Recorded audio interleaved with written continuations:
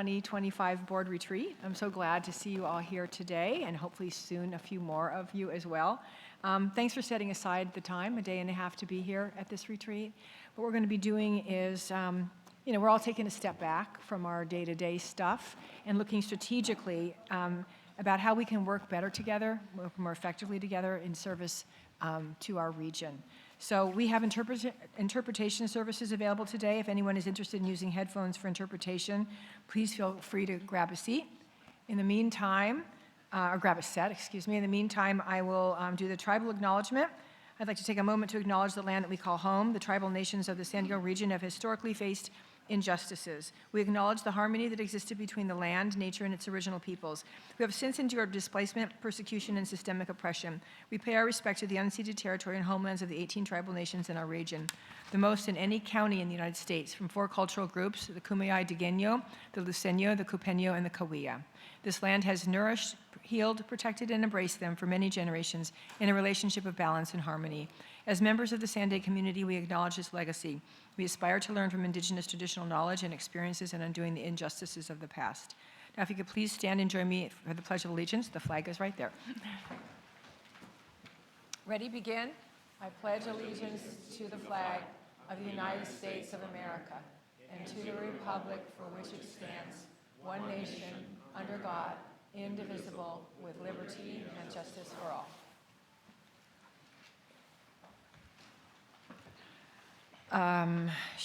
Before we jump into today's business, I'd like to turn it over to Councilmember Shin to share a little bit about the city that we are in that is hosting us. Yeah, thank you so much, Chair. Appreciate everyone coming. There we go. And making my commute very easy since I'm about 5 minutes away, and this is my district. There's a beautiful thing about Carlsbad, and I'm trying not to brag, but I would like to try to find linkage between us as a complete region. So when I hear about issues about agriculture and I hear about the East County, I think about you guys in reflection of like our strawberry fields and our flower fields. We have our rail, of course, so our beautiful contentious rail that goes up and down the coast. And of course, our freeway systems. We have 3 unique lagoons that crosses over, and it allows the beauty of Carlsbad, but also a transportation issue of just having to find our ways around and through the lagoons as well. And then I personally love Carlsbad just because when I came down here in the Marine Corps, just my friends, they own the Hennessy's Tavern. I used to work there, and I just started falling in love with every little spot of this great city. So thanks for coming. Appreciate it, and hopefully we can hop to another city and learn about them too the following year. Thank you, and I'll share briefly. I have a history with Carlsbad as well. My best friend's Aunt Sissy lived up on Adams Avenue, and when we were little kids, since I was 6 years old, every Easter and a couple weeks during the summer, twice during the summer, we would come to Carlsbad to Aunt Sissy's. So I grew up a little bit around Carlsbad and seen a lot of growth myself in your fine city. Wonderful. So should we go on to non-agenda public comments today? Michael, how many? Pardon? We should. Okay. Let's do that. Michael, how many do we have? We have 4, but I'm trying to confirm quorum, Chair. I don't know if we don't have a quorum. We do not have a quorum, but we decided to just keep going. And if non-agenda public comments, do you want to wait for us to get one more person, or would you like to speak now? Okay, I'm hearing now is good, so we can go right ahead. Truth, go ahead to the microphone, followed by Elena.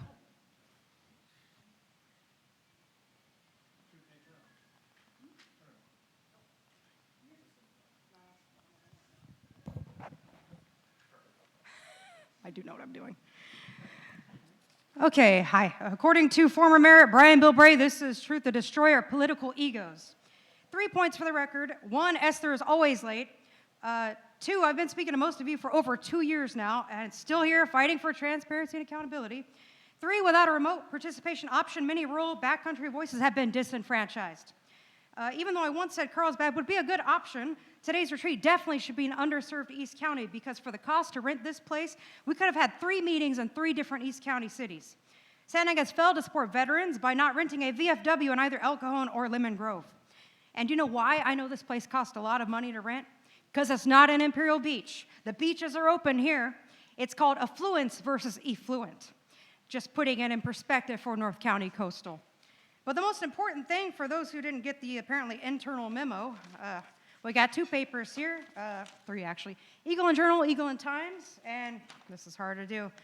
Here's what the positivity of IB can actually get you. That is me right there on the front page in living color. Thank you very much. Let's see. Oh, UT. You can eat your heart out. Trash rag anyways. A regular speaker at council meetings, truth revealed. Here's some highlights. What makes her stand out at council meetings is that she's an informed speaker who has clearly done her research beforehand. It's rare I talk about something if I'm not educated on the topic, she said. She recalled she met Imperial Beach council members Mitch McKay and Jack Fisher when she spoke during a SANDAG meeting and invited her to attend the council meetings, aka it's all their faults. She has met Coronado Merit John Duncan, and he actually answered her emails.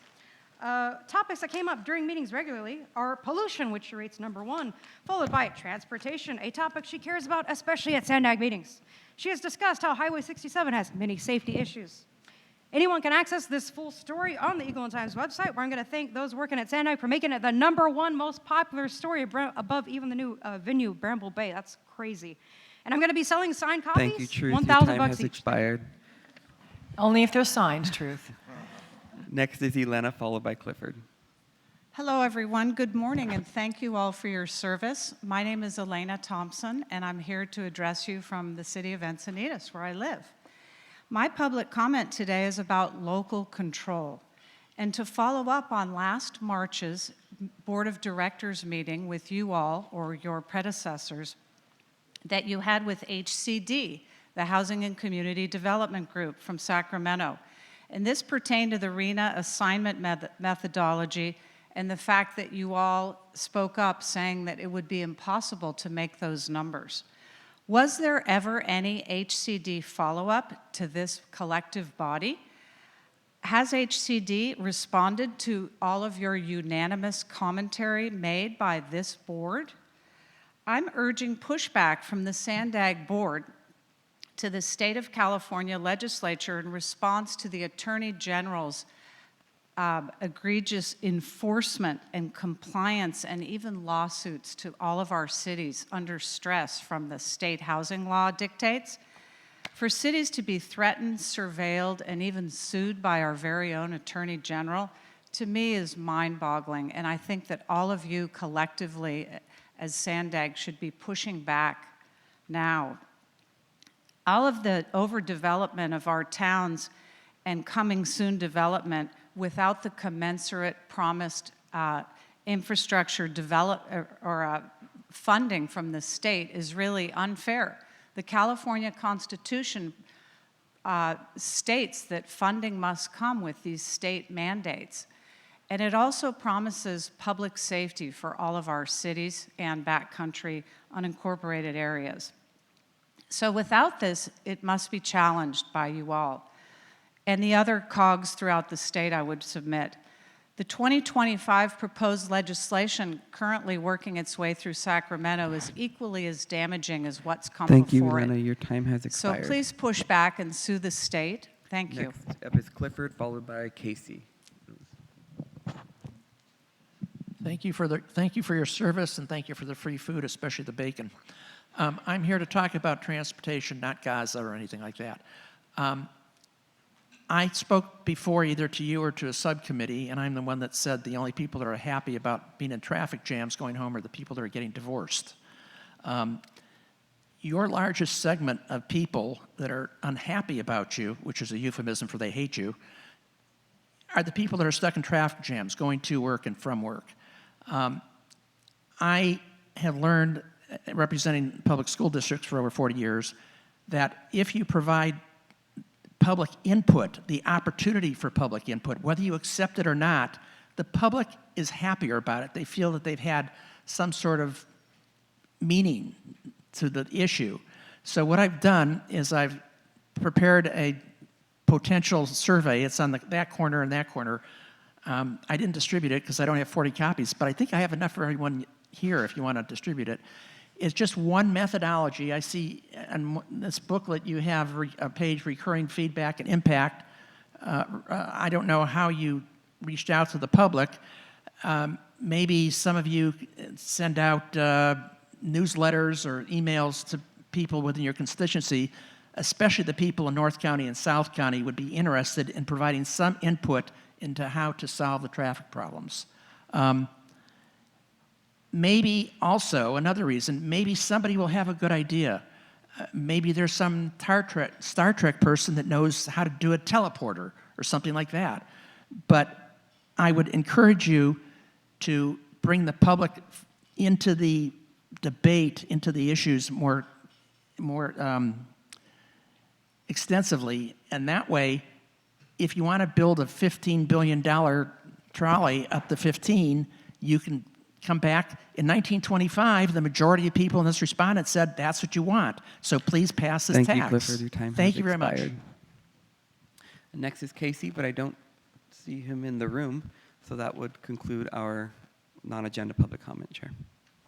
All right, thank you so much. Are there any member non-agenda comments? We have such a broad agenda today, so it's kind of hard to find something that's not on the agenda to talk about. Okay, I see none. All right. I'm sorry if I may, Chair. Casey just walked in the room. If we Okay. could take that comment.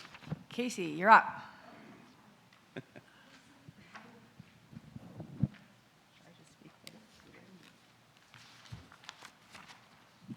Hi, I'm so sorry about that. My name is Kesa, but most people know me as Casey. I'm a 16-year-old student and an organizer for Youth for Climate and one of the lead advocates behind the campaign Cashier the Concrete.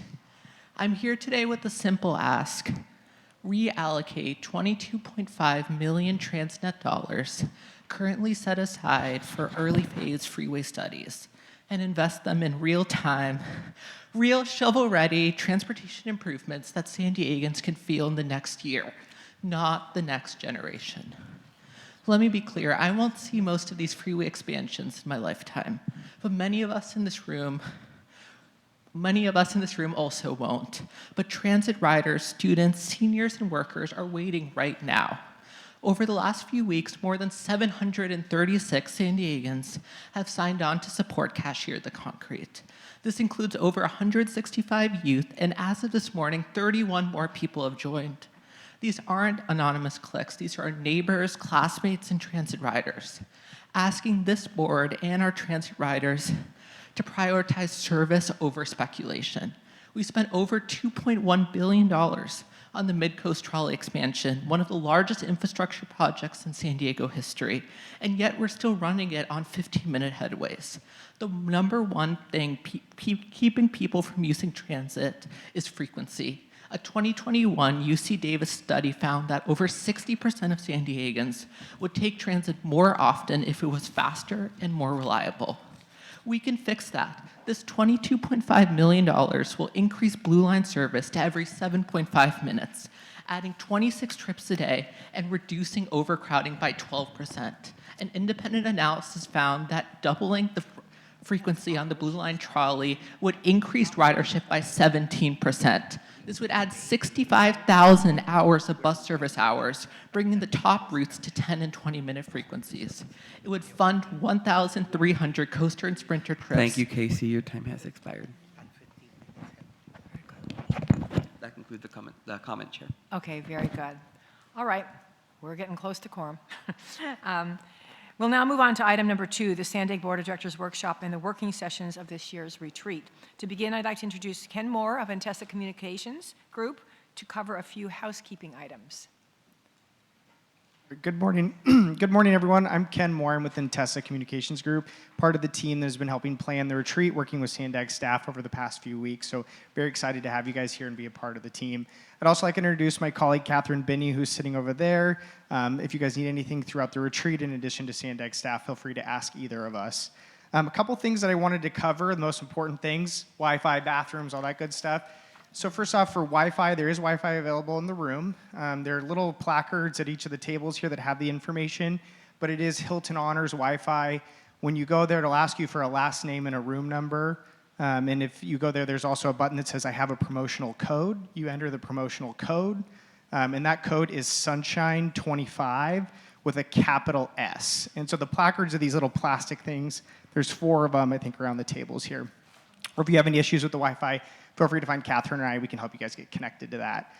For bathrooms, if you head out to the foyer, take a left, end of the hallway, there's a sign that says bathrooms. You'll take a left down that hallway. The bathrooms are on the right side all the way at the end.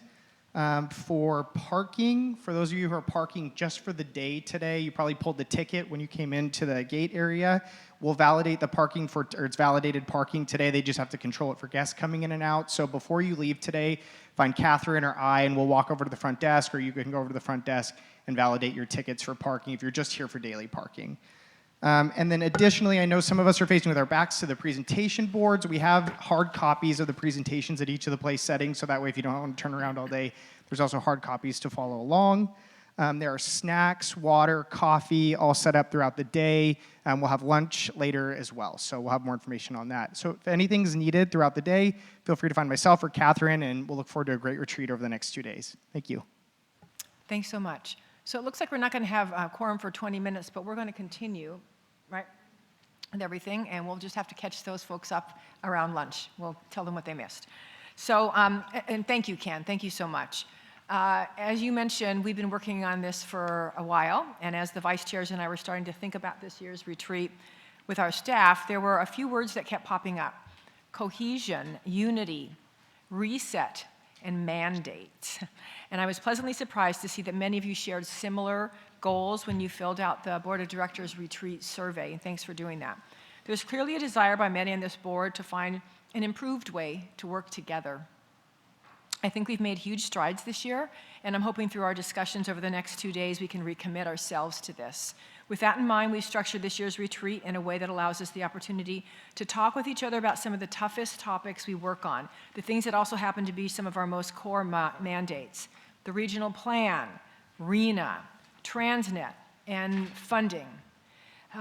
We're going to be discussing these. We're not going to be making huge decisions today. We're going to kind of take a look at everything, big picture, snapshot as of right now, and provide feedback to staff so that we can have more in-depth discussions about all of these throughout the year.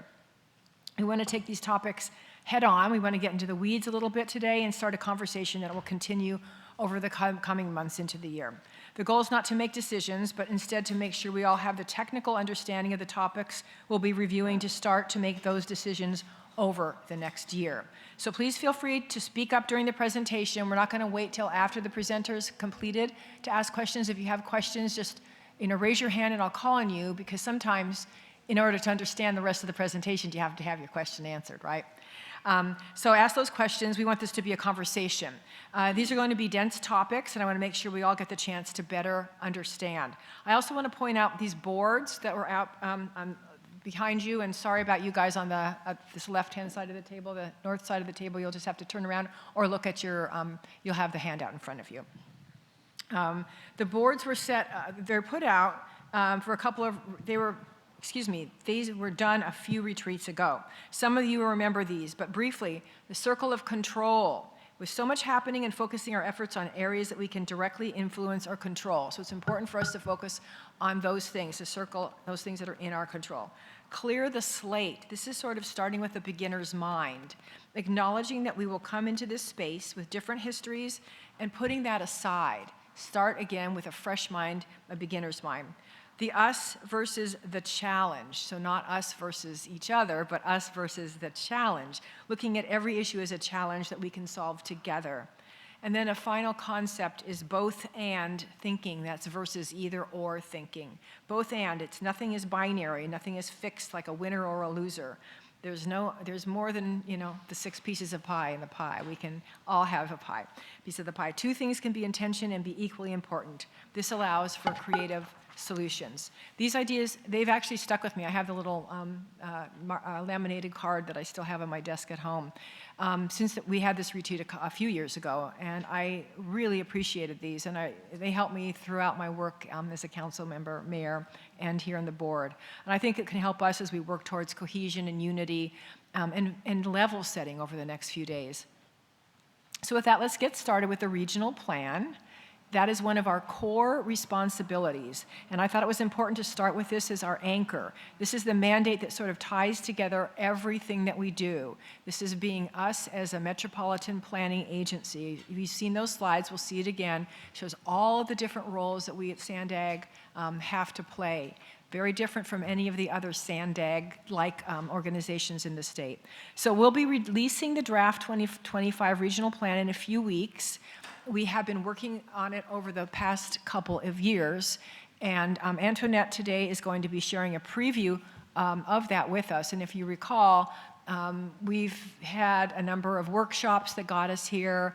We also had to go to the state to make sure that our targets could be met in the way that we wanted them to be met.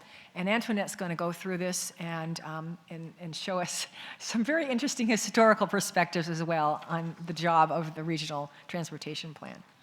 Thank you. Antoinette, it's all yours. Thank you, Chair. Good morning. My name is Antoinette Meyer, and I am your planning director at SANDAG. Just a little bit about me. I've been at SANDAG since 2008. I have worked kind of all over the agency. I started in planning. I worked in our transportation demand management program. I ran our mobility and innovation team.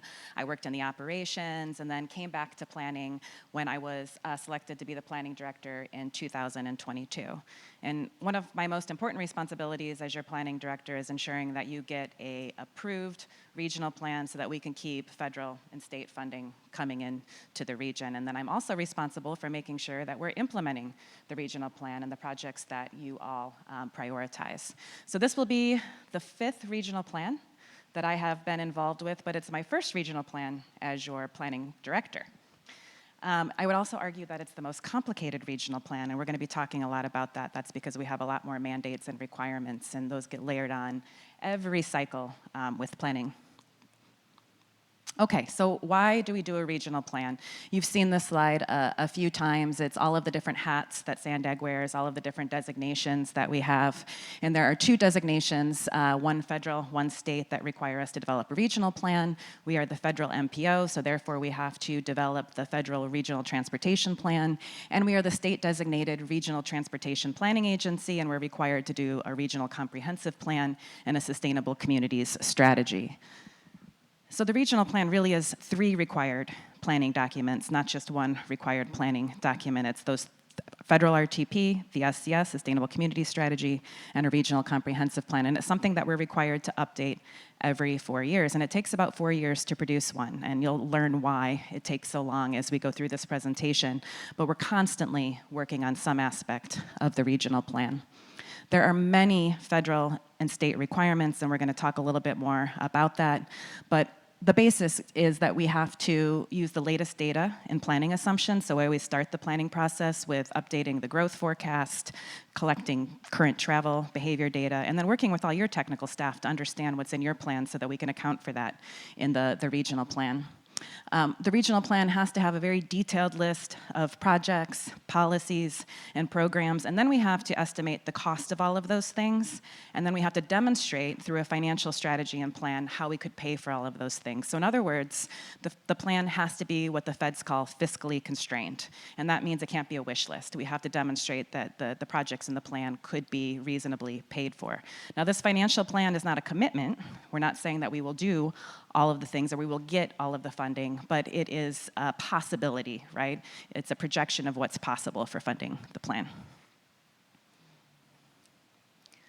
Okay, so how do we get from the regional plan to actually implementing the projects that are in the plan? So the regional plan is, like I said, it's a long-term vision. It looks out 25 years into the future. It's pretty conceptual, and we update it every 4 years. But in order to start advancing the projects in the plan, we have to identify funding and put it into the annual budget. And so the budget's something that we update every year. We presented you with the draft budget back in March, and then next week at your board meeting, you're going to be asked to approve the final budget. And there are hundreds of projects in the regional plan. The capital projects, that's like a 10-year budget, and then everything else, the plans, the programs, the services that we operate, those are 1 year. But that's not it. After it goes into the budget, we also have to program it in the Regional Transportation Improvement Program, or the RTIP. And when we talk about programming, this is what we're talking about. In order to be able to put federal, state, local funding on a project, it has to be in that RTIP. That's our 5-year investment plan, and it's something that we update every 2 years, although you will see RTIP amendments come before you and the Transportation Committee on a regular basis, and that's because as we get new funding sources, or as the scope of cost of a project changes, we have to do those amendments. And then, of course, we're implementing projects along the way. So this is a cyclical process.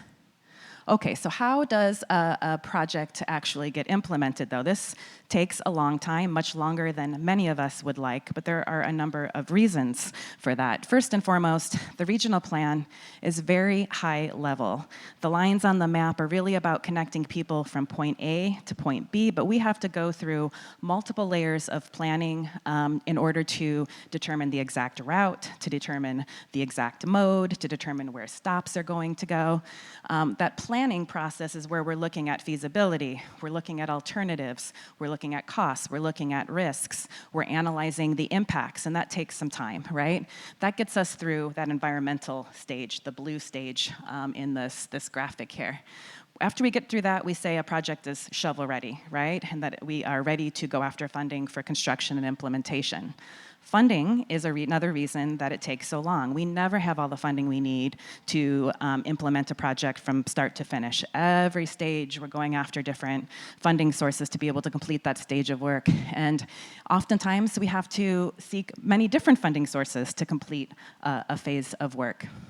We're also working with you, we're working with the public along the way, and we're taking your input. So projects may need to adapt based on input. The board changes, the priorities change, laws change. So we might be going down one path with the project, and then we have to change course based on all of the input that we're getting or to address the priorities. I think one thing that it's important to highlight that has been asked several times, it's when did we make this decision, right? When did we agree that sometimes the question is, when did the board agree to do this project?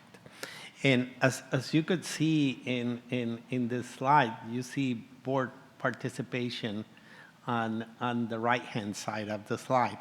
A project sometimes take 20 years, 25 years. So sometimes when we begin the journey, it probably was a different board, you know, that was the one who mandated to move forward. I'm not saying a different board from another agency. It was members 20 years ago decided that mandate that we begin the journey, and the journey begins, and there are different checkpoints. And when Antoinette comes in and talks about the rapid plans, right? That we're looking into some rapids. Because we were mandated many years before to begin that plan and pursue the implementation. So it's a very long journey, and sometimes this board that's sitting here is making final decisions on a journey that was given to us 20 years ago. Then we adjust, but it is very hard to be always changing courses, right? But we adjust as an accordion, probably like Antoinette said, the project scopes. Even so, one major milestone in this steps is the environmental phase. Once you approve the environmental phase, that has been the multi-policy decision between a lot of resource agencies and this board that this is the scope that we're pursuing. We will need to reopen the environmental document and addendums if the scope is going to change. And that's a big, big deal because sometimes environmental documents can take 5 years or longer. So I just wanted to put that in concept because sometimes the question is, when did we agree to do this? And sometimes it was 10 years ago or 20 years ago. Yeah. One other comment I want to make about this is that we talk about building a shelf of shovel-ready projects. So you hear us talk about the shelf a lot. So my goal in planning is to get as many projects shovel-ready for all of you so we can go after funding and start to implement things. Okay. So we've been doing regional plans for a very long time, probably started doing them before some of you were actually born. I would say one of the best things about the move has been all of the little treasures that we've found as we were packing. And one of those treasures were the regional plans from the 1970s. And so the map on this slide is the transportation system map from the 1973 plan, I think. And what might surprise you is that the concepts are essentially the same. We talk about trolley, we talk about rapid bus, it's called express bus. We talk about dedicated lanes in the plan. And the network looks very similar to the network that we have in place today. Similarly, with land use, this is a map from, I think, the 1973 regional plan, and you'll see the land use pattern looks very similar to the land use pattern today. That plan talks about sustainable growth and the land use transportation connection and really developing in our urbanized areas. So the terms that we use might change over the years, smart growth, TOD, mobility hubs, but at the end of the day, kind of the concepts and principles are very similar. Another big thing that has changed are the mandates, the laws, and the requirements. They get layered on, layered on, layered on over the years. And we've gone from a plan that takes about a year to develop and looks like this. So this is the 1970s plan. It's about a series of 11-page brochures. It's very cool. I've been so excited to go back and look at this plan. But that was the regional plan. Oh, to be the planning director in 1973. What a wonderful experience that must have been. Now, I just want to compare for you what the 2021 plan looks like. She needs help. I've been lifting weights because I'm not being dramatic when I this is heavy. This is the 2021 regional plan.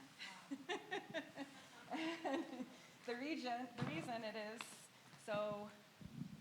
reason it is so long is because there are so many requirements that we have, so much technical work that we have to do to demonstrate that the plan meets and achieves all of the laws. So what are all those mandates? There are hundreds of them. They generally fall into these categories. There have been a lot of new laws in the last 20 years that are coming primarily from the state, and those laws are around climate, they're around reducing vehicle miles traveled, our land use patterns, accommodating housing. We're going to be talking about RHNA later. RHNA is one of those mandates. We have to accommodate the regional housing needs assessment or allocation in the regional plan in our sustainable communities strategy. So all of these goals are good goals. They're all things that we care about, things that we believe in, things that we want to address. However, the state laws make the regional planning process much more complicated and much more complex. Sometimes we find that these laws even conflict with each other. So we're in this difficult position, challenge of trying to rectify that in the regional plan. So the one law, though, that you'll hear me talk about a lot and that we're going to be talking about a lot over the coming years that completely changed regional planning in the state, and that's Senate Bill 375. So Senate Bill 375 became law, I think, in 2008. It's the Sustainable Communities and Climate Protection Act, and what it required was for us to have a new element in our regional plan called the Sustainable Communities Strategy, and in that SCS, we have to show how we're reducing greenhouse gas emissions through coordinated land use, transportation, and housing. The California Air Resources Board is the regulatory agency over the Sustainable Communities Strategy, so we have to work very closely with them and get it approved by them. And they set the reduction target, so it's a specific greenhouse gas emissions reduction target. It's not static, it changes every 8 years. They can update it every 4 years, but they're required to update it every 8 years. And they have, and every 8 years, it grows. They've just kicked off the target setting process. So right now, our GHG reduction target is 19% per capita, so per person, by 2035, based on 2005 levels. And you would say, well, vehicles are the fuel efficiency and zero emission vehicles, that should make it very easy to achieve this target. No, because we don't get to take credit for that. The GHG reduction target is based on VMT, because the sustainable community strategy is about that land use, transportation connection. It's not about vehicle technology. So the vehicle miles traveled became a proxy for... It is a proxy for GHG, and that is why this is so hard to achieve, because essentially what we have to demonstrate is that people will be driving about 19% less in 2035, right? Because we're supposed to be reducing VMT. I mentioned that CARB is in the process of updating the targets, and that's going to be extremely challenging because right now we only have 10 years with the 2025 plan to meet that target. The next plan is 2029. CARB has signaled that they're going to increase the target to something between 22 and 28%. So a lot of our conversations today, it's keep in mind what Antoinette just said, the 10-year horizon that we have to achieve the proposals that we're doing in the RTP. And it's important because if we don't achieve them, then funding for the region for transportation doesn't flow our way, federal and state. Transportation and housing. So Yes. the REAP money that we all got, we wouldn't get. So keep in mind for the next 2 days conversations, 2035 and Senate Bill 375, because we will be talking. We have said that we are having conversations with the other 3 major MPOs and seeing how we can bring to date this very, it has a great idea, right? How do we have a better environment? But it's almost a 20-year legislation. Is it time to have a conversation about it? And we will be talking more about it during the year, but you know, I think keep in mind the 10 years, 2035, we need to start proving that what our plan is proposing is achieving, and to, you know, Senate Bill 375. And we do that through modeling, right? And modeling is expensive, but it's also sort of made up, right? Yep, it's an estimate, it's a projection, and we'll talk a little bit about modeling later on in the presentation. But yes, we have to come up with a technical methodology that is approved by ARB, and that takes a long time. We got it approved, but it took about a year to get it approved this time, and we're not allowed to release our draft plan until ARB says, yes, we think that your modeling technology, your methodology is sound. And you can move forward. Mario mentioned SB 375 reform. I'm spending a lot of time on that. Robin's spending a lot of time on that. We're working with the other MPOs across the state. And again, it's not because we don't care about the climate, we don't care about GHG, but we don't want to be spending all of our time and resources on modeling exercises. We want to implement the projects that improve mobility and address climate change. Antoinette, can you, or Mario, do you know where we're at right now towards that 19% goal? Yes, I will share that with you right now. It's later on in the deck, but so our target's 19%, and we achieved 19.2% with the 2025 regional plan. So think about that. If in 2029 our target is something between 22 and 28%, it's really not possible. I have a quick one. How do we balance the fact that the state of California legislators are giving us these mandates, and the people that actually live in our state are saying, we're not getting out of our cars because I'm not taking, like for instance, if you look at the travel to this event today on a tram or whatever, or a bus is over 2 hours. And so I have to be here at 9 o'clock, and I'm not getting on a bus at 7 a.m. so I can, well, unless I decide I'm going to sleep throughout the morning at the table. So how do we balance that? And then we have people sitting around the table here that say, I'm not going to support that. But if you don't get, somebody mentioned it in a non-agenda public comment about unfunded mandates and things of that nature, and the fact that we're being mandated, but like for instance, I'm a mayor of a city, but I don't have any control over it because the state of California tells me what I have to do even though I'm against it. Yeah, you'll see this as a little bit of a theme today, actually. Like, SANDAG gets stuck in this very unique position of having to implement very challenging and unpopular, frankly, state laws. We're the right? bad guys. We get to be the bad guys because nobody goes up there and gets in their meetings and yells and screams at them and saying, "What are you doing to me?" The regional plan is a very good example of that, but also RENA, which we're going to be talking about later, is another example of that. So it's a tough position to be in. One of the things, though, that we are doing, Mayor, is we believe we should get credit for all the investments we're making in clean transportation, and that this should really truly be based on GHG reduction. And VMT is not a good proxy for GHG, so that's something that we're advocating for.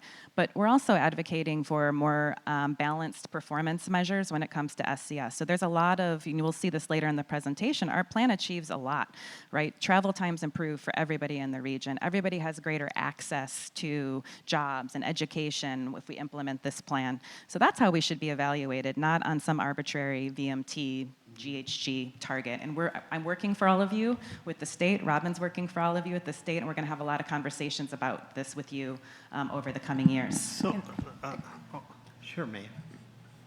Sorry, I just wanted to make an observation. This would actually be something where SANDAG, and to Mayor Minto's point, we do take the brunt of this. I think it would be important for SANDAG to articulate better that the mandates are this, because when we're voting for our assembly members and our state senators, they're the ones that are making these decisions. It really is unreasonable to say that even though the technology is better, even though people are driving electric cars and they are truly reducing GHGs, that we're now counting it as a VMT, because that, in my opinion, is all about control. It's not about actual reduction and making cleaner air, it's about control. And I think if we as an agency were to take that on, just to articulate that better, I think it would just help our folks, our residents in the public, understand more of what we're actually contending with. And I agree with that, and I think it translates also to RENA, as you know, and it's why I really strongly believe that SANDAG, the good voice and reputation that we have in Sacramento, that we should be using it more to be speaking up. That's why staff is engaging with the other three COGs, and why whenever I go up to Sacramento, I'm speaking quite frankly about, and I have some witnesses here, about some of the housing mandates and how we're all in agreement that we want more affordable places for people to live, but the actual laws that are being passed are backfiring in many instances and making things more expensive. And the same with what we're seeing with 375. It's just not making a lot of sense. It's costing us a lot of money that we could be putting elsewhere, because we are all working in good faith effort toward these goals that they've stated. And one more observation to that is, it's okay for government to say that we didn't get it right the first time and we can make a change. And I think that's one of the things, and not us specifically here, but I think, being able to provide a way that we can support folks that are making these decisions at the state level, where we can say, listen, we want to support you. It's okay to admit that it didn't work right the first time. It's okay to make a change. It's okay to pivot. And it actually creates trust within the communities, and it creates trust with our residents when we're saying, hey, we realize this didn't work and we now want to pivot and make a change because we hear you and we understand and we're trying to do the best for you. Versus doubling down. Yeah, and to expand a little bit in what the chair mentioned, we have met with the other three bigger COGs. It's called the Big Four. We represent 80+% of the California population. We have now agreed on the principal points for pursuing a discussion on reevaluating SB 375. And it's with the spirits that you mentioned, Mayor Jones, saying, hey, we started at one point, we're at year, 18 or something like that, and it's time to regain the conversation. Chair has gone and had meetings with multiple legislators, as well as we staff with her. We have met with the governor's office and been very forward in saying it's time to have a conversation. And it's kind of a bottoms-up approach that we're saying, hey, regardless where you stand, we all want to breed a better environment, right? And let's get it better, but let's get the metrics right.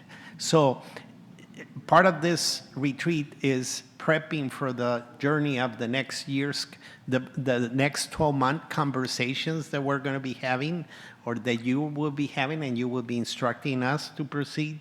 So Senate Bill 375, it will be an ongoing conversation of strategies that we jointly with the SCAC, the Bay Area MPO, and the Sacramento MPO, that we move forward jointly and start gathering a coalition to have a conversation. We have met with multiple departments of the state also, and we're hearing everybody, and they're hearing us on what's the good and the bad and what needs to improve. So I just wanted to put that out there. It's coming. And I just want to acknowledge Mayor Ehlers is here, so we finally have a quorum.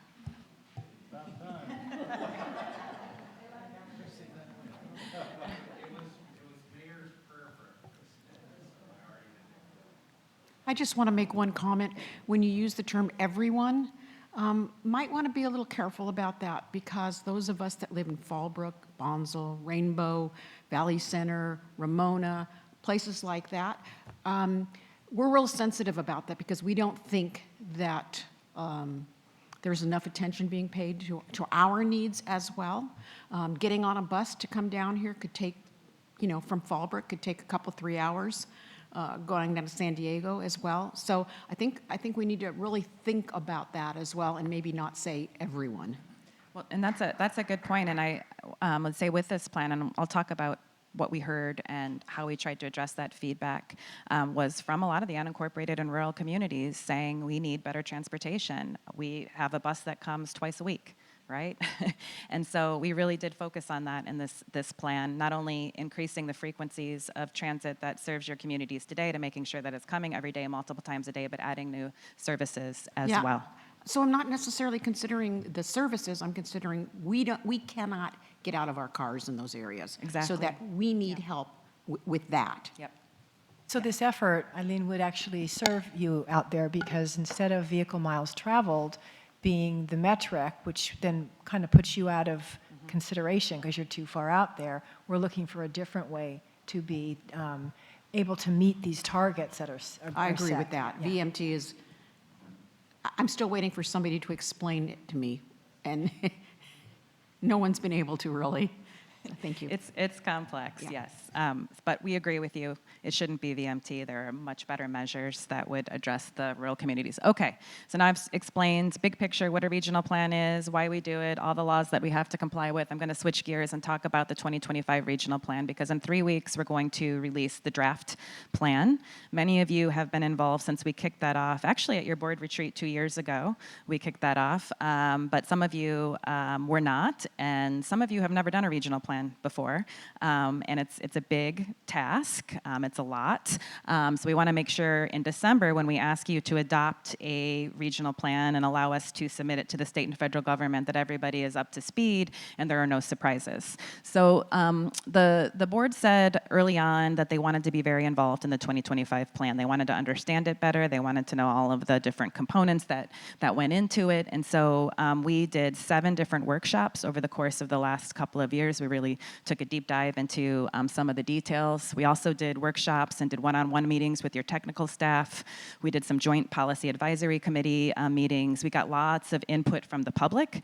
We did in-person meetings. We did virtual meetings. We had an online mapping tool, and all of that really led to thousands of comments that people provided on what their priorities were. And I obviously don't have all 2,000 comments, but they fall into 2 general themes. But I think the key thing I want you to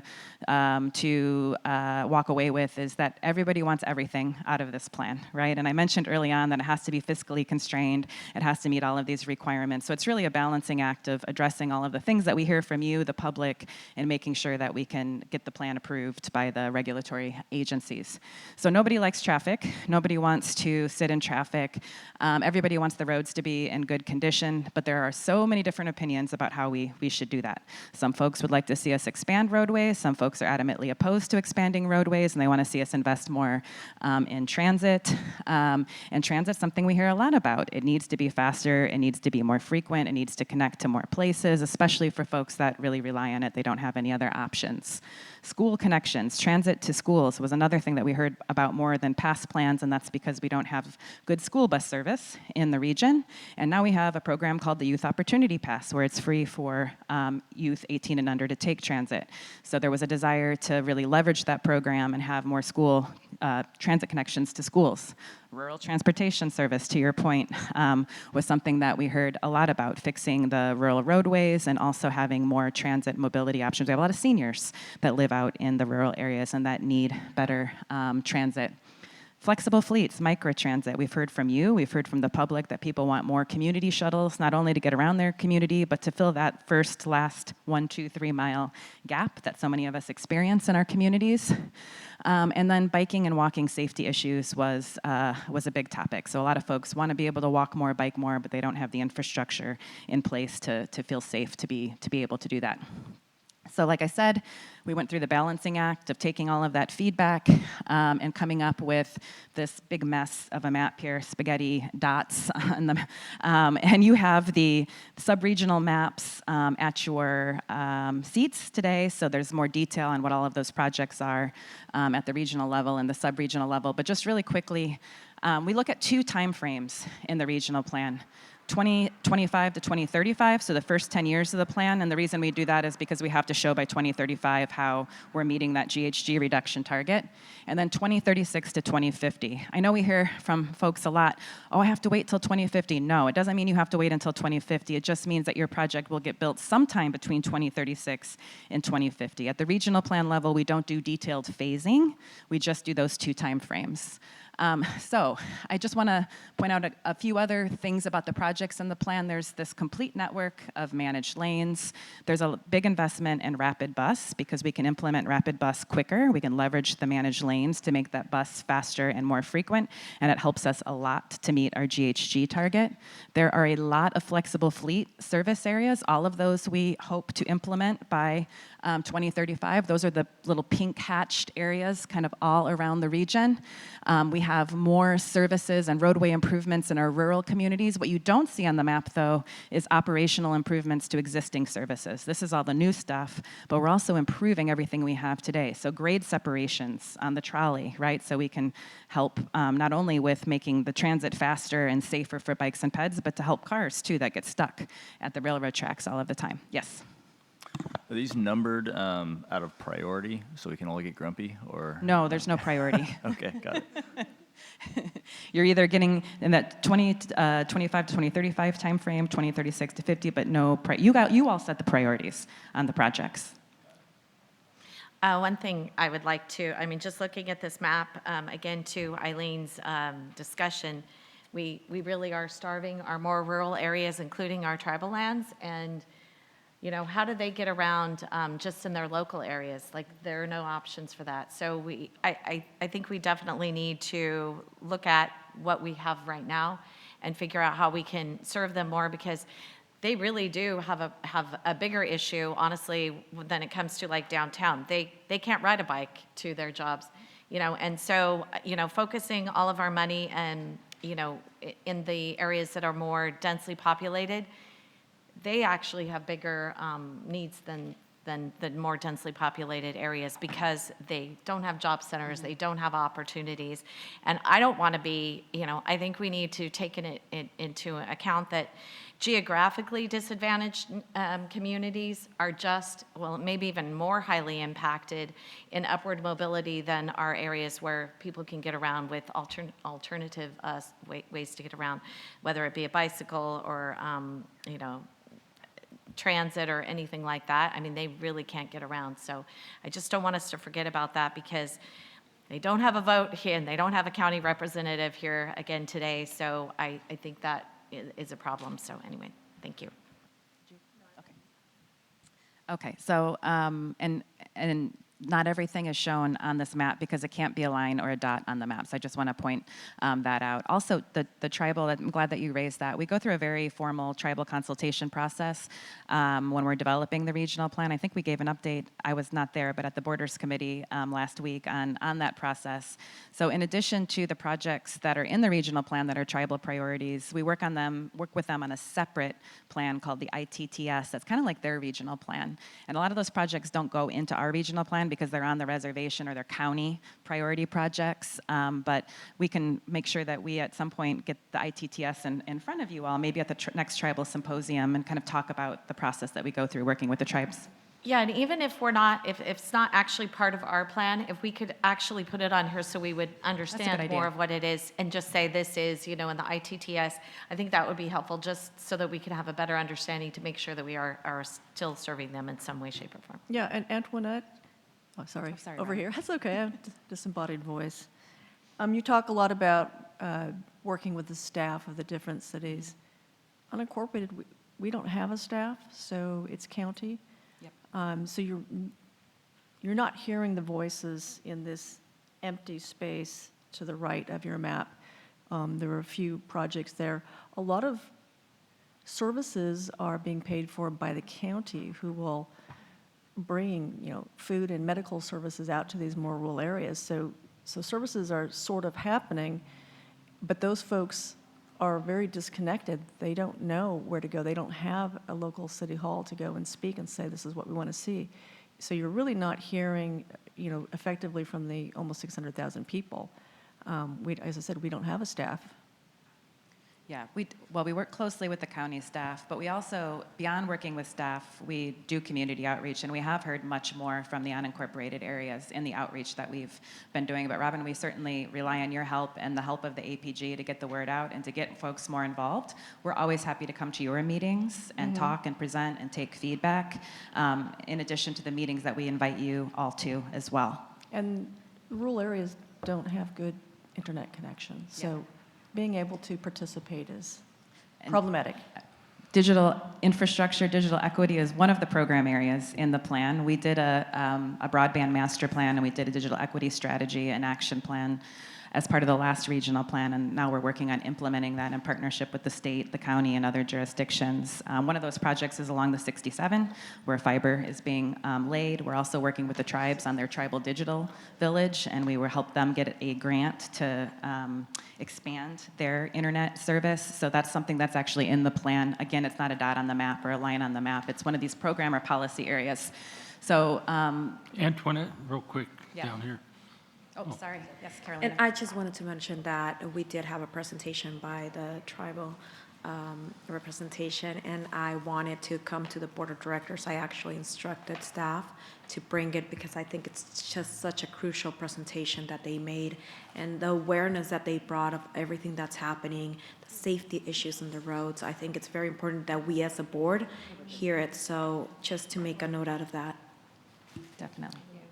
And I just have, sorry. Oh, sorry, I was just... real go quick, ahead. I'm going to just real quick. I'm sure I know the answer to this, but I want to verify it. Are we recording today's meeting, or I'm sure we have probably staff taking notes on what we're talking about? Yes, we're recording it. Okay, because I don't want us to miss any of the recommendations or anything. Because what I want to say is a follow-up on what Robin was talking about. Out in the more rural areas, most of the bus services are put together by MTS. And quite frankly, I've never had really any confidence in them to really put together good bus service, especially even in, Santee, which is not rural, but they have limited us to very little bus service there anymore because the idea is it's east of Interstate 15, and so there's nothing out there for them to do anything with. And if they're going to be a partner, continue to be a partner with us, we need to be a stronger partner and say, you're going to have to serve more or we're not going to fund you in certain areas. And you have to, hate to play hardball like that, but the bottom line is that we give them a lot of money, we fund them with a lot of money and a lot of opportunities and getting very little. And Yeah, my only observation would be that we should have regular meetings with the planning groups, I think, SANDAG, because I mean, and I don't know how often that would be, every month, every other month, but I feel like they've got a lot of needs that we really do need to hear about, that when they come to the meeting, it's really difficult to actually have that real conversation, and I think the one-on-one. And I don't know, do the planning groups meet together, or do they meet always separately? Because I think if there was like a planning group meeting where it's all of the planning groups together, meeting with SANDAG on a regular basis, I think that would be very important. So we meet twice a year for the APG. But now that I am speaking here for a second, I would like to invite you back up to the Fallbrook Planning Group. We had you a few years ago, but I think just dealing with county staff, and I'm in no way disparaging them because I like them, I work with them, I think they're great.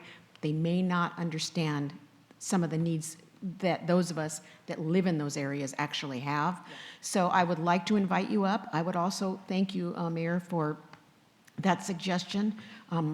I'd love to meet with you, Robin and I, on behalf of the APG, meet with you, sit down and really tell you some of the needs that we have as well. Because looking at this map, we're not getting quite the love that we would like to get. That's the problem with the map, because I know. Yes. I know. Yes.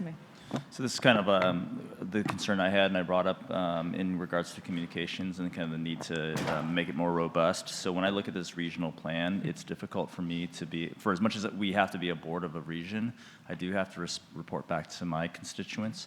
So it doesn't really show me like that aspect. So what is SANDAG doing for Carlsbad, right? And for me to be able to button that up and also provide it. Yes, so one of the tools that we're going to be releasing with the draft plan is an interactive online mapping tool. So you'll be able to click on the lines, the dots, and get all of the kind of information about the project, including things like how frequently does it run, if it's a transit line, right? If it's managed lanes, how many managed lanes? So that tool will be released soon, and that will help you. And then in your packets, we did do sub-regions, so like North County, Central, East, South County, so that you could see in a little bit more detail. But we're also happy to, again, to come to like a council meeting or a planning group meeting and present as well. We'll be doing a lot of that when the draft plan is released. I want to highlight something, because we get, we look at a map and we look at kind of projects. The RTP, it's a planning document. Remember that kind of high-level inverted pyramid? It's that fuzzy line saying how we're going to connect from a regional perspective from one city to another. Zooming out, how do we connect with other counties or regions? That's Caltrans's role and responsibility. They do that. In the cities also have their roles and responsibilities of dealing with their internal mobility, which is what's somewhat being discussed about the unincorporated area with the county. But this is a plan. It's not the cast in stone list of projects that are going to be done. It's a vision that changes every 4 years, and it's to meet a requirement, so the formula funds that each city and the region and the transportation agencies, transit agencies receive keep flowing. So I want to put a lot of perspectives into it. It's also what Antoinette is talking is the plan of some regional projects, and it's just, it doesn't address the plan of some regional programs. Some of those programs are grants that the cities are receiving, and later today and tomorrow, the finance team will be showing some, like it looks like an org chart, but it's the different pots of money that are mandated in the ordinance for Transnet. And add to that layer, how many funding sources do we do? 40, 60, something? About 50 different funding sources in the 50 plan. fundings. Each of it has its strings attached. But right now, she's probably only talking about a square on an org chart that it's going to have a lot of squares. So do please understand that this is not, oh, if I don't have something here, it's not happening. No. It's that this is the beginning of a conversation that's circular, that keeps going, and it's going to keep evolving. So I do want to put that in perspective, so you all don't think that there's a short change. Actually, the RTP is that beginning point and continuing point of having the conversation to discuss what do we need to get in this region for mobility and for housing needs. Yeah, I just think, and I understand that it's a regional aspect. I love the answer that you provided, that we can drill down to the basic local aspects, because in the end, we need to be able to interpret this for the layman, right? And that layman lives somewhere very specific, and I think that's one aspect. And then the other one, the transparency of just understanding the allocation of funds that need to go to one region or another, right? So like, because let's say Carlsbad here, I'll be the bad guy. So Carlsbad has a rail. So maybe some funding has to be a little bit more leaned heavy to this city than as opposed to another city. And why we would fund more into the rural area, because they just don't have the funds to be able to have something like that. Because my constituents can say, hey, how come we're not getting the full weight of what we're represented to have, right? Yeah, in something that it's important that I caught on the other day, one representative on the board mentioned, hey, there's nothing in my area happening right now. And I think we were providing the regional transportation, the RTIP, which is the 5-year cash flow snapshot. But if we have a conversation of, there's some projects we talked that they take 20 years to evolve, and probably to get them constructed, it could take between 2 to 5 years. And a lot of people are paying attention to that tail end. So there may be a period, let's say in 2008, 2012, and I'm making it up, I can't remember if those were the exact dates. There was a lot of construction happening around Escondido, because the I-15 was going gangbusters, right? So for several years, a lot of money went into that area. Then it got finished, then it got moved to the 76 corridor, was another early action project that the board mandated. Then the I-5 HOVs, the 805 HOVs. But there's a snapshot in a period of 2 to 5 years that there's a lot of capital going to that area, because that's where we have the construction. So that's another thing to think about and keep track about those cash flows that sometimes say, well, nothing is flowing in my area. Yeah, but 5 years ago it flew. There was a lot being invested in your area or in another geographic area. It's based on the schedule of the delivery of the projects. Yeah. Jumping in with just a couple of comments. One, putting this all together and thinking about the fact that the timeline for a lot of these projects, 10, 20 years, we redo this every 4 years, get a changeover in the board, changeover in the state and federal government. Kudos to SANDAG to getting anything done in that landscape. I only say that half jokingly, but it's pretty amazing the obstacles that get in the way of actually doing these bigger projects. For whatever it's worth, Robin and Eileen, City of San Diego has 42 planning groups, and then we have an umbrella organization called the Community Planners Committee, where there's a representative from each of those groups meeting every month, and that becomes a more powerful vehicle, a more powerful voice. We don't always listen to them, but it is an opportunity to bring everybody together to talk not about an issue in their town, but backcountry-wise, East County-wise kind of thing. I just throw that out there just as an FYI. And then I'll close with, hopefully is a quick question. You mentioned that the regional plan has to be physically, constrained. Is that only on the capital side, or is that also on the operational side? Because I think... Yep, it's the entire plan, right? The entire plan. Because I think about, the north half of my District 1, the 56 corridor, people have been agonizing for transit, and it's hard... And I will support that. I'd love that. It's hard to imagine that it actually would be financially feasible. Yeah. when MTS can't actually make transit financially feasible in our really dense communities, in the city of San Diego, for example, kind of thing. So, but physically constrained actually means capital improvement and operational. Yes. Okay, Yep, I'll thank talk you. about plan costs in a minute. So I think we're probably getting short on time. Anyway, here's the proposed policies and programs. This includes grant programs that you're all eligible to apply for. This includes Youth Opportunity Pass. This includes our clean transportation investments. So while we may not get credit for zero emission vehicle infrastructure from CARB, we do use it. We have to do an EIR for the regional plan. That's another reason it's complicated. You may think, well, why an EIR for a plan? But we have to identify all of the impacts and come up with mitigation measures. So our investments in clean transportation is one of the measures that we use to mitigate our environmental impacts. We have a very robust transportation demand management program. You're all probably participating in Bike Month in a few weeks, and that's something that team puts on, or Bike to Work Day. So anyway, there's a number of programs and policies that are very important to achieving our VMT and GHG and meeting our environmental obligations in the EIR.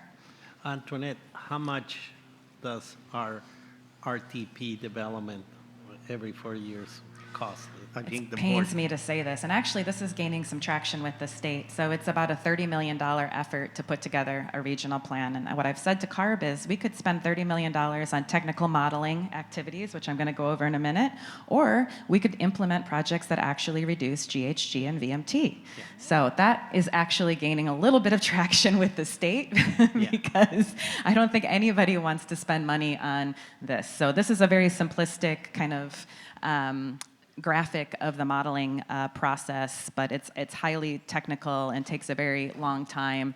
But essentially, how do we determine whether or not we meet the targets? Well, we put the transportation network, the land use pattern, all of those policies and programs in what we call our activity-based model. That produces output, so it helps forecast how people will be moving around the region in the future. That goes into models that are provided to us and approved by the Air Resources Board. It's called MFAC, emissions factors. We have a couple of those that we have to use for the regional plan to show the federal government that we're meeting our air quality conformity. So that's another requirement we have. We have to show that we're not worsening air quality. We're considered a non-attainment zone by the feds, meaning our air quality is worse than national standards. So we cannot have a plan that would make air quality even worse in the region. One more observation. When we're talking about SB 375 and we're talking about the targets and we're talking about doing our plan and that we're redoing it right now, we want to make sure we also let them know the urgency as far as we don't want to spend money on things that we don't want, that aren't actually going to be pertinent maybe 1 or 2 years from now. We don't want to waste money. And then also the other part of it is we're very close to Mexico, nothing against Mexico, but we cannot, we're not in charge of what they're doing as far as air quality, and we know that obviously the sewage crisis is creating issues with air quality as well. So we need to make sure we have that all as part of what we're trying to articulate to the state. And I see Mario smiling over there. It's so frustrating, isn't it? And I'm so happy that I'm not you, because you have to try to figure this all out. But it really is an important part of the conversation because we're dealing with things that are completely outside of us and outside of our control. Yes. The air quality is actually only based on the tailpipe emissions, so we don't have to, yes. And then the other thing that we do is determine if we've achieved our GHG reduction target, and I mentioned to you earlier, 19%. All along the way, we not only have to deal with, CARB and getting their approval, but we also do a peer review process. So we bring in modeling experts, data experts from around the nation to really validate our model, our modeling tools, our methodology. The model also produces performance measures. So the board a couple of years ago when we started the plan set goals for the plan. The goals are under these 4 categories: convenience, so convenient movement of goods and people around the region; equitable, that's equitable access for everyone to opportunities, to jobs, to healthcare, to education; healthy communities and healthy people; and safe transportation system. And the model you'll see in the draft plan, there's lots and lots of performance measures, but we're really trending in the right direction with all of these. Good news is travel time is down for all modes, including commercial vehicles. With the plan, access is increased, so we have better access to to all of those things that I mentioned earlier. People are moving around, being healthier, and we have safer transportation infrastructure in the plan that leads to greater safety. So that's all good If I news. could interject in here, I just want a reminder that equitable does not mean equal, because equal means everybody gets the same thing, which is not what we're talking about, what we're hearing now. Equitable is giving people what they need, and it might be a different thing to achieve the same goal. Yeah. Okay, I'm almost done, but the cost of the plan. So early on in the plan, another principle that the board set was to reduce the cost of the regional plan. The last plan was $163 billion. The draft plan, this still shows a range up here, but it looks like it's going to be $126 billion. And I was curious, yesterday I was like, I don't remember what the 2015 plan cost, but I want to see so I can compare it. This plan is even less than the 2015 plan. That one was $130 billion. This one's coming in at $126 billion. So we heard you and we did our best to really reduce costs and make sure that the plan is more fiscally constrained. You mentioned everything is included in the cost estimates, and that's true. So we have to account for the cost of operating and maintaining what we have today and what we build in the future. All of the new projects are in this cost estimate, and all of the programs and policies are in that cost estimate. And there's over 50 different local, state, and federal funding sources. You're going to be learning a lot about those funding sources as we go through the board retreat over the next couple of days. You're going to learn in particular about the importance of local funding. The reason we attract so much state and federal funding is because of that local funding that we can have and that can use as match. When we were doing this presentation to the policy advisory committees, a couple members, Mayor Jones and a couple others, said, we don't want to see so many sales taxes in the plan. There's 2 regional sales tax in the plan. We're going to be reducing that down. It's not going to happen with the draft plan. You'll see it in the final plan, though. We couldn't make that fix during the draft plan because you wouldn't think it's a lot, but it impacts everything when we're trying to reduce costs and play around with projects. But we're going to be able to make that work in between draft and final. Okay, next steps. I told you we're releasing the draft on the 23rd, and we'll have a 55-day public comment period. We're going to do a lot of outreach during that time. We'll come to you if you'd like, but we're also going to have events in all of the subregions and then one virtually, so folks like in our unincorporated communities that may not be able to travel to one of those events can participate. We'll have a public hearing. We're required to do that at the Transportation Committee on July 18th. Shortly thereafter, we will release the EIR, and that also has a 45-day public comment period. We take all those comments in. We actually respond to every single comment. It's a lot of work for the team. And then we make changes that we need to make between draft and final. We fix errors. We make adjustments. And we bring you a plan in December and ask you to adopt it and approve us submitting it to the federal and state regulatory agencies. So that was a lot. I think in summary, there's probably 4 things that I really want you to understand about the regional plan from this presentation today. 1, it's super important. We have to have it to get state and federal funding. 2, it's extremely complex and difficult because of all of the laws and the mandates. The most difficult one is SB 375, and it's getting harder and harder all of the time, and we're forming a coalition of other entities across the state to try to fix it, not because we don't care about the climate, but because we want to spend less time on modeling and more time implementing projects in our region. So that is the conclusion of the regional plan presentation. I put a lot out there today. Thank you for paying attention, and happy to answer any questions I haven't already answered. Great. Thank you so very much. Let's go to some questions. Carrie?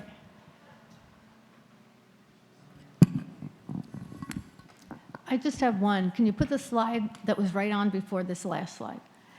Looking at our plan here, it says it's being released on May 23rd. We have a SANDAG Planning Board meeting before that, but that's not on the list to be a public opportunity. Why not? We've done a lot of public opportunities. So we've had the conversations with the PACs, the working groups, the board, all along the way, and this presentation today. But what we're doing is, once it's out for public comment, is additional outreach, right? So we'll be going out into the community to make sure people know it's out there, to make sure that they're providing feedback on the projects and the plan. So it's coming before you as the board today at the board retreat. We didn't think we needed to bring it again in another couple of weeks to the board. So hopefully that answers the question. It does. Just in future, we have a planning committee for a reason. It's a plan. It might have been nice to have that as an opportunity. We did. We went to the regional. Did. Yes, The last yes. one. Yep, Yes. exactly. We went 2 months ago, I think it was.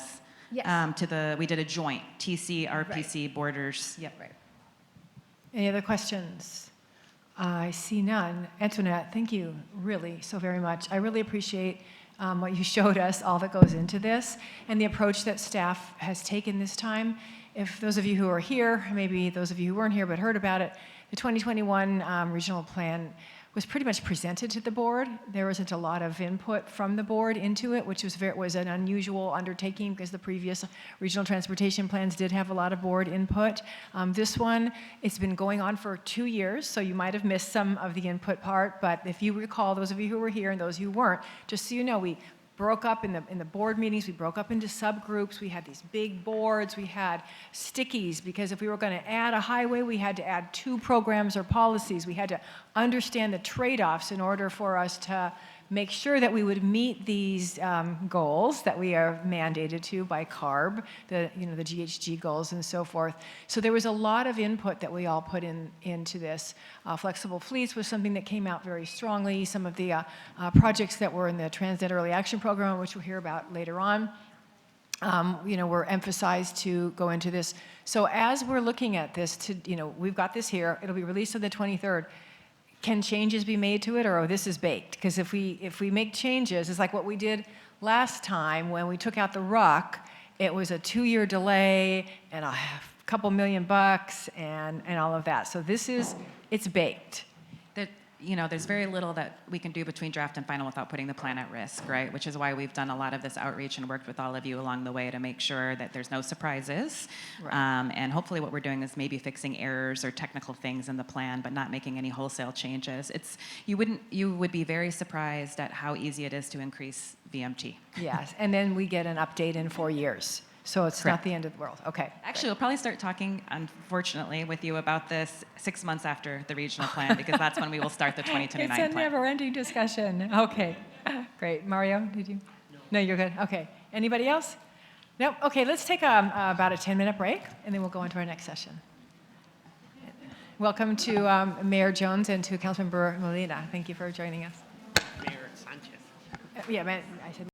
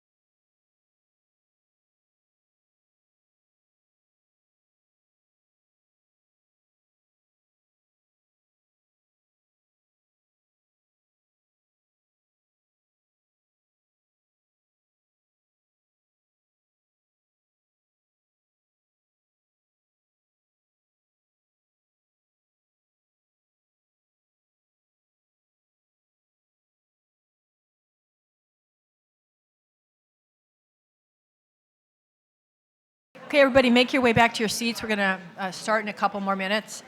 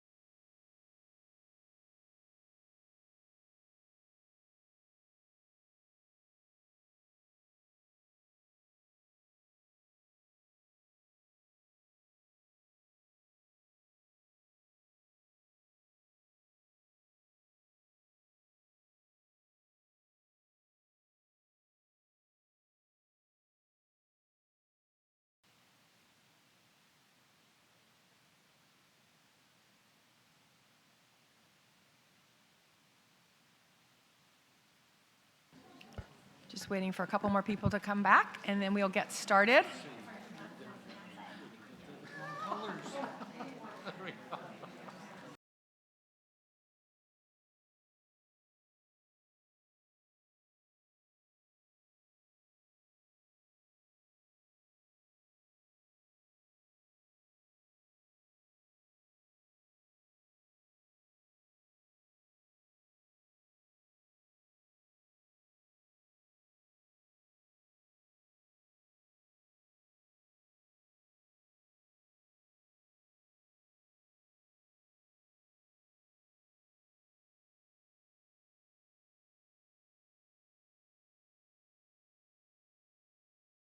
Everyone, let's get back to our seats.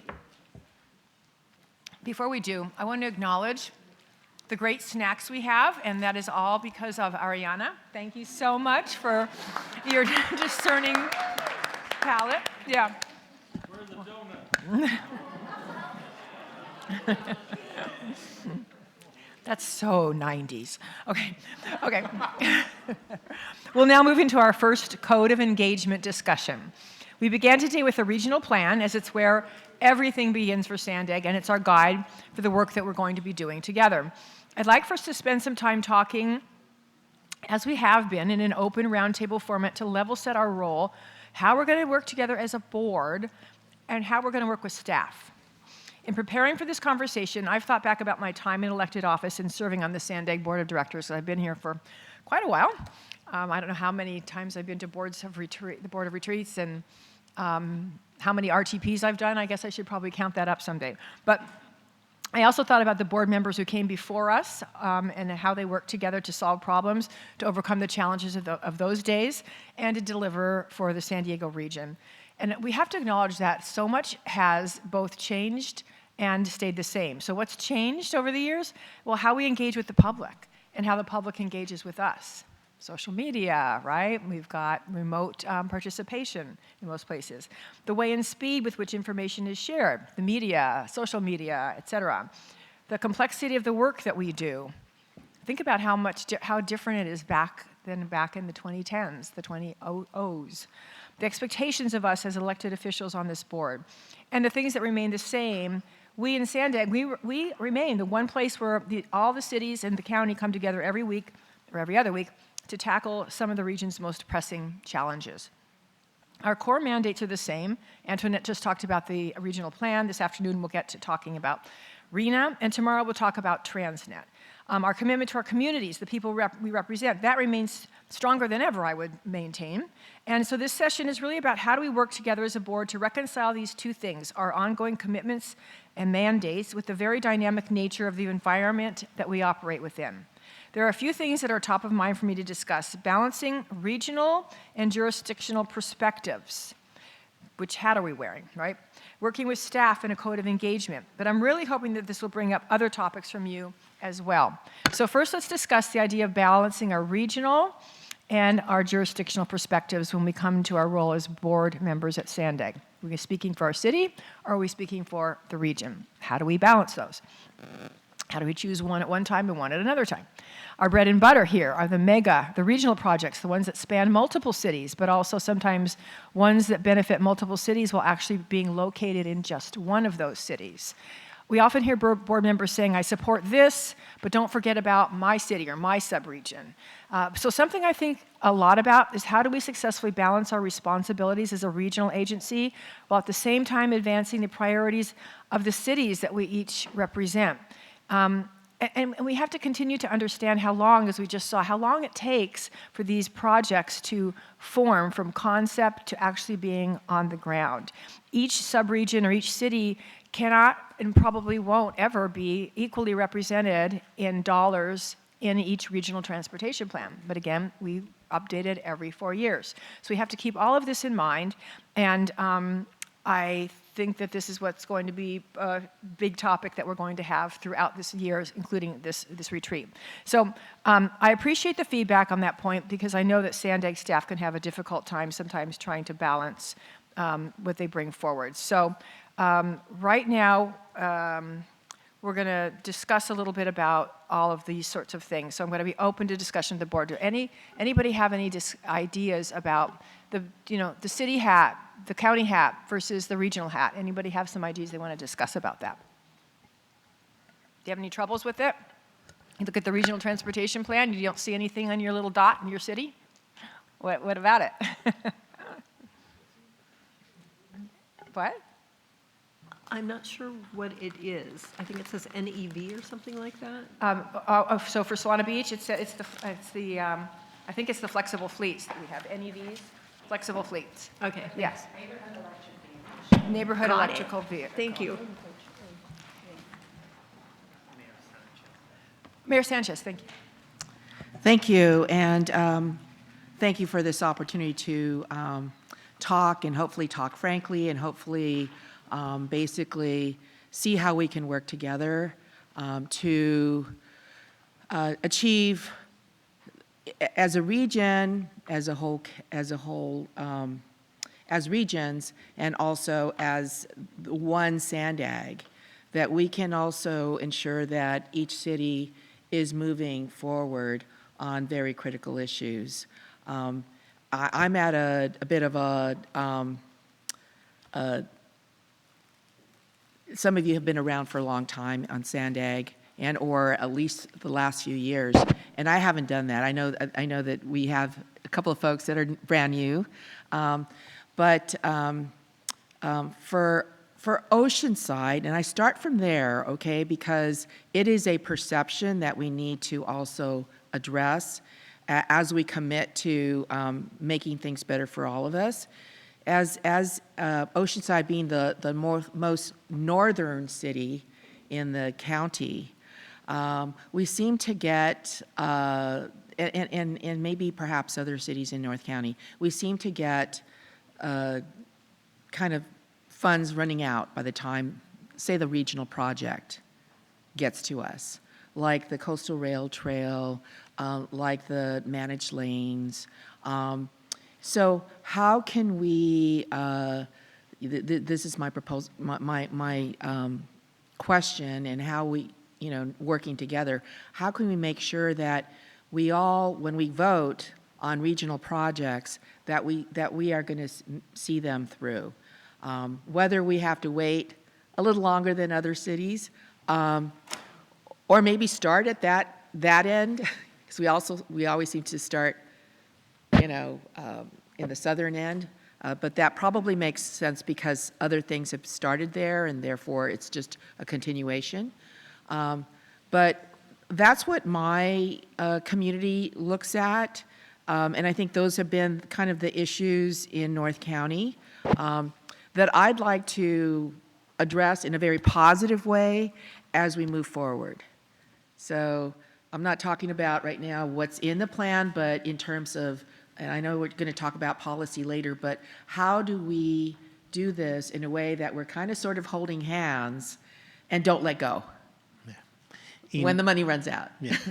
In the next 2 days, but probably it's going to be a little bit more tomorrow, we're going to be talking about how do we begin the journey of prioritizing and getting things moving that finish some of the things we started, and also that the board checks and analyze. And again, like the chair said, we're not going to make any big decisions. You're not Right. going to make any major decisions like you shall pursue this tomorrow. But it will be the beginning of the conversation of prioritizing what we think as staff that we will propose to the board to consider to move forward, to reprioritize maybe some things that are far ahead that can help deliver the things that are pending to be delivered.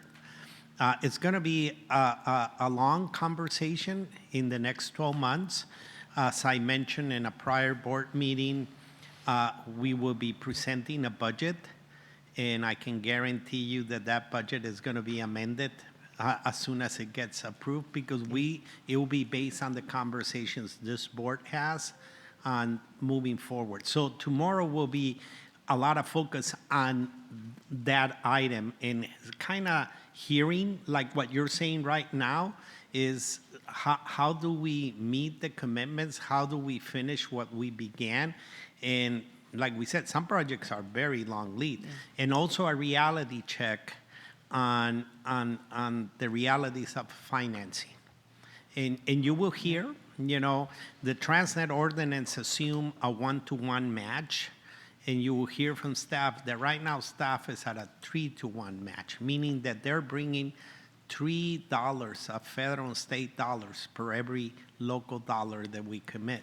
But yet their mandate or their at the beginning was bring $1 of other funds of what we're putting. They have exceeded that. But you'll hear that we're probably at a 6-to-1 need.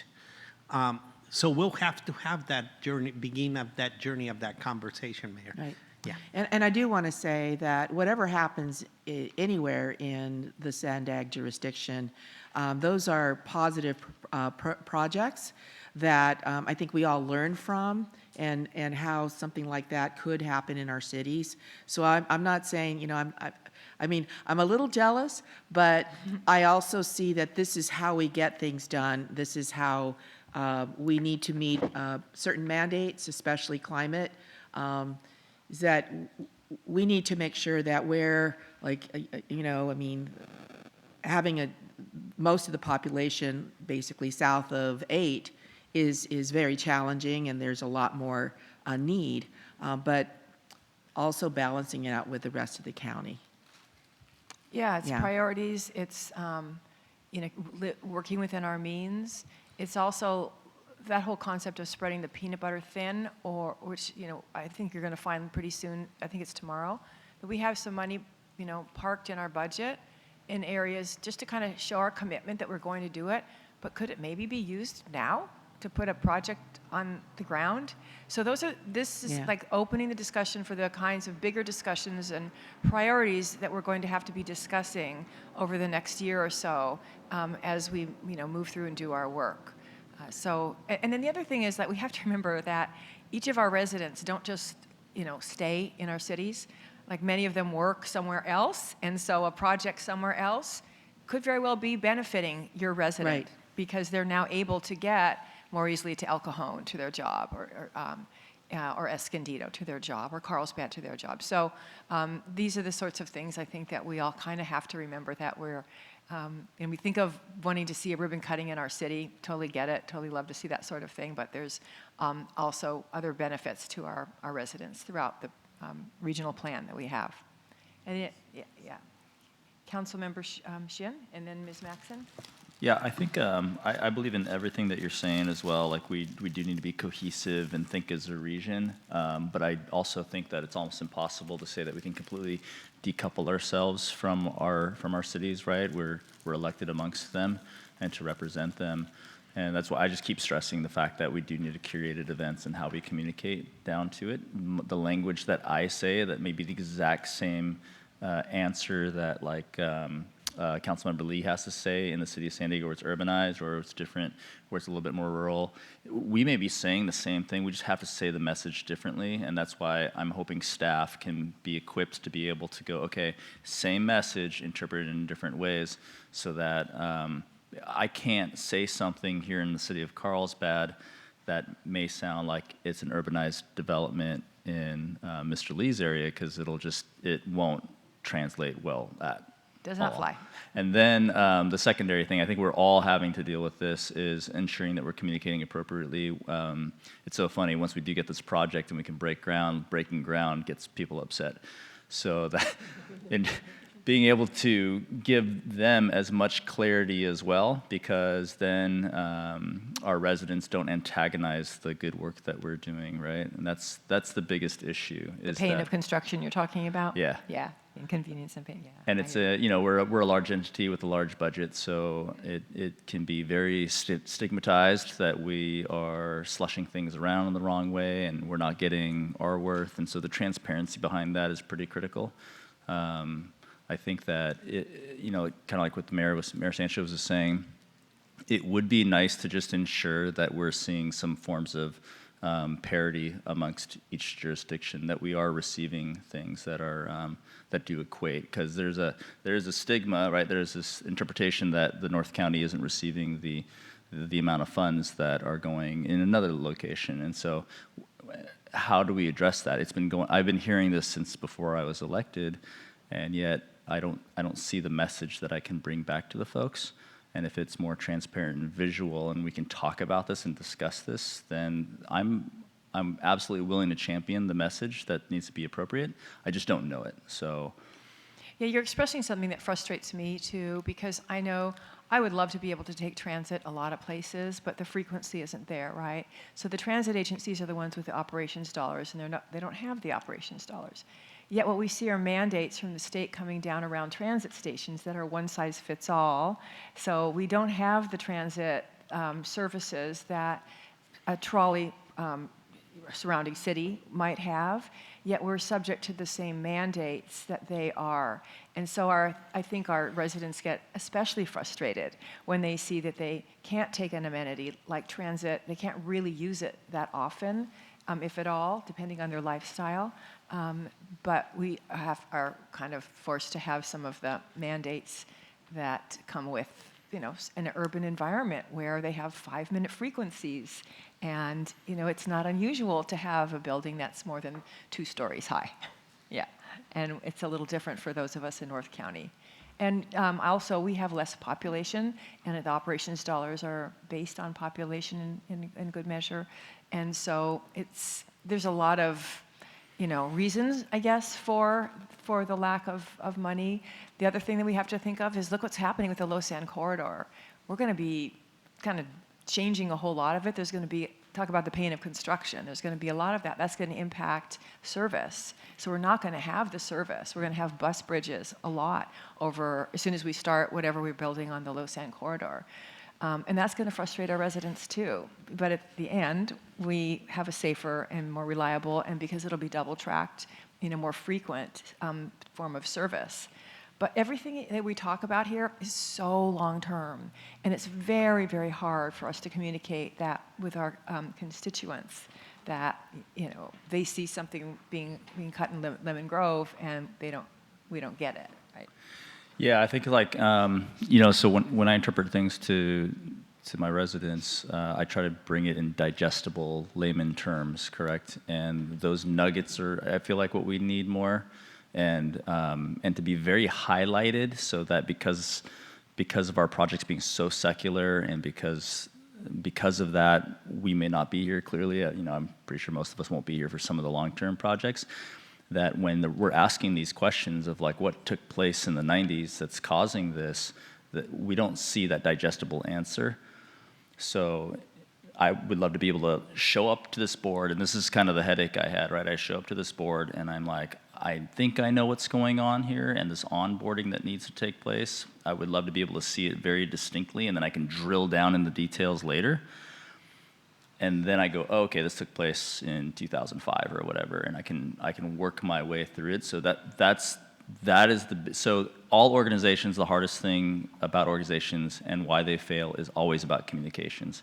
So whether it be like here or warfare or what have you, it's always the slip, right? And so that's why I'm just constantly reinforcing it, because this is complex as hell. Mario, your team, Antoinette, you guys are sadistic for wanting these job positions because it's insane. Like, you guys have to manage so much, and it's like a multi-level chess game you guys are playing. But we need to be able to interpret it back to a certain level where it's, like I said, just digestible and understandable, and I can rapid fire answer or have the answers right there for me so that I can hurry up and defend the good stuff that we're doing, as opposed to when the constituents are asking me questions, I'm confused. And if I'm confused, then they think that something is up or something is wrong or I'm hiding something, right? And so I'm just trying to hurry up and get this thing rapid. We've got AI now, we've got all this opportunity for technology to be able to simplify a lot of this stuff, and I'm hoping that's a part of like our forward thinking in this strategy, is that we have tools that can get us there.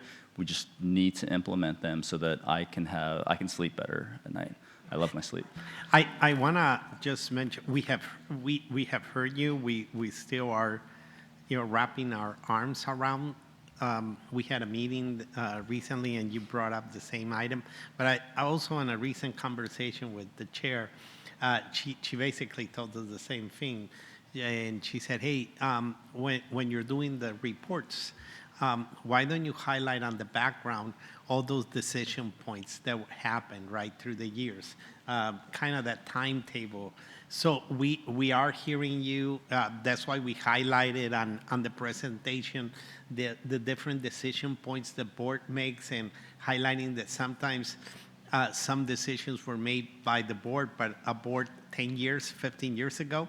So we are going to be enhancing that. We're also going to be enhancing the outreach on one-on-one with the board members to, let's say, example, explain the RTP. You may have different needs of knowledge of what's in it, right? Antoinette show you the bunch of gazillions of paper that it is, right? The pages that it is. So we will be working on enhancing that level of communication, but also simplifying or putting in those key decision points in the documents that you all review, the reports. So hopefully it's a process, but we're going to try to give you more of the historical background and decision points. Yeah. And where it fits into our work. Like, is this part of our, MPO work? Is this part of our COG work? Is this part of the RTP? Is it part of RENA? Is it part of, so it all has context, there'll be a narrative about that, maybe even a visual about it. And then, I think that'll help, because there is turnover over the board, and we forget things. It's not easy. I'll go to Ms. Maxon, and then back to Mayor Sanchez, and then to Councilmember Deputy Mayor Melendez. Yeah. Thank you. The regional hat is very important because, of course, whatever we do in one area impacts another, whether it's a small project or a large project or just the flow of the funding. In our unincorporated area, whenever we see a map like the draft 2025 regional plan, even though there's a lot that goes behind it, looking at the less project grouped area to the east is something that's hard to explain. And even though there are a lot of funding sources and these are long-term projects, the money comes from each taxpayer in a very simple form and then gets converted through complex formulas and changes into projects. And so they're not seeing a return on investment, which they actually may be receiving, but I can't show that to them. I can't prove it. So I know if there was a way to track and break down money that comes into the region for projects in a way that broke it out several different ways. One could be literally by population, individual. It could be by zip code. It could be by city. It could be by all three. And over the last 5, 10, 15, 20 years, because there is a rolling funding allotment going on, if there was a way to show, and there is a way to do this, of course. I've worked in a large corporation. It's just when it's rolling and you're hitting a moving target, it's a little harder to find and show. But when you take historical information and projections to the future, you can show and prove to your customers, in this case, our residents, that indeed the money is being spent on their behalf, allowing for, of course, that there are larger projects like the Lausanne project that's going to benefit the region and is going to have an impact on their funding dollars. So you would qualify these amounts or this allocation with the fact that there are other larger, I'll call it multi-billion-dollar projects that are taking a large chunk of the money.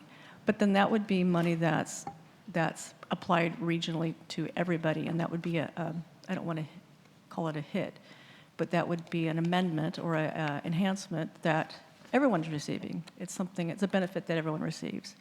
But when it's smaller things, like micro transit, and it's only occurring in coastal areas, and it's very little of it to none in other areas, that's a really nice benefit, and it would be nice to have.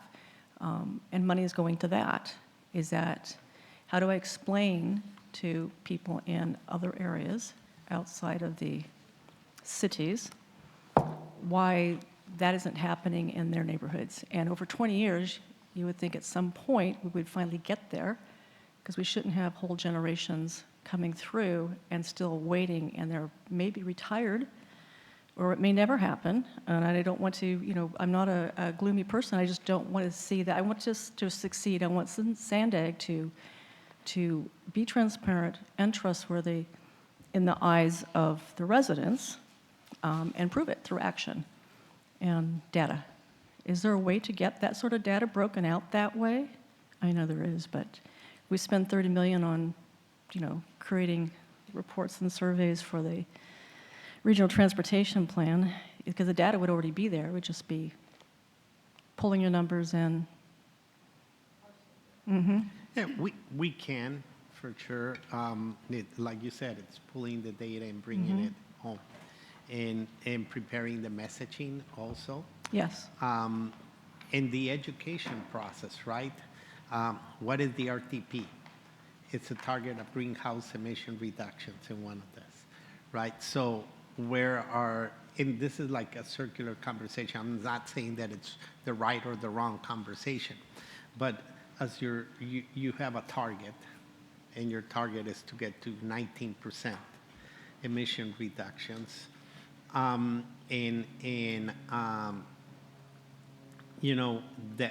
where do you get your best bang for your investment? So I think that is the rule that we have currently. I think during the conversations on SB 375 reform or change or tweaks should also be, how do we, if it's still going to be greenhouse emissions, where does that equity serves on the areas that have less density? Mm-hmm. And do we get extra points servicing there? I don't know. I'm making it up. What I'm bringing up is we have so many competing interests in the organization that we have to deal with, right? So it's a balancing act, and we really want to take that journey together, right? And see how we could get the best balance there.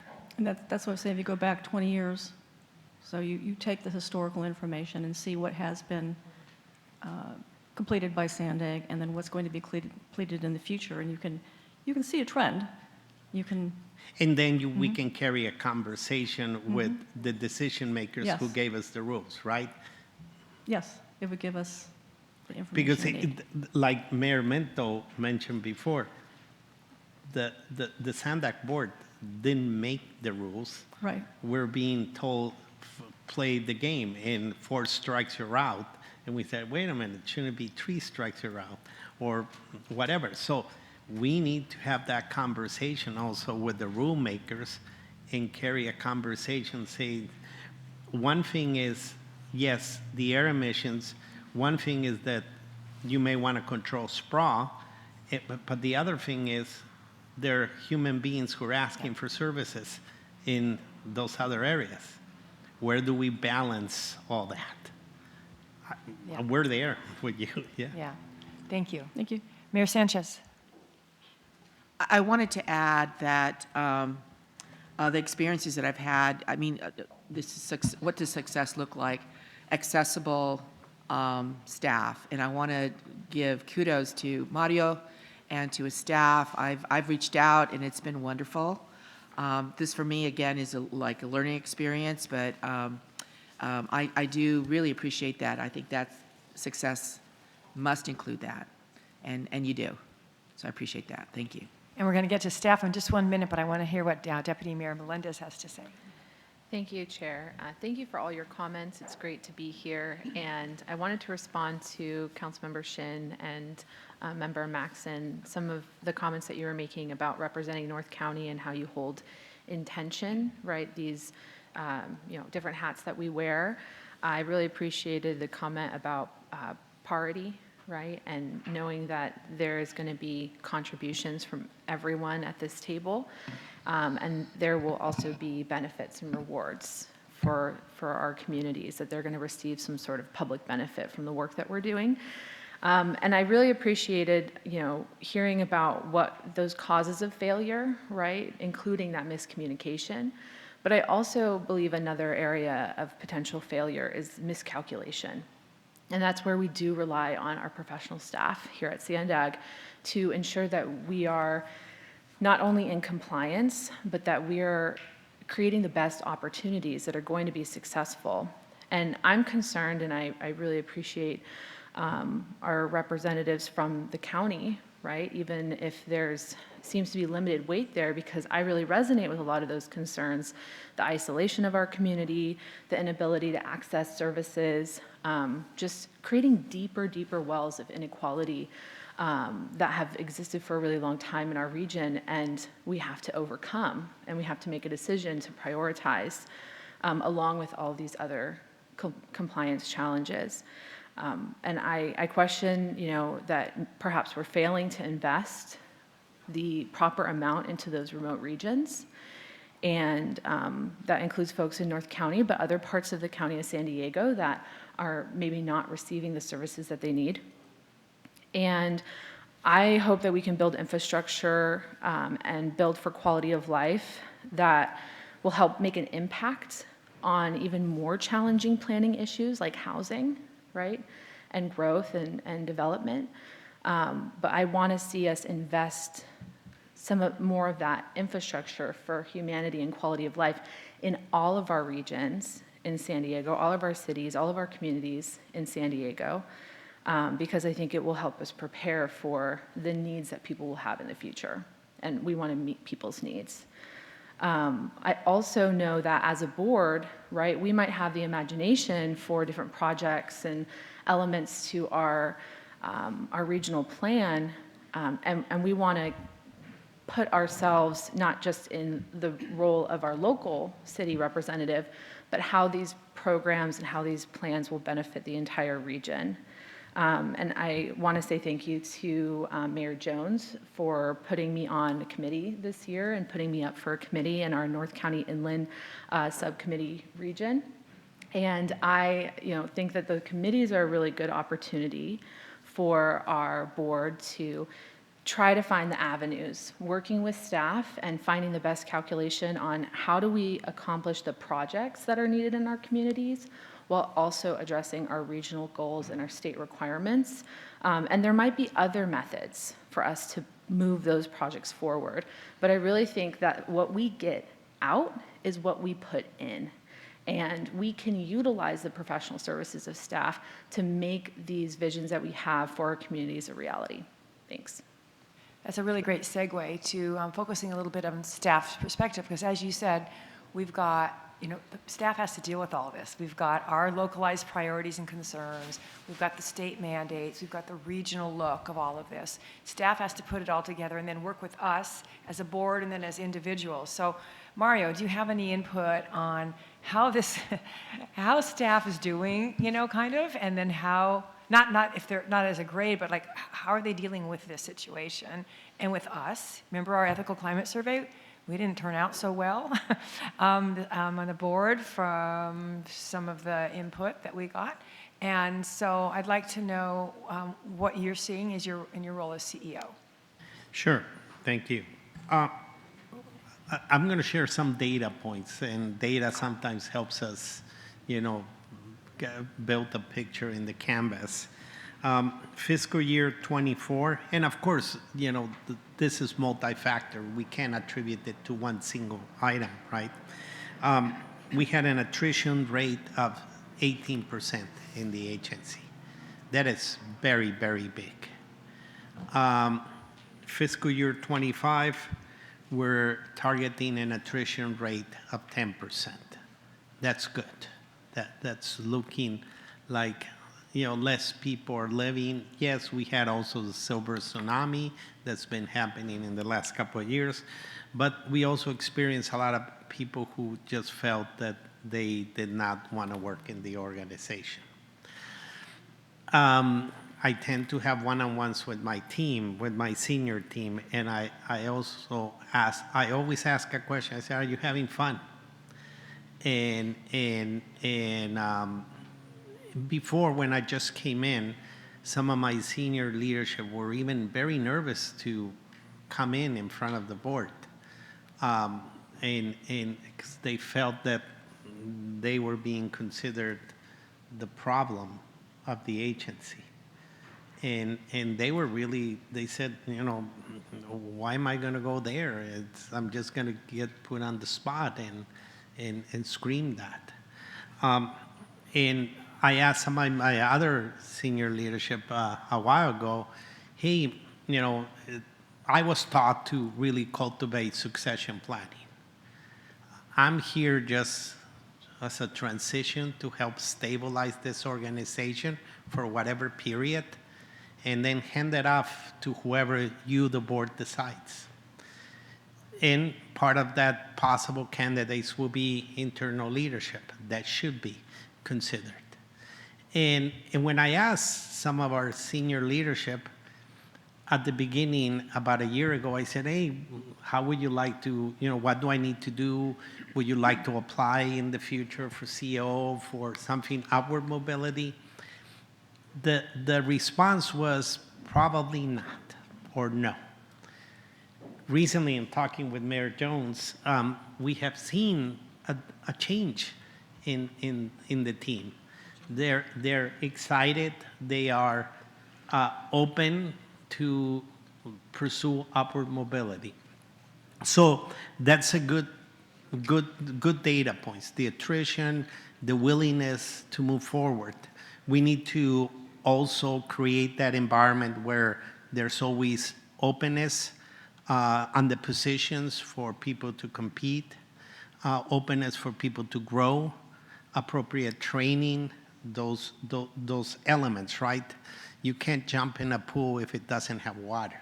So we need to provide those elements of safety, security. So that is going well, and it's a good reflection of the board. It's a good reflection of the board having really robust conversations. And this is, I would rarely, and this is probably the only time in the year that I would give an opinion of the board, my personal opinion of the board. And I think that today is an example of that robust conversation. You can all agree to agree, or you can agree to disagree. That doesn't mean that you're more or less. It's just your way of thinking and the people you represent. But the way that it gets done and the way that we treat the data that it's generated by our teams, by our employees, which are our most valuable tool in this organization, makes us better. So I can see that happening, and it's thanks to the efforts this board and the policy advisory groups have done in as the conduct of treating staff. Staff will continue to work very hard. In my responsibilities to provide those training tools, that organization structure that will let them succeed. And it will lead the organization to succeed, and it will lead to provide transparent and objective information for all of you to make your best decisions. So I think things are going well, but I do encourage to continue in the path of that respect and acknowledgement that our most valuable tool in this organization is our employees. So I think we're moving forward, and today is a testament of having those robust conversations. The team is getting all what they're hearing, every single one. I was mentioning to Mayor Jones earlier today, we hear everything that you all bring. And when you come and meet with us or any of our members, we exchange the information and we try to connect all the dots and get you the information, get you the services that we want. Let it be on a grant program. Let it be the robust conversation we had about Transnet local matching or not matching a grant program. Let it be helping a city pursue different grant opportunities. Let it be a project that we're working towards. Let it be, we just kicked the climate action plan for the border region. You know, and people say, hey, you're not doing enough, this and that. Well, we are staying in our lane up to a point as a regional authority, but we're also being influential and being leaders on providing that forward-looking vision. When the Coronado mayor had brought some issues on micromobility, as well as Mayor Jones, we also heard and we tweaked the grant programs. But we have heard every single one of you. And that's the respect that staff has to you. And the staff only wants a two-way street. That level of acknowledgement and respect of their super hard work that they're doing. So I think we're going in the right way, and I really appreciate this opportunity. Thank you, Board. Any thoughts, any comments on that? Mayor Minto? I think I'm going to stir the pot here a little bit, because I hear what you're saying, and I heard what Kevin said about you're all a bunch of crazy people wanting to do this job. Mm. Okay, here's my experience, and I actually have used this at my council retreats, and I've talked about the fact that staff, I see now I could never do it because I don't want to please the electeds as much as y'all do, because I know that there's things that I can do and things that I can't do. But staff is always very, bent on making sure that we're satisfied, that we get what we need. And I think sometimes that they are hesitant to bring information to us because it may not be the right answer, because sometimes we don't respond very well to them. And so we have to adopt a way to say to staff members that, like for instance, let's say we brought them all around the board, and it's whether it's planning or engineering or whatever might it be, you know what, we don't care what you say here today if it's not going to help you. It doesn't matter what you say. If it's not going to help you, it doesn't matter. So I need to know what's wrong with your department. Is it understaffed? Is it overstaffed? Are people not understanding? And things of that nature. Or if you're, if we hear from downstream, what is your director doing that's causing you not to be able to get your job done?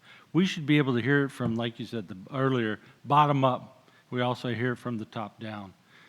Tommy Ray Franks, he's a great American general, said loyalty doesn't just go up, it comes down also.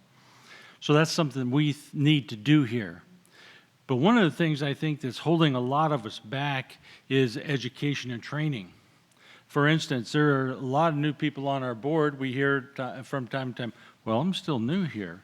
Well, you know what? They're new on their city councils also.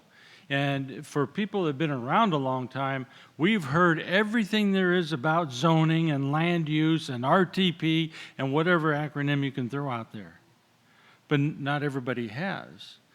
Maybe what we could do is create our own in-house training, for instance, to talk about what the heck is Senate Bill 375? Where did that come from? Why did it happen? Who was behind it? Something about maybe the senator and, and the senators that voted for it, the assembly members that voted for it, those who voted against it, and why? What were the arguments? And because we're talking now about reform to 375, and if we don't understand anything behind that, for instance, and how it affected our zoning and land use, well, then how can we effectively, mount that reform effort? How do we, I was just up at Sacramento last week with the League of California Cities, and we met with CSAC. And what we were doing is getting together and talking about a lot of issues, but none of us ever talked about how are we being hampered by a lot of these things like 375. Well, maybe we should go and we should talk to other groups like CSAC, League of California Cities and whatnot, because there's different people around those boards than we have around this table here. And there's a lot more voices, a lot more experience, a lot more people that have already had some training. People who have been around this table that were planning commissioners. They got a lot of training in housing and land use. Maybe we should hear from them and understand what they're talking about. And you know what, once that information is out there, because let's say somebody that comes from my community and asks me a question, and I don't understand it, kind of like what Kevin was saying. Well, that almost is like, well, why did I vote for you? I thought as soon as you guys got voted in, you already knew everything. Well, we don't know everything when we get elected. And so we have to be able to say, at least be able to say, I really don't know the answer to that, but I know who does and I can find it. And so maybe training and education and really super open dialogue is the answer here. So that's my stir in the pot. Thank you, Mayor Minto. Councilman Branson. Yes, thank you. And thank you for all of your comments, because I think we are all continuing to learn together. And I think that this does make us collaborate better in the long run. So I really am a fan of the board retreat and what comes out of it, especially the last few years. I haven't been around long, but I haven't been around short. This is my 9th year serving. And from the beginning at SANDAG, in good times, bad times, better times, and good times. Staff has always been very approachable for me and very informative, very helpful. And I appreciate that so much, because my first 2 years, and Antoinette was one of my people that I held hands with in the beginning, there's just so much to learn, and especially for new council members, because we're learning that job too. As was mentioned, we don't come in with all of that knowledge instantly, that once the voters give you the nod, I mean, you know it all, right?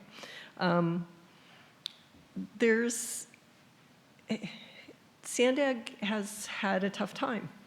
We all acknowledge that the last few years, and got a bit of a black eye, and I do think it's really important for us to work together to do things like, I love this handout because, I took time to look through it and circle things that really resonated with me.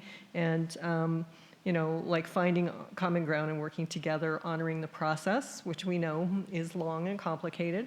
Not using the media as a divisive tool to harm either the agency or other cities or programs, whatever it is, but also being strong ourselves and holding the agency accountable without undermining it.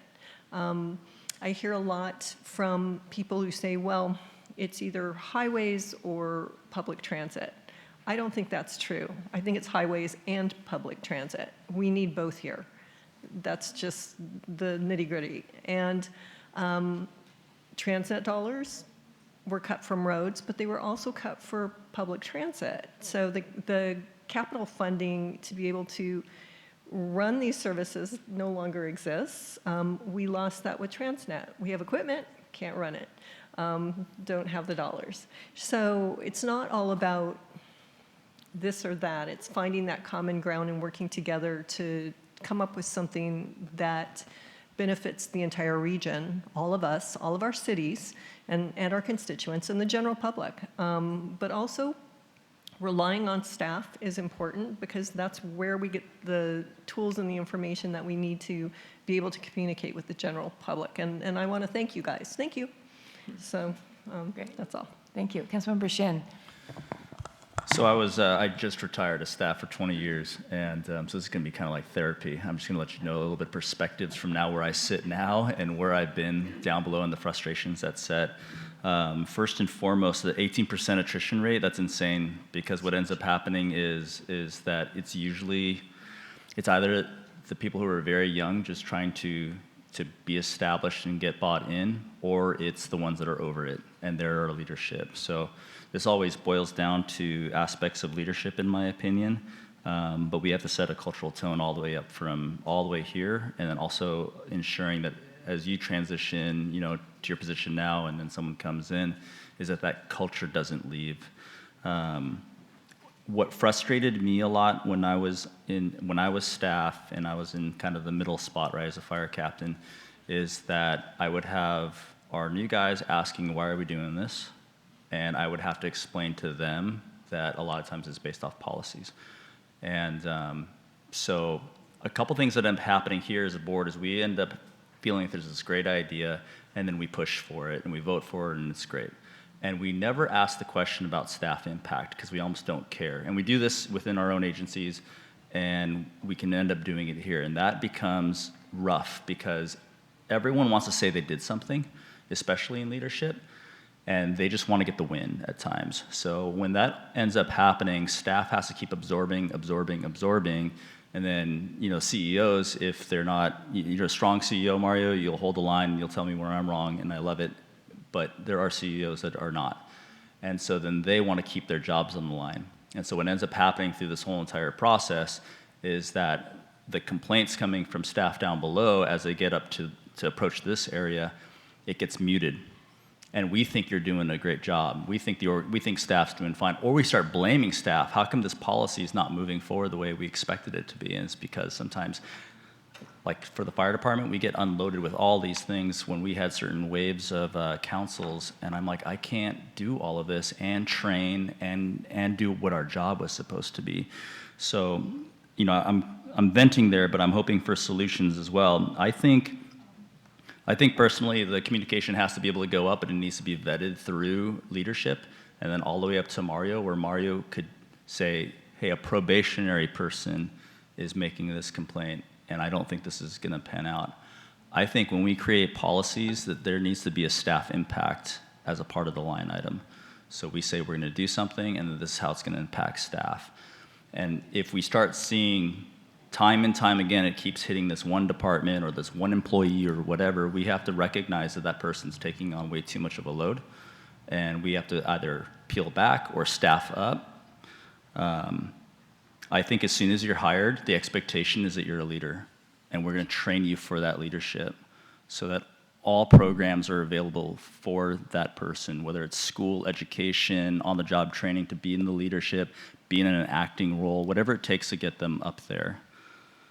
A lot of times you'll see even in staff, and this is a staff issue at times, is that if I know something and I tell you, my job's at risk because now I've lost that knowledge as power, right? And so that's the cultural tones we sometimes need to be able to provide.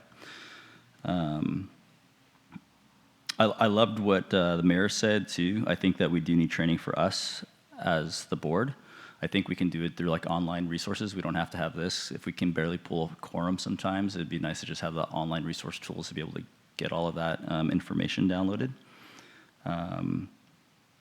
And then this is kind of not about staff, but working groups and committees, it would be great to be able to kind of ensure that their soundboard and how they discuss things as well. We'll be getting to that. Okay, cool, then I'll shut up. That's it. That's all I got. That's my therapy. Thank you for listening. Supervisor Anderson. And Supervisor Anderson. Thank you very much. I agree with all my colleagues. And first of all, I want to apologize for being tardy this morning.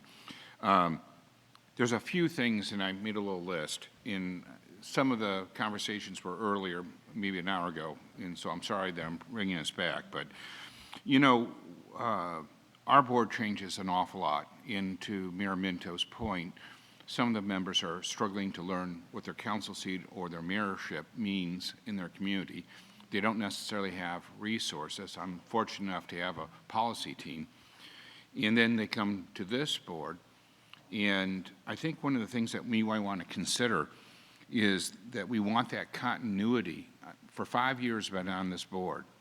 For 5 years I've watched seats change, attitudes change, and I think that if, as we have major issues, and I take advantage of it, staff is always available before the board meeting to ask any question you want. But I can't tell you how many times I've sat in this meeting and nobody asked the question prior to the meeting, and there was ample time for them to do it. And the reason why I do it is because I want to be respectful of everyone else's time, and I don't want to learn the job and read the board packet for the first time at the board meeting. And maybe that works in your city council, but it would be helpful if people read and asked questions in advance. But I think what would be also helpful is in the board packet as we go through it, or when we have a major item, that perhaps we have a little history in it where it says, this is the life, the timeline of this board action. So even if you weren't on the board at the time, you know where it's been before it got there, and you have that sense of history and understand that you're not asking any new question. It's been asked many times before, and perhaps, you know, if you want confirmation from staff before the meeting, it would be helpful to all of us that you not waste our time. The other part is, with that history, if we say why we're doing it. You know, I was on the board here for what, a year or two, and then we had a breakout session where we had to figure out what we're going to do on the freeways, what we're going to do on the trolley lines, what we're going to do, and we had to move all these little things, and then staff was saying, well, you can't do that because of this bucket. And I think that, you know, another point is that a lot of our money comes from different buckets. It can only be spent in certain ways. And I think for many of the board members, they think it's all fungible, and you can take money for transit and put it towards roads when it can never be done, or vice versa. So I think adding that element in the education of our board members, I would like to say continuing education, would be very helpful. The other thing is, when I look at this, we all know the cities we're from, but what would be helpful is if we were able in some way to do an overlay of density of population. Because when you look at much of the money that we're doing, sometimes it's going to a very small area. And I'm not saying it shouldn't be done, but I think that would be helpful to everybody to be able to see that, say, Lakeside's 54,000 people. I believe it's bigger than 5 of the cities. So when you look at the transportation map and the limited transportation for an area with a density that's higher than many of the cities, it's hard to feel that this is an equitable process. The other part is, this is long-term planning. We're not making a choice today that, with the exception of the cliffs, thank God, that we're addressing it in a timely fashion, but short of an emergency, we are addressing things that may not see in our lifetime. And we're planning for future generations. And I think that if people came in with that mindset, they would understand. And I think one way of enforcing that is by having a master list of all the projects with a tentative timeline. And that way, somebody sitting in Lakeside isn't going to turn around and say, we have 54,000 people. We're bigger than Coronado.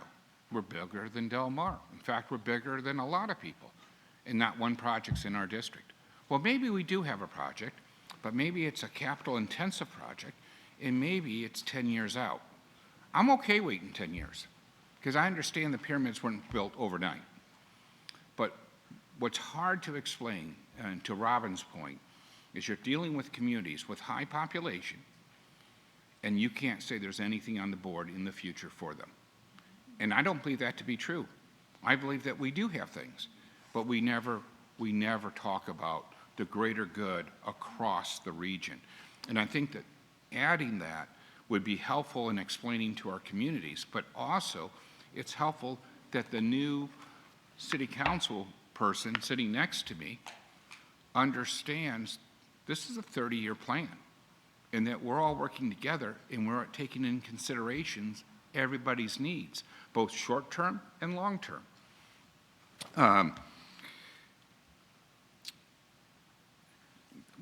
One of the things that I've noticed is that we all represent different communities with different needs, but I don't believe there's anybody in this room or ever been on this, served on this board that didn't want a better future for all of San Diego County. And I think too often we get caught up talking only about what we know and where we live. And Lisa, your point about maybe where we're traveling through and how it impacts us. But I think that master list also helps bring that common goal and help refocus people. I don't want to take the trolley away from somebody so I can have a bus in Alpine. I think, and I'm sorry, I can't see this far.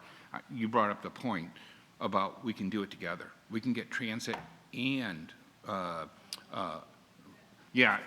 Councilman Bredesen. Everybody's backlit, so I see no faces. But you can see the ocean. And let me tell you, it's a lot closer here than at my house in Alpine. Although, you know, I'm banking on your cliff not holding, and I'm thinking I'm going to have very valuable That's one heck of a big coastal property. So, but I just wanted to point that out because I think that as we go through this, and you know, you all showed up here on a retreat. We don't have every city represented, and yet you're all here. We're the core that shows up all the time because we care, and we also understand how fundamentally important it is that we work together.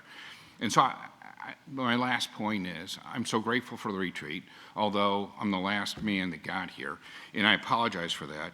But I think that we're able to adjust items and talk about things in a way that our meetings don't allow for, and it allows friction that shouldn't exist, only because we're thinking about, we got to report back to our council, we got to show that we're making progress on what's important to our city, and we're not backing off a half sentence saying, hey, this is how it's going to help all the region, and this is how we're lifting the tide for all ships in the harbor. So that was my only points, and again, thank you for hosting this retreat. I appreciate it. Thank you. And before I go to Councilmember Lee, the time check. It's about noon right now. We want to complete this session by 12:30. Then we'll have lunch for 45 minutes, and then we'll be back. Councilmember Lee. Thank you all.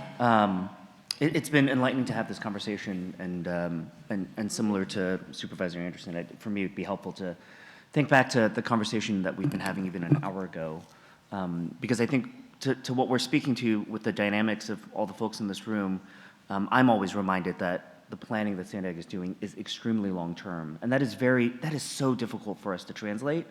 Even within our own communities, within the city of San Diego, we're often making the same thing. Our local community plans are 30, 40, 50 years out in the making. And so the idea that we're trying to put things in place that someone else will ultimately make the final decisions for, or the fact that we are currently carrying projects that boards a generation ago may have made decisions for, but are only now coming to fruition, is always a challenge, I think, for us to understand. And I think this is where the dynamic between board and staff does become important, because, to be frank, the board is going to come and go.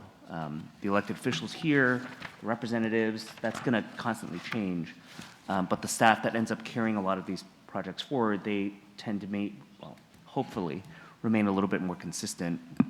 I like to be reminded that at the end of the day, this is a body that represents a variety of communities with very different perspectives and very different priorities, and that is just the norm. And so for me, the conflicts that we might have in our discussions here, the attempts to figure out which priorities come to the top, is just part of the process that we're all here to do. And even as a representative from the city of San Diego, I will just note, I mean, even as one member of the council that we often have the same challenge. You know, I've got a district that is massive, and I can tell you that there are portions of the community that I represent that have completely different priorities than other pieces of it. And that's the same thing that we will see in every one of your cities, in every one of the unincorporated areas in the county. Those perspectives will change, not just from area to area geographically, but even within the subsets of a community. You'll have folks who will feel like they've been left out. So yeah, we're always going to be making those debates. And so I think when we have these conversations and we're also engaging with staff, I think some of that challenge is that staff is doing this work because this is what they do professionally. Their counsel and their insight is, and their work is what we're going to be counting on to move things forward. They'll always be challenged because this board and this body will make decisions that they will have to work off of. And I think that's something that, Mario, I think at the end of the day, it's your responsibility to try to help bridge that gap between both bodies. I would point out that the politics is going to take place on this board. I expect that's always going to be the case. There's going to be times where, as a result, I think it will spill over to discussions that we have with staff because folks are going to want to see accountability. We'll have different perspectives that we're going to call things out. And it's something, Mario, I think for you and your team to help prepare folks to withstand and understand. And then for us as a body, I think we shouldn't hold back from ensuring that what we're here to do from a governance standpoint and from a long-term planning standpoint, that doesn't happen, but that we do so in a way that tries to leave the politics out of the staff side. And that is, at least in my experience at the City of San Diego, sometimes very difficult because there is a lot of interplay when folks disagree. But at the end of the day, that we can both respect and appreciate what the staff is doing, try to help provide direction through the decisions that we ultimately make, and at the same time, try to leave the politics out of their day-to-day lives. So that's the perspective I'd be coming from, and hope that that's something that we can carry through as a body. I want to make a couple of comments of something resonating that I'm hearing. Definitely more communication, and a strategic communication, but also timely communication. I'll give you an example, and it's just one of many.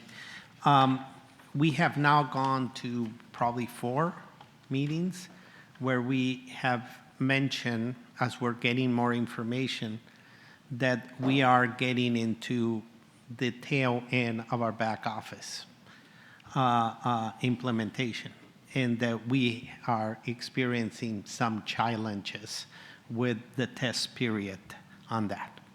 It's normal. It's a very complicated software. Before, for those who weren't here, I think that the biggest concern was that the board didn't find out on prior back office implementation until years later that it wasn't functioning. Here, we have mentioned as soon as we found out. We actually had, when we had issues, we had a 2-hour closed-door discussion with the board on the risk. Decisions were made.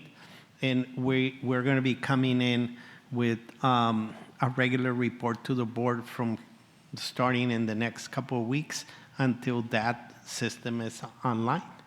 Because so you're talking about the back office and the toll ops. Yes. Okay, just so everybody knows. But I think that's just one example of where you expect transparency, good or bad, or enhanced communication. And by all means, bring it on. We want to be held accountable. You know, another, you've asked me how staff is doing, and I mentioned things are getting better. But I've also mentioned in a couple of board meetings that, you know, OIPA has done a great job. We had about 270 recommendations from the independent auditor and other audits. I think we've addressed, give or take, 150, and we're dealing with another ongoing 80. But that has put a stress on the team, as we have about 12 different audits happening from multiple agencies. So, you know, has that put stress? Yes, has a lot of them been focused on contracts? Yeah, it was an area that we needed to improve, but that team has felt a severe amount of stress that we have had to work with them to support them, one, on that work-life balance.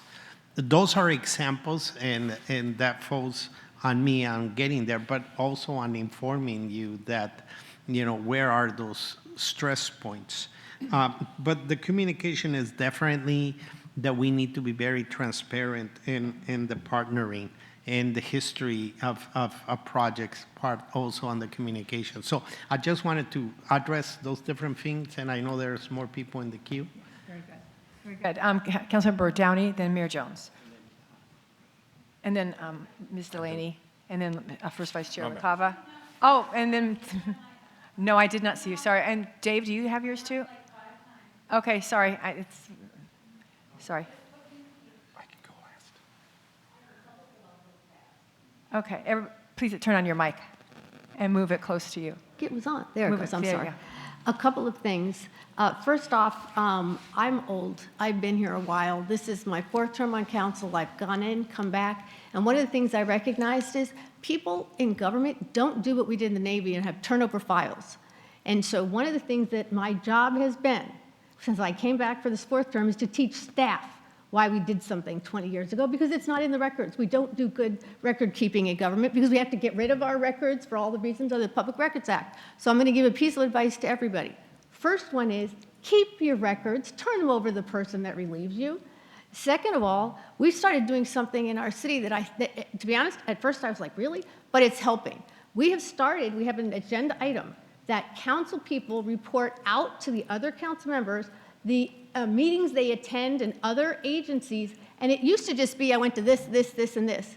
Now, we actually have to, which takes time, go through, I will have to take me a while because Mayor Duncan is sick, unfortunately, won't be here, so I will have to summarize everything we've done, but let the current council know what the outside agencies have done in their board meetings. You don't have to agree with it, but it puts it into the record that we were there, we participated in it.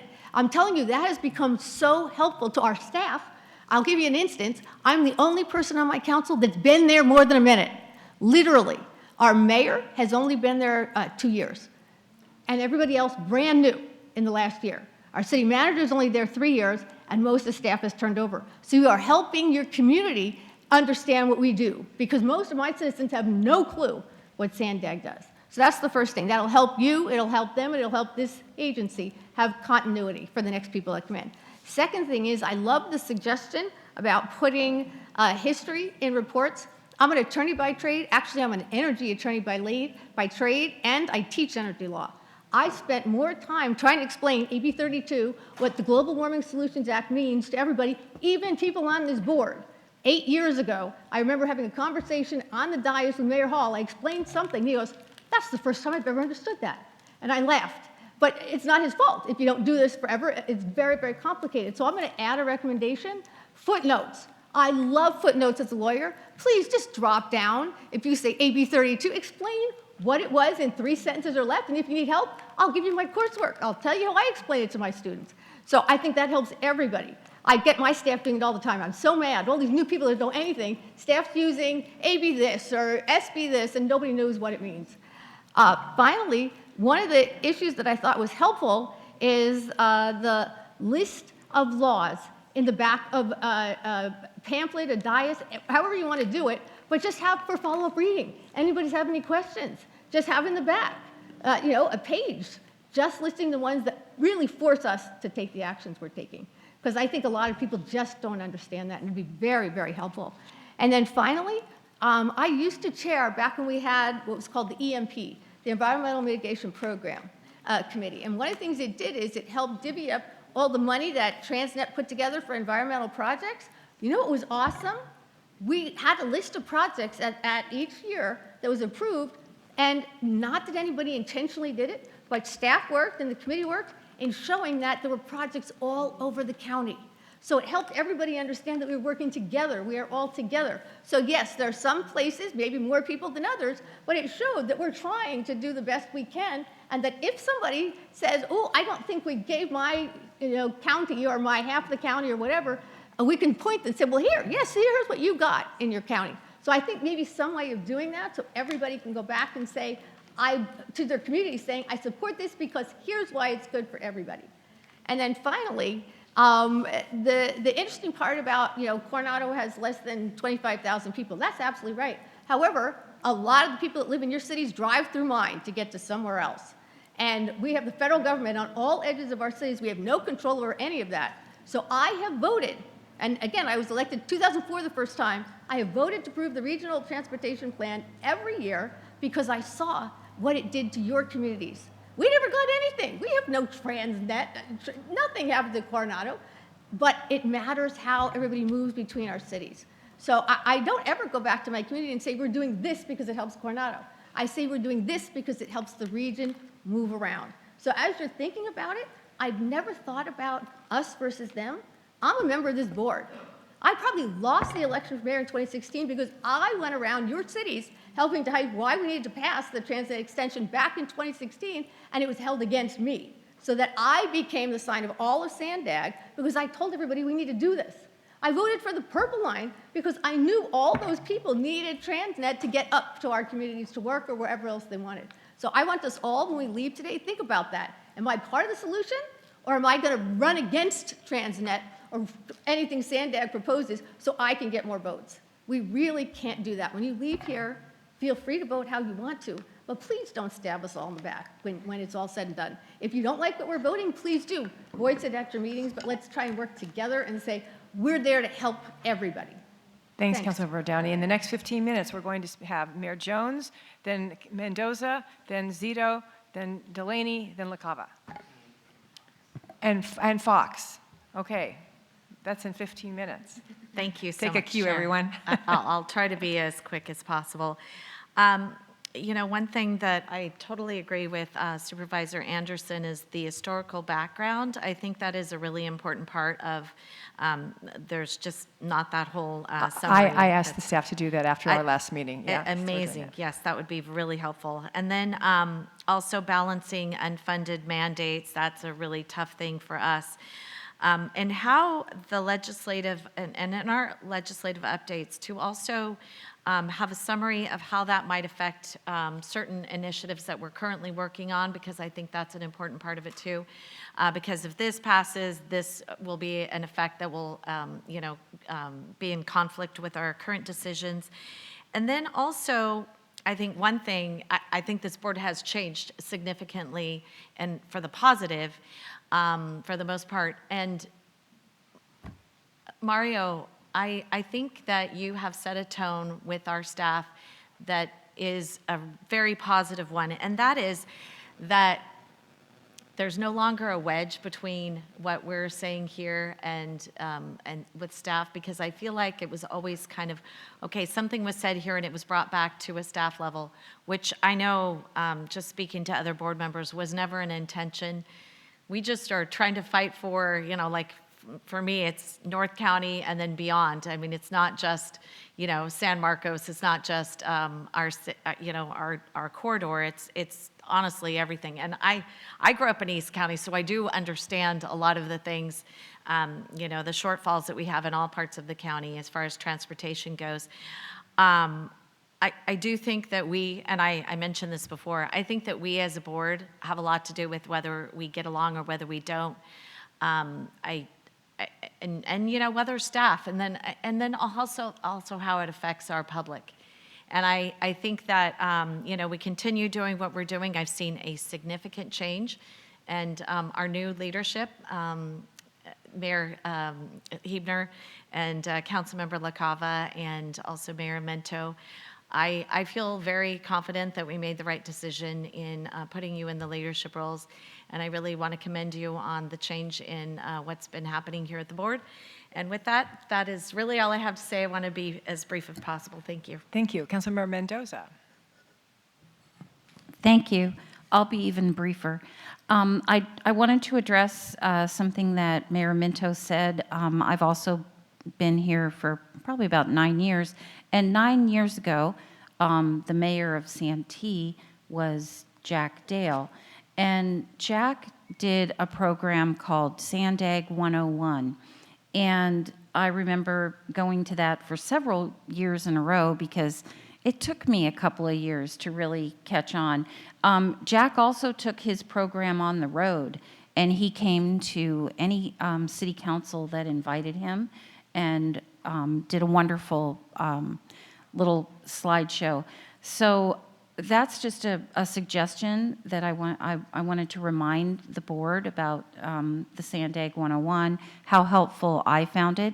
And he also did the presentation just before these retreats. so that new board members, but also new council members were invited. We also have all new council members on our council except me, and I hate to think that I'm the expert. But all council members were invited to go to this SANDAG 101 because really the whole council needs to understand how SANDAG fits into our picture. And then the last thing I want to say addresses something that Supervisor Anderson said. It is very important, I think, that we meet with staff before board meetings in particular, sometimes committee meetings also, but particularly board meetings. And that is respectful of staff, because if we have questions, we may still want to ask those questions at a SANDAG meeting, but staff is prepared. They know what's on our mind. We're not surprising them. And I think it just shows respect of staff if they're available for us to contact before the meeting and run all our questions, any questions we may have by them. So thank you very much. Thank you. Councilmember Zito. Thanks, Chair. I've been hoping if I waited long enough, somebody else would get to this and I wouldn't have to speak. But anyway, a lot of great comments today. I wanted to go a little bit further, and it's been so long, I can't remember. It may have been Kevin that made the comment about the importance of Mario's role being the interface between the board and staff. And I think to try to stir the pot a little bit like Mayor Minto, I do want to bring up the point that we did with our previous executive director probably go at least 3 years without having a performance evaluation.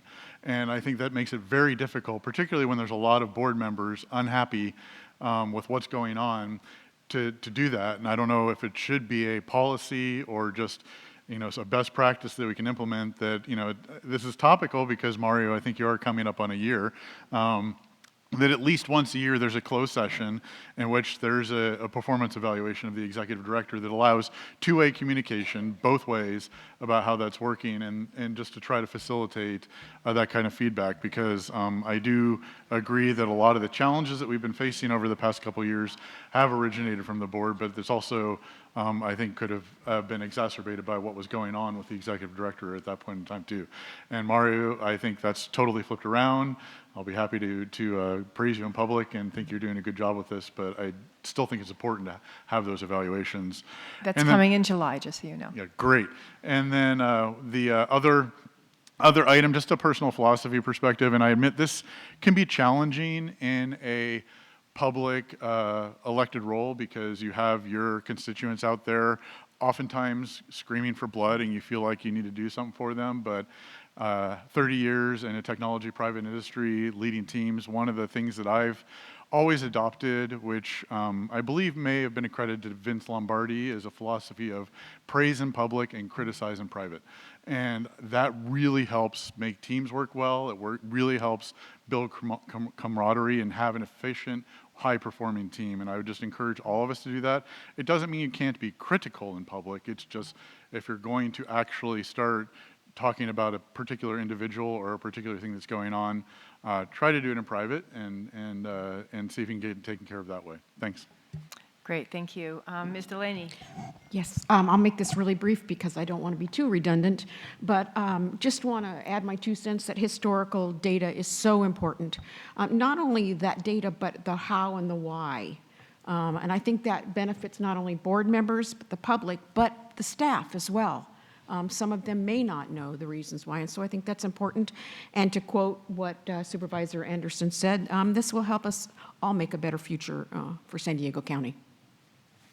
Thank you very much. Ms. Fox. I just wanted to acknowledge there's a couple of us here that are advisory. We have advisory roles on this board, and as I hear and we discuss the turnover by our local jurisdictions, just again noting that Caltrans is a consistent for this board and in this role, and certainly for SANDAG and Mario, we are an extension of your staff. So just knowing that for you too. Caltrans not only has skin in the game of sorts on what decisions are made at this board, in that as a state, you know, we're hearing about it, we're talking about it, we have the mandates, the policies, et cetera, over the decisions or what those transportation planning responsibilities and goals are, but we're also the vessel for how those, at a federal level, those policies, those programs, those dollars flow through and into the region also. But again, as Caltrans, we're also inheriting those projects that are being put in place, right? We have the responsibility for operating and maintaining those roadways, those bikeways that are within our state's highway footprints there. So, you know, we take that, you know, kind of understanding that background and those burdens that potentially are coming down the pipe for those two, and think about those as decisions we're putting in place today. But again, we're partners with you here in the planning efforts. And you know, this is codified, you know, not just because it's codified in a master agreement, but just knowing that we're here for you, Mario, for this SANDAG board, and we're committed to continued that partnership.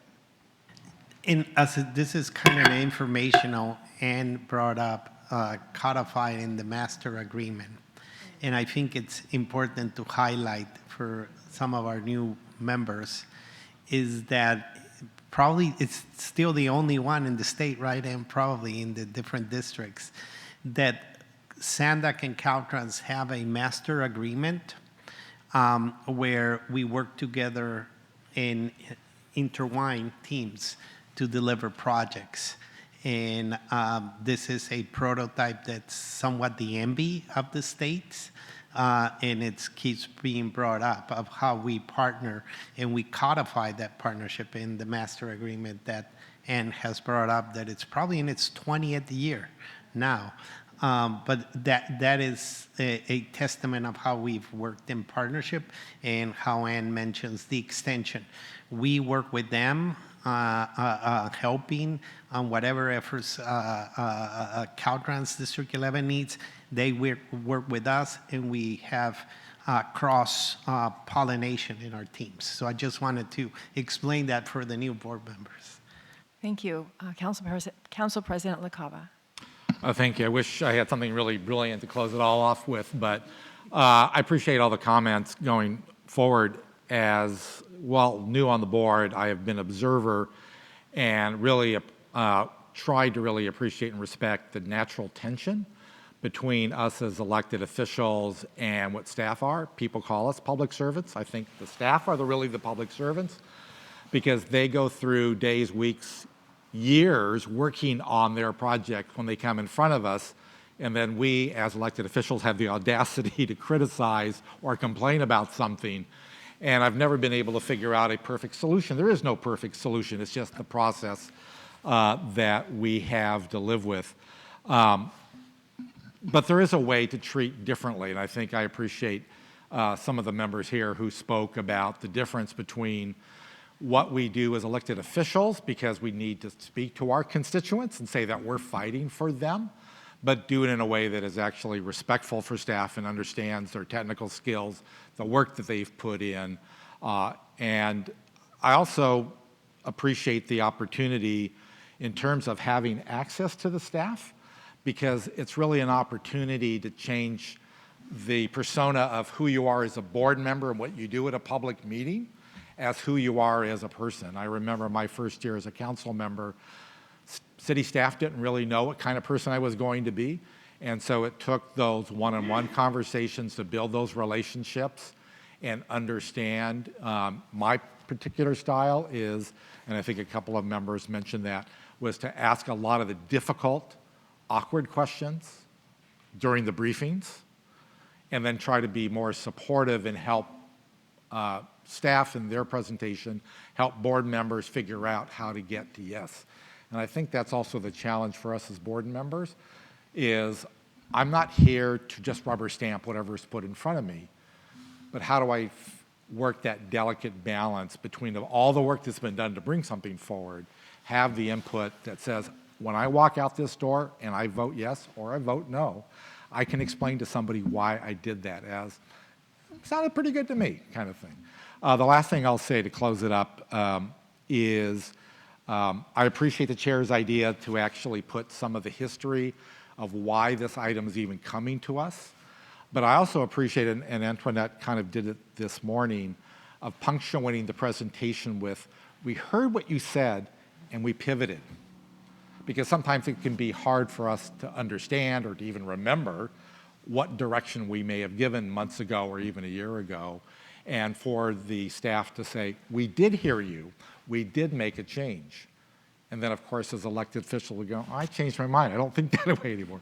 And that's what creates that natural tension that we all have to navigate. But I really appreciate, Chair, having this on the agenda for this kind of open-ended conversation. I think it's very helpful. I do want to thank Mario and all the staff that I've had a chance to work with. Certainly is a different tenor. I think we can feel it at the board meetings. We'll have our differences. We'll have elected officials fight for what's important for their constituents. But I think we can now work in a more productive, because we've got a lot of work ahead of us. Thank you, Chair. Very good. And one final thing, that is the line to staff. I know in my city, everything goes through the city manager. I don't just pick up the phone and speak directly to my community development director or to the public works director. So I've asked Mario to maybe take a look at that and figure out how he would best like us to communicate with staff outside of meetings, whether everything goes through Mario, whether it goes through our government relations, Ariana, whatever, so that staff knows, directly how they can be approached, so perhaps staff can do their job a little bit more effectively and get us the answer, but also has the full picture of beyond their department of what it is that a board member might be looking for. So that's one final thing. All right, so it's time for lunch, and I don't know exactly where it is, so who would like to come up and tell us where we're going for lunch? I can help you there. Thank you, Ken. So we're going to head out just out of the foyer, across the parking lot. You'll see some table rounds and umbrellas. Lunch will be already plated at all of the seats, so feel free to head over there. We have about an hour for lunch, so we'll ask you to be back here about 1:30. And then one other reminder is that the hotel is mandated to test their fire equipment today, or their fire alarms. So you may hear some alarms in here. You may hear some alarms at the building. Don't worry, there's no fire. They're just doing mandated testing. So enjoy lunch, and we'll see you back at 1:30. And by the way, this handout here, this respectful and honest collaboration, we didn't want to stop this last conversation to get to it, so we're going to get to it first thing tomorrow morning. So just save that handout.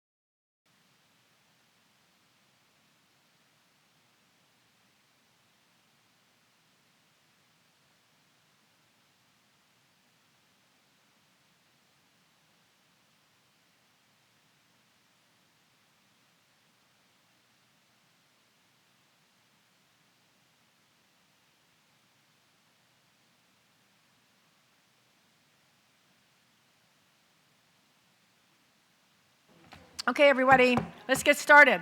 Hope you enjoyed your lunch, the great sea air, the breezes, the view.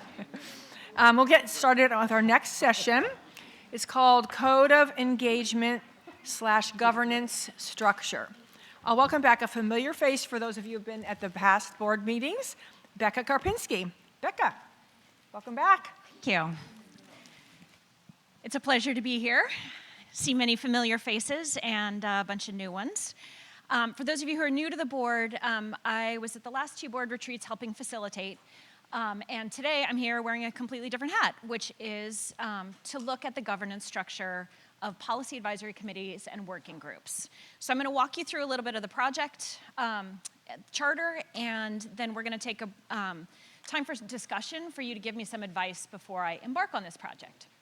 So one of the themes over the past 2 retreats that I've been out with you, and definitely for the conversation you just had before lunch, is the complexity of the job that you all do as SANDAG board members, right? So I love the analogy you used about multi-level game of chess, right? But you're all coming into this very smart people, but this is not probably your area of expertise, and it's not even your full-time job, right? So the conversations that you were all having earlier about sort of education and how do you do this job where you're making these important decisions for this region without necessarily this sort of deep knowledge or deep expertise, right? So the good news is, and I think you're all familiar with this, you have a lot of support as the board of directors, right? And I'm sorry I'm hanging over you, but I'm recognizing for our friends down here, if I stand over here, I'm just an outline, right? So you all have a lot of support underneath you. You have your 6 policy advisory committees. They have working groups underneath them. You have SANDAG staff with deep expertise, technical expertise in these areas. It's also their responsibility to be in the weeds and details of things. And then you have all of these venues and ways of getting community input, right? So you have them in your own jurisdictions, but SANDAG also has them, right? So you have a lot of support. The challenge is that this entire system and all of these groups need to be performing at their highest possible level for you to be able to do your job well, right? So we're going into this project with a hypothesis that I'm guessing none of you would disagree with, which is your job as a board of directors will be easier and your impact greater if all of those PACs and working groups have clear roles and responsibilities, streamlined decision-making processes, and communication channels between all the stakeholders, right? So the groups are high-functioning and the system is high-functioning. So SANDAG has chartered a project to look at these groups and make sure that you have all the right venues in place with the right people having the right conversations so that you all can make the best possible decisions for this region. Make sense? Okay. So the project charter really is to evaluate and refresh the structure, the processes, and the culture of the PACs and the working groups. So I'm going to walk you through a little bit about what we're hoping to get out of this and the process really quickly, and then we're going to jump to a discussion, because what I need from all of you today is sort of some starting advice as I embark on this project. Okay, so we worked on some potential outcomes. This is what we're hoping to get from this project. These outcomes will be adjusted based on your input today, but just to give you a sense of what we're hoping for, we want better alignment between these groups, right? So it's clear who's talking about what when, better staff understanding about when to engage these groups, more policy discussions and recommendations. Just in the brief conversations I was having over lunch, a lot of these groups I know get a lot of information, but there's not necessarily a lot of venues or forums for them to make recommendations or really do the work of advising to make your jobs easier.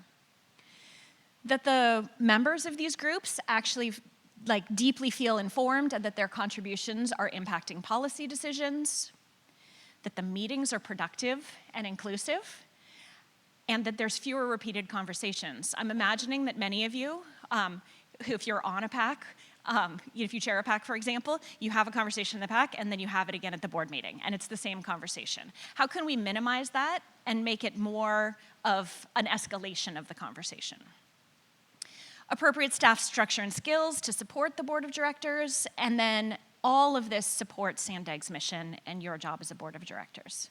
So those are the kinds of things that we're hoping, if we can really get that structure performing at the highest possible level, this is what you would get. Just a quick note on the process, we're kicking it off today. The first thing that I'm going to work on is information gathering and assessment. So all of you who are chairs of any of these groups, you'll be participating in an interview process. We'll be talking to staff and some selected members as well to get sort of a deeper understanding about what's working well, what's not working, what are the conversations you are having, what do you wish you were talking about, those kinds of questions. But then all of you on the board and all the members of every working group and policy advisory committee will have the opportunity to provide written feedback in a survey. So we're trying to get as much information as possible for folks. Then we'll find all the themes. What is it that you think would make these more effective and better at supporting you as the board of directors? What do the members themselves think would make their experience more efficient and effective in informing you? That'll move on to then deciding so that what do we need to change? That could be things like the charters of the groups. It could be how discussion topics are chosen. It could be any number of things. I don't know yet because I haven't done the interviews in the survey, but those are the types of things that might change. Once we have some draft proposals, there'll be a feedback process. All of you will have an opportunity to provide feedback to the suggestions before they're implemented. We'll create an implementation plan by the sort of middle of the fall. So that is the sort of scope of the project as conceived now. So what I need from you today is advice for me as I start this work. So those of you who've been in retreats with me in the past, you know I always give you conversation prompts. I was like, fill in the rest of this sentence. So these are some things for you to think about. For me, this project will be a win if. You could fill in the end of that sentence. As you start this project, you're talking to me, make sure you consider what? What are the things that you want to make sure that I'm aware of or I'm thinking about as I do this? And depending on how your brain works, some of you might like to start with my biggest worry is. What could go wrong with this project? So I'm going to give you a couple minutes to talking maybe groups of 3-ish. You used to be 3 or 4 over here, but you can start with 2. But if you want to break up into groups of 3 and sort of talk amongst yourselves, then I'm going to ask you, each group, to report out just 2 or 3 of your ideas. Okay? So I want to hear kind of what your consensus ideas are. So I'm going to give you about maybe go 7 minutes on this, and then I'll be back. Any questions about the process? Great.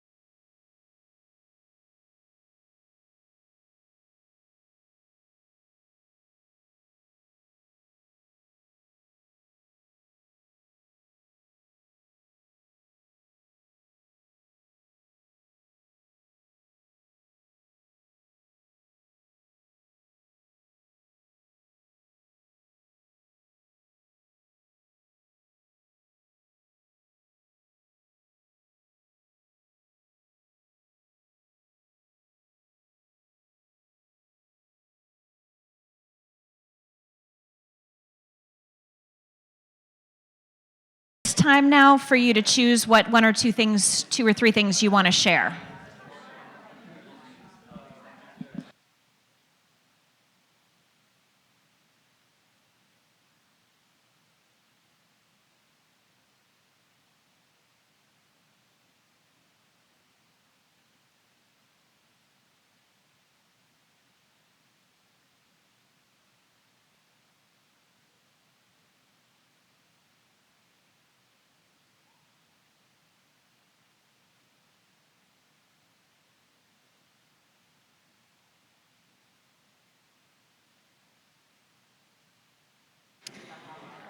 All right. Let's come back together now.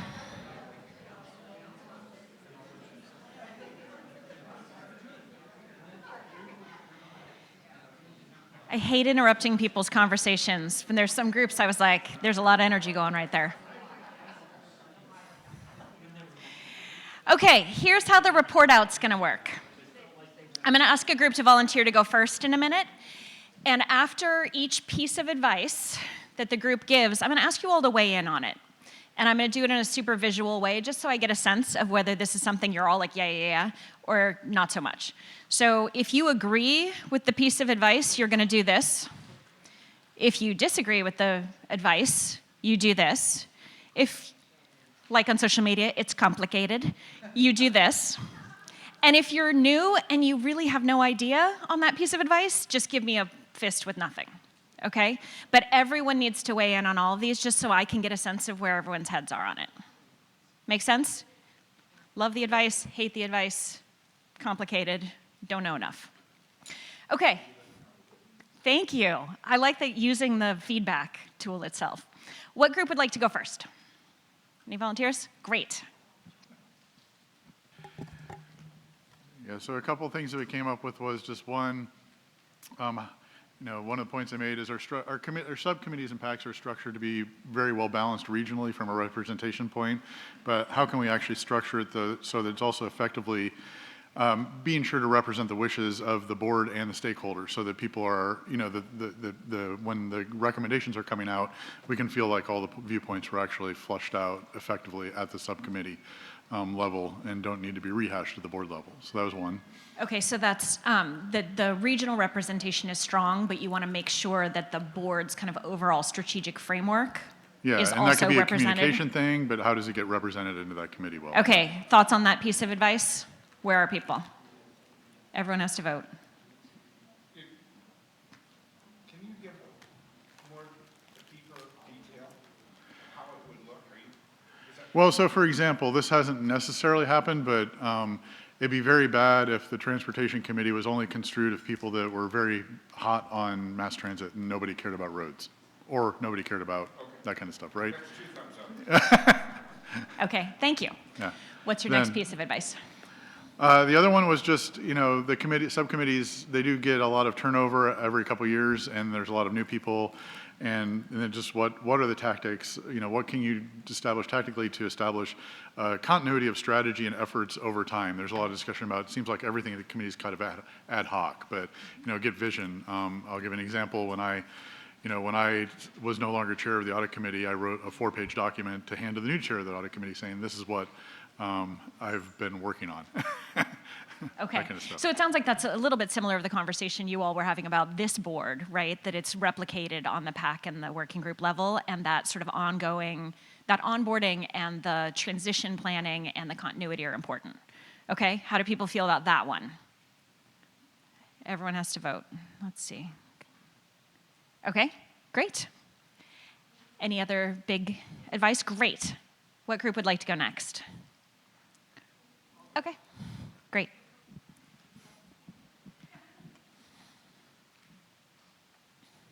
This is Jessica, by the way. She's one of our newest council members, and we're very excited to have her here. So please welcome her if you get a chance. This is her first board meeting.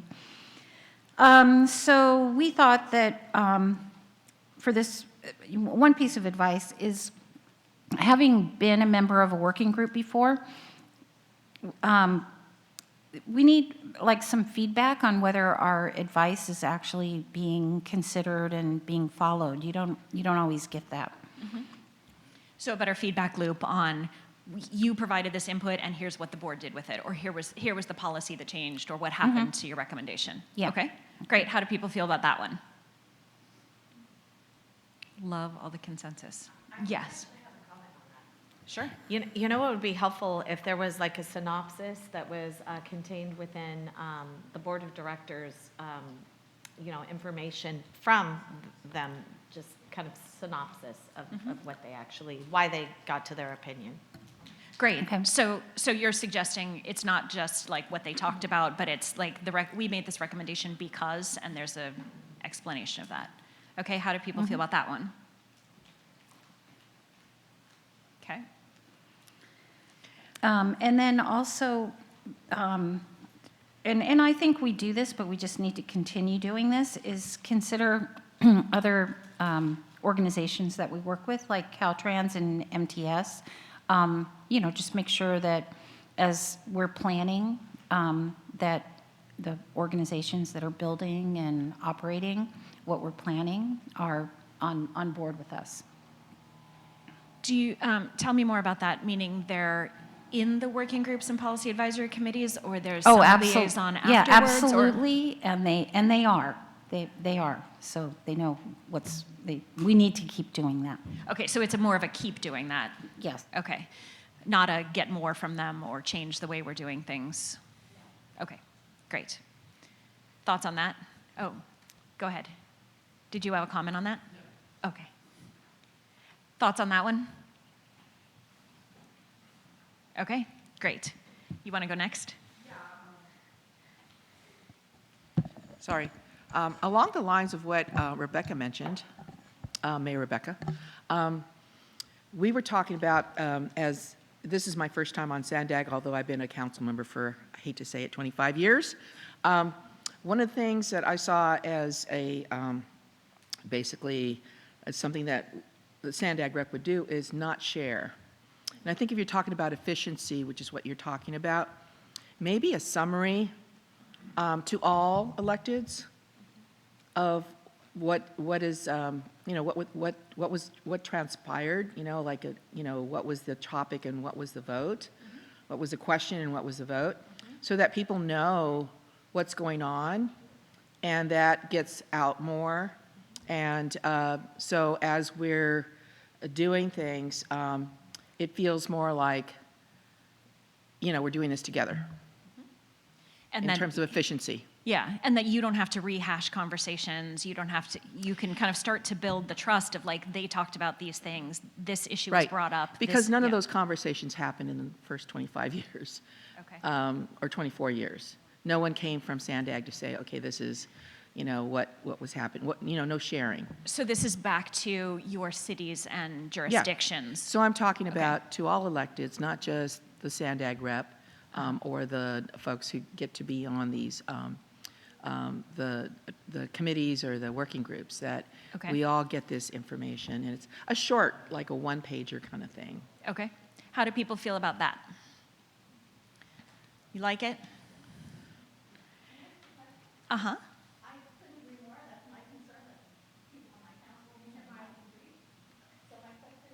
Are you asking the SANDAG staff to do a summary that would then go to your council so all the members would get it? Yes, to all councils, to all electeds. Word gets out.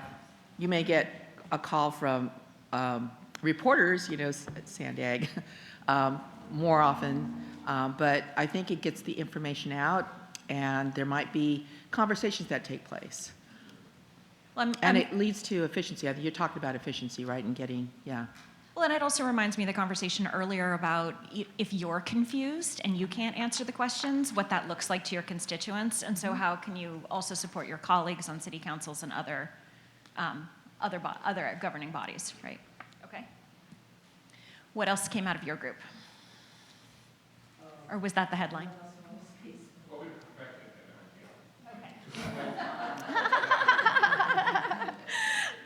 I love it. You can send me a write-up, and there I'll were just some put it cross right in the conversations. recommendations. Okay. We're consulting with our board Excellent. Okay, what group would like to go next? Okay.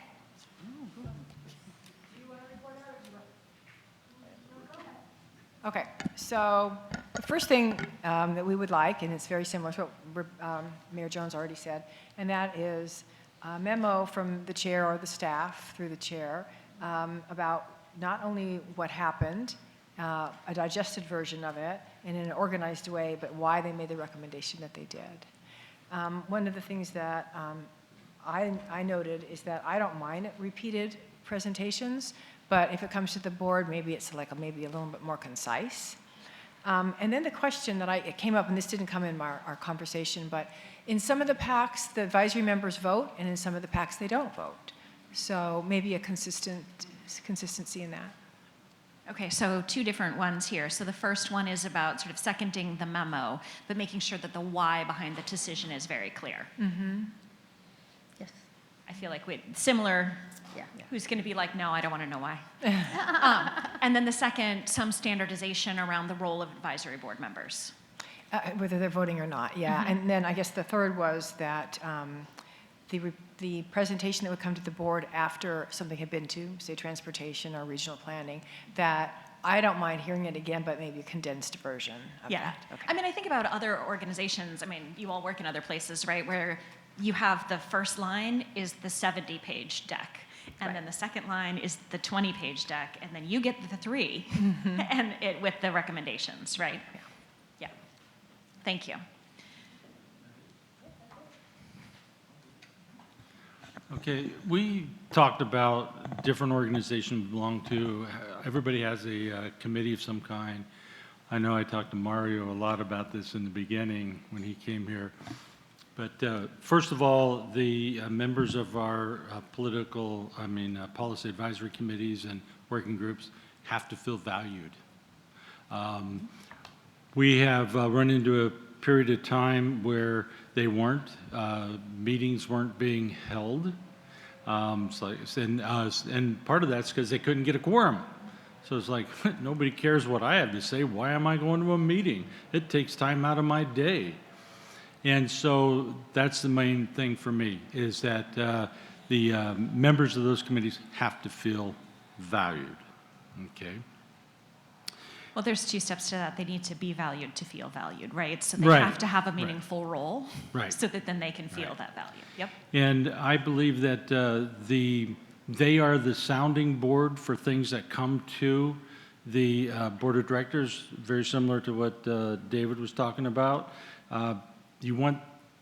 That's where you find out if something's going to work or not. If, for instance, we talked about, if you get a policy advisory committee that says, what in the world are you thinking? Nobody's going to buy that. Well, you know what? That's probably where it's going to stop, be revised, or whatever has to be done. And so that when it comes to the board of directors, and what we used to do is, if anybody remembers this, is actually the chair of that board would come and give the recommendations from that advisory committee. So that way, if it's been vetted there, well, then I have confidence that, whatever Kevin brings to us is probably the way it should be. And then we would just ask additional questions to, vet it out a little bit more if we needed to. And so that also makes it easier for staff, because staff knows what to expect, because the policy advisory committee also. So we need to make sure that somebody that was actually there, that was chairing that, is the one that's also giving an additional recommendation, or at least introducing the item at a board of directors meeting. Okay, so better links between the people sitting in the room making decisions and you all. Can I make a comment on that? So those were in the days we had that, but I'll note that I, as the chair, appointed chairs, and I chose experience rather than people around the board. So Carrie Downey, who is not on the board, is the regional planning. Dave Zito is not on the board, is the transportation. Ed Musgrove, who is not on the board, is public safety, but all of them have expertise in those areas. Right. So I really agree with what you're saying, but we'd have to alter that for it to work within the structure that we have now of who's the chair and so forth. Oh, So, yeah, I get that. Because, you know, we were talking about, like, when Joe Ferry first came on, he's made chair of, what was it? Regional planning. Regional planning. He's like, I didn't have any, you know, experience at that. So you're right. Somebody should, maybe who was on that board before, we should choose, and the chair usually makes those decisions, choose somebody that has experience to go along with whatever that is. And, you know, I shared the example that when I chaired Borders for 6 years, believe it or not, or something like that, and we actually would get items that would come to us, and we would do field trips, like go out to Imperial Valley, we'd go Orange County, a lot of different places to the border, because we also wanted to see firsthand what we were learning about.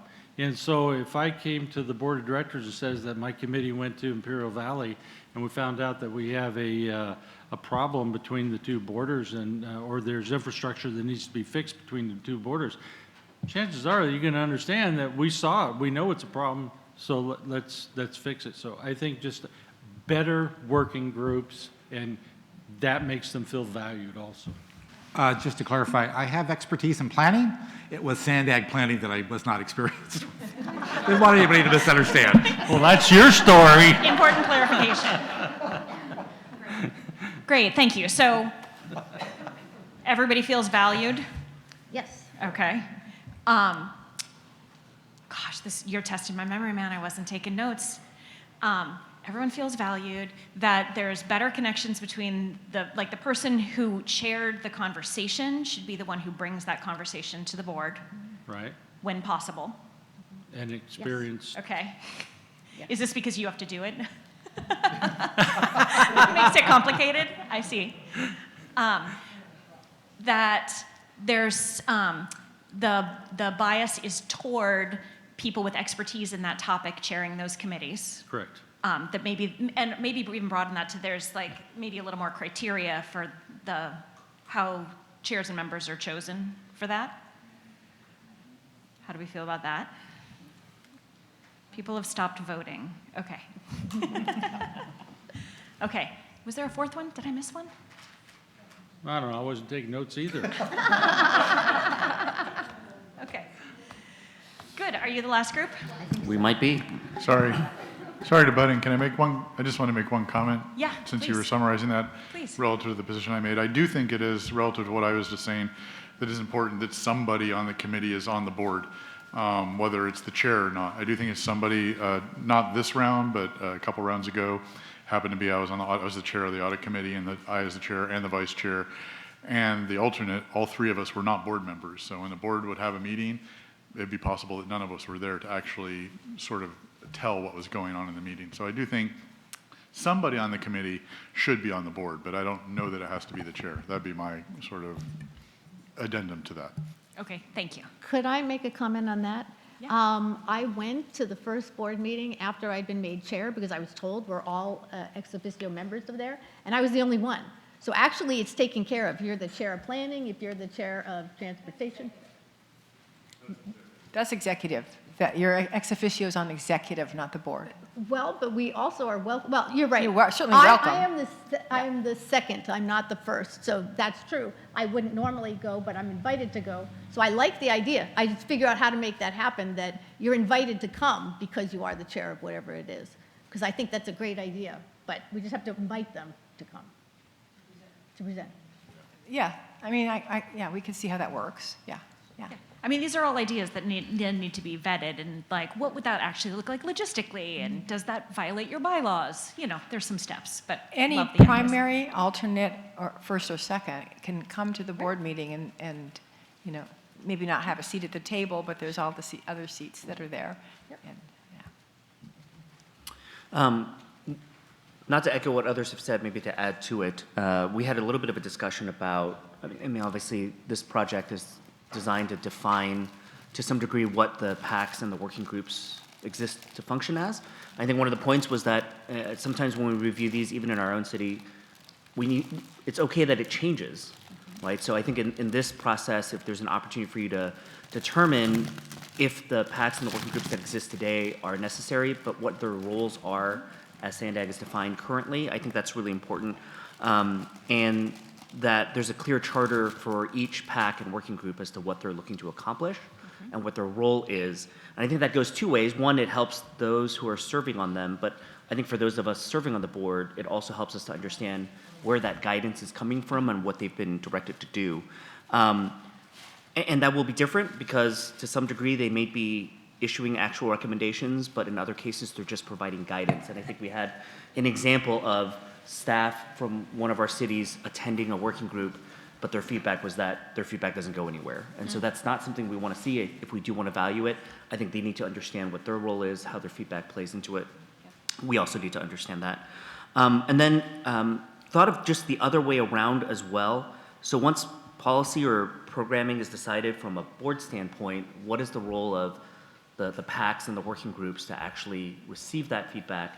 The working groups are very unique because they have staff members in attendance in those that are never going to be in this capacity. And so once something is decided, is that an opportunity to actually deliver messaging, to coordinate what the next steps are, aside from just the decisions that are made on the board? So I think that two-way communication is a really important point, and that's something I'm hearing already from people talking, that like your working groups and your policy advisory committees are yours, right? Which means you need to be providing the strategic framework and the here's what matters and here's what the priorities are and what are their guardrails and boundaries. We want a recommendation from you on these sorts of things. Like that, they exist to support you in that. So being more explicit and clear, here's what we're expecting from you, charters, other things, but also some system to pass that down to them. Like we had a really important conversation at the board of directors around X. We need these two committees to now take it, mess with the technical details and come back to us with recommendations. I think that's really important.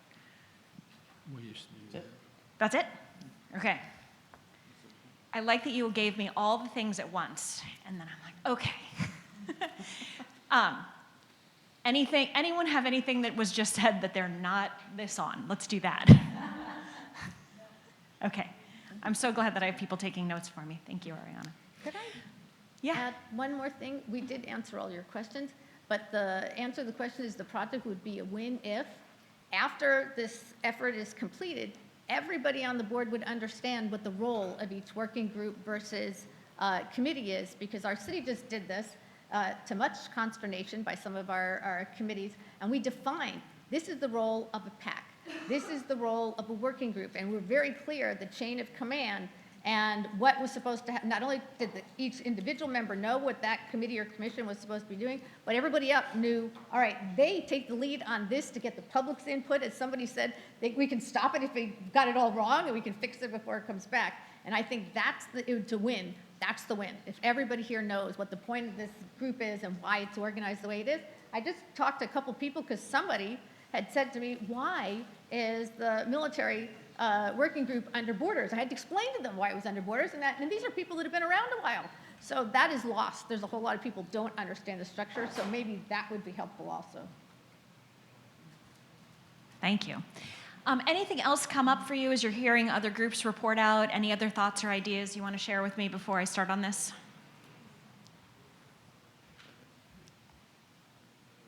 Great. Well, I will be back probably midsummer to share with you the themes that I'm hearing. If you are a chair or you get an invitation to be interviewed, there'll be directions on how to schedule that. Please do it ASAP because I'm trying to get all the interviews done as fast as possible. You will all be getting the survey. It would really encourage you to take that survey and think about it. This is your time to maybe, I know many of you are good at thinking on your feet, that's why you have these jobs, but also to do some reflection on what are the conversations I wish we were having in these groups. Do some of that deeper reflection and fill that out. I'm also going to open the opportunity. I know that a lot of you have staffers that are also very involved in the working groups or PACs, and they might have some thoughts and opinions as well. So I would encourage you to be sort of more open than less open in sharing the link and letting other people take the survey as well. Thoughts, questions, anything you want to add? Yes. I want to add a thought, and you already mentioned it, but can't stress enough that, a while ago, Mayor Mento brought this up on borders, and this is just an example of, hey, we need to mix it up We need to have more diverse subjects discussed. But I think the point that you just made is I think the PACs, some of them do have a robust policy discussion, but others are just information processing. And if we could move some of that conversation on those policy advisory committees on having robust policy discussions, that would be great, right? So Transportation Committee they're dealing with decisions. They do have those policy conversations. But others we may have to kind of inject more, mix it up, the conversation, and maybe even the board empowering those policy advisory committees or reminding those policy advisory committees their multiple roles so they feel that it is within their realm to have those discussions. So as you're answering the survey, I think that would be very helpful. Thank you. And if I could add one thing, the conversation in these PACs is what's really important, and there's a primary and an alternate, and I've tried to stress to the alternates that it's just as important you go and add to the conversation. Maybe you don't have a vote, but there's not a lot of things all the time that are voted on in there. It's really the discussions that are important, so to really make sure that they know that they're valued and important to the committee. Great, and so their role is clear as well, because Yes. they're the ones that can also represent in this Yes. environment, the discussion. Great, thank you. All right, it was a pleasure seeing all of you. I'll see you all in the summer. Thank you so much, Becca. Great to see you again, and we'll see you when it's even warmer. Okay, all right. So now we're going to move on to another important one of our mandates, our favorite one, RENA. This is another one that has seen a lot of changes over recent years, especially since 2017. I think we can all agree how important housing is, but the state is increasingly moving the goalposts, shall we say. It's a clear case of their intent versus outcome on the ground that we're seeing in our cities, which is very different from what maybe they envisioned. So I've asked staff to give us a bit of a primer today so that we can talk about how we continue to navigate this, both for the current cycle, the 6th cycle, and the next one, the 7th, with a clear focus on what is in our control. So, Tueri, there you are. Welcome. Good afternoon. Okay. Thank you very much, Chair Huebner. Again, happy to be here and talk to you about, I'm sure, what is everyone's favorite subject, which is our regional housing needs assessment. As the chair said, my name is Tueri Faola. I am the Deputy Director of Sustainable Communities here at SANDAG, and I'm joined here by our Senior Housing Planner, Stacy Cooper, as well as our Interim Director of Public Affairs, Hannah. So we know that there's a lot of concerns, and that there are a lot of things that we want to air out and talk about related to RENA, but as the chair said, we really want to make sure that with this presentation that we're giving everyone kind of an equal start. And so as we walk through the presentation, before I go into that, for those who don't know, RENA, the Regional Regional Housing Needs Allocation. I will refer to it as RENA moving forward through the presentation. But this is our 8-year plan that we put together for housing within the region and determining how that gets distributed to each of your jurisdictions. For today's presentation, we're hoping to accomplish a couple things. We want to walk you through with why is SANDAG even involved in the housing space and what is our mandated role for doing this. We're also going to explain to you, and Stacy's going to do that in a little more detail, about what RENA really is and what it's not. She's also going to talk about the RENA reform effort that's currently underway with the state. And then Hannah's going to talk to you about where we're at in terms of some of the legislative initiatives in our program, the advocacy efforts that we've been focused on. And then we really want to save a lot of conversation at the end to talk about how we might be able to influence some of the things that are going on at the state, what we as SANDAG have the ability to do, and really where we have control. So just starting off with our housing, our role in housing. I won't go over all of this. Antoinette talked a lot earlier this morning about some of SANDAG's role. This is kind of, I think, as she mentioned earlier, the theme of where we're kind of like in the middle between the state and the locals and trying to implement state-mandated direction. But where our role is, it starts with our role as the RTPA. We developed the Regional Transportation Plan and the Sustainable Community Strategy. That Sustainable Community Strategy includes a land use component. And so that's part of where we are in terms of housing. We're also the COG, and so we are the ones who are responsible for developing the regional housing needs allocation. And then as part of Transnet, more on the local level, the Transnet program includes requirements for how we distribute some of the funding as part of Transnet, and then that is part of our Smart Growth Incentive Program, which really helps to incentivize projects that are in smart growth areas. So for our role in housing, when I mentioned the Regional Transportation Plan and Sustainable Community Strategy, we refer to it as the Regional Plan. You heard a lot about that from Antoinette this morning. But one of the key things that I just want to mention, how that kind of ties into our role for housing, is it's really related to the fact that we need to develop a land use pattern that accommodates and really integrates well with that transportation network. And when we're developing that land use pattern, we work really closely with all of your technical staff to help us to put that together, to understand what you have currently planned, what you're looking for in planning, and that becomes part of that regional plan. So that's where our role is in terms of the regional plan and the SCS. But it also really, that plan itself kind of sets the stage because it really starts, the conversation around where do we want to incentivize smart growth, where do we want to incentivize that, and that rolls into when we're putting forward our competitive grant program for the Smart Growth Incentive Program. So that kind of helps to define where we're at from the RTPA's role of the SCS and really having a land use component to it that then sets the stage for when we're looking at our Smart Growth Incentive Program. Another area where SANDAG has a role in housing, and our role in housing has actually grown over the last couple of years, is related to what you see here on the screen called our Housing Acceleration Program. There was an Assembly Bill 101, which really, some amendments to it included an expansion of providing some funding to our region. If you've been in our board for the last couple of years, you've heard us talk about the Regional Early Action Planning Grants, or REAP. And so Assembly Bill 101 established that funding program. That really expanded what SANDAG does when it comes to housing. And so with that funding, we established and started the Housing Acceleration Program, HAP. Lots of acronyms, but I'll try and say them as much as I can to spell it out. But with the HAP program, what we did is we took the money that the state gave us and we really distributed most of it. A lot of it went out to you as our local jurisdictions, the cities and the county through a competitive grant program. We partnered with our tribal governments and gave a lot of the money towards them, our transit agencies, and then we've established a housing trust fund. So really trying to take the money that was given to us to help to implement the goals related to RENA, as well as for your housing elements, really pushing that money out to the entities that can use it the most. And then the other key part of our Housing Acceleration Program that I want to highlight is that we started a technical assistance program. You'll hear in the presentation later, Stacy will talk about all the housing bills. I'm sure you've heard about this from your staff that have come out over the past couple of years, and it's been a lot. And so we have been really trying to facilitate offering technical assistance to your staff to help them to navigate through that, and also making sure that they're updating their housing elements or their land use codes to be in compliance. And then you need more than one slide to talk about RENA, so I'm going to actually pass it over here to Stacy to talk about that one. Thanks, Tori. So my name is Stacy. I work on all things housing related at SANDAG, and I have also had the pleasure of working with many of you through the Regional Planning Committee.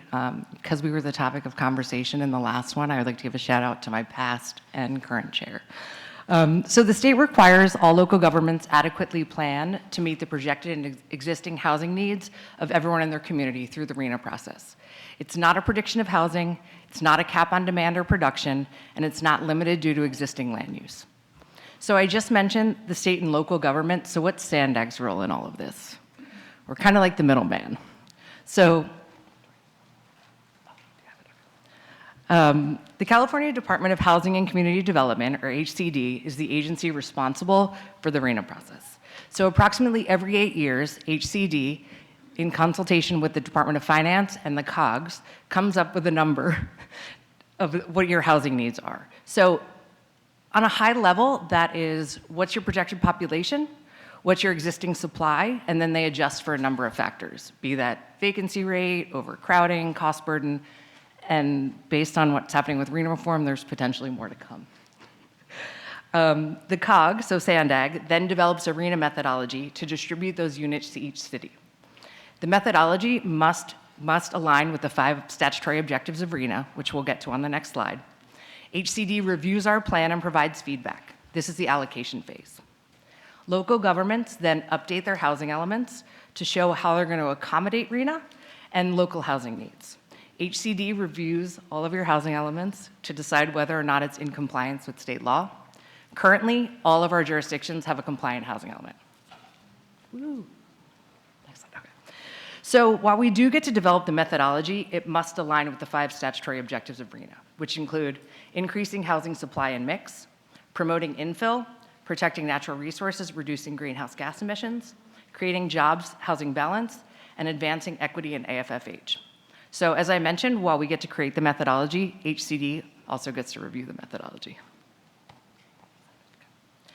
So we've heard time and time again, whereas RHNA used to simply be a planning exercise, jurisdictions are now being held accountable. The Housing Accountability Act includes builder's remedy, which allows developers to bypass local zoning and planning rules when a city doesn't have a compliant housing element.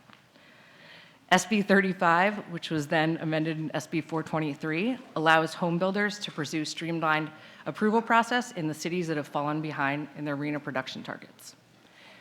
Cycle 5, none of our jurisdictions reached that goal in all of the, some of them did in one category, but not another, in the 4 low income, very low income, moderate income, and above moderate income. And it currently looks like in midway of 6th cycle, none of our jurisdictions will be able to meet that either. Again, if anybody has any questions, feel free to stop me. Just save your complaints for the end. Why do you keep looking at me? You know, I know I hate mandates. Because I sat down and you went, well, it's the builder's remedy. I know. Stacy, don't we have any good news on that? It's No. the everything. I know. So HCD is also the agency responsible for enforcing state law. Over the past few years, they've grown their accountability efforts and formed the Housing Accountability Unit, which is responsible for holding jurisdictions accountable for meeting their housing element commitments and complying with state housing needs. And I know that some of you have received letters from HCD on this as well.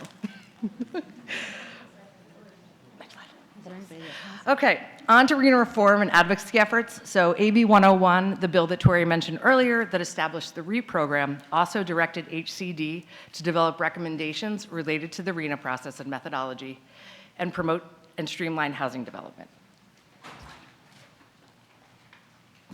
In April 2024, HCD released recommendations in the legislative report, California's Housing Future 2040, the next RHNA.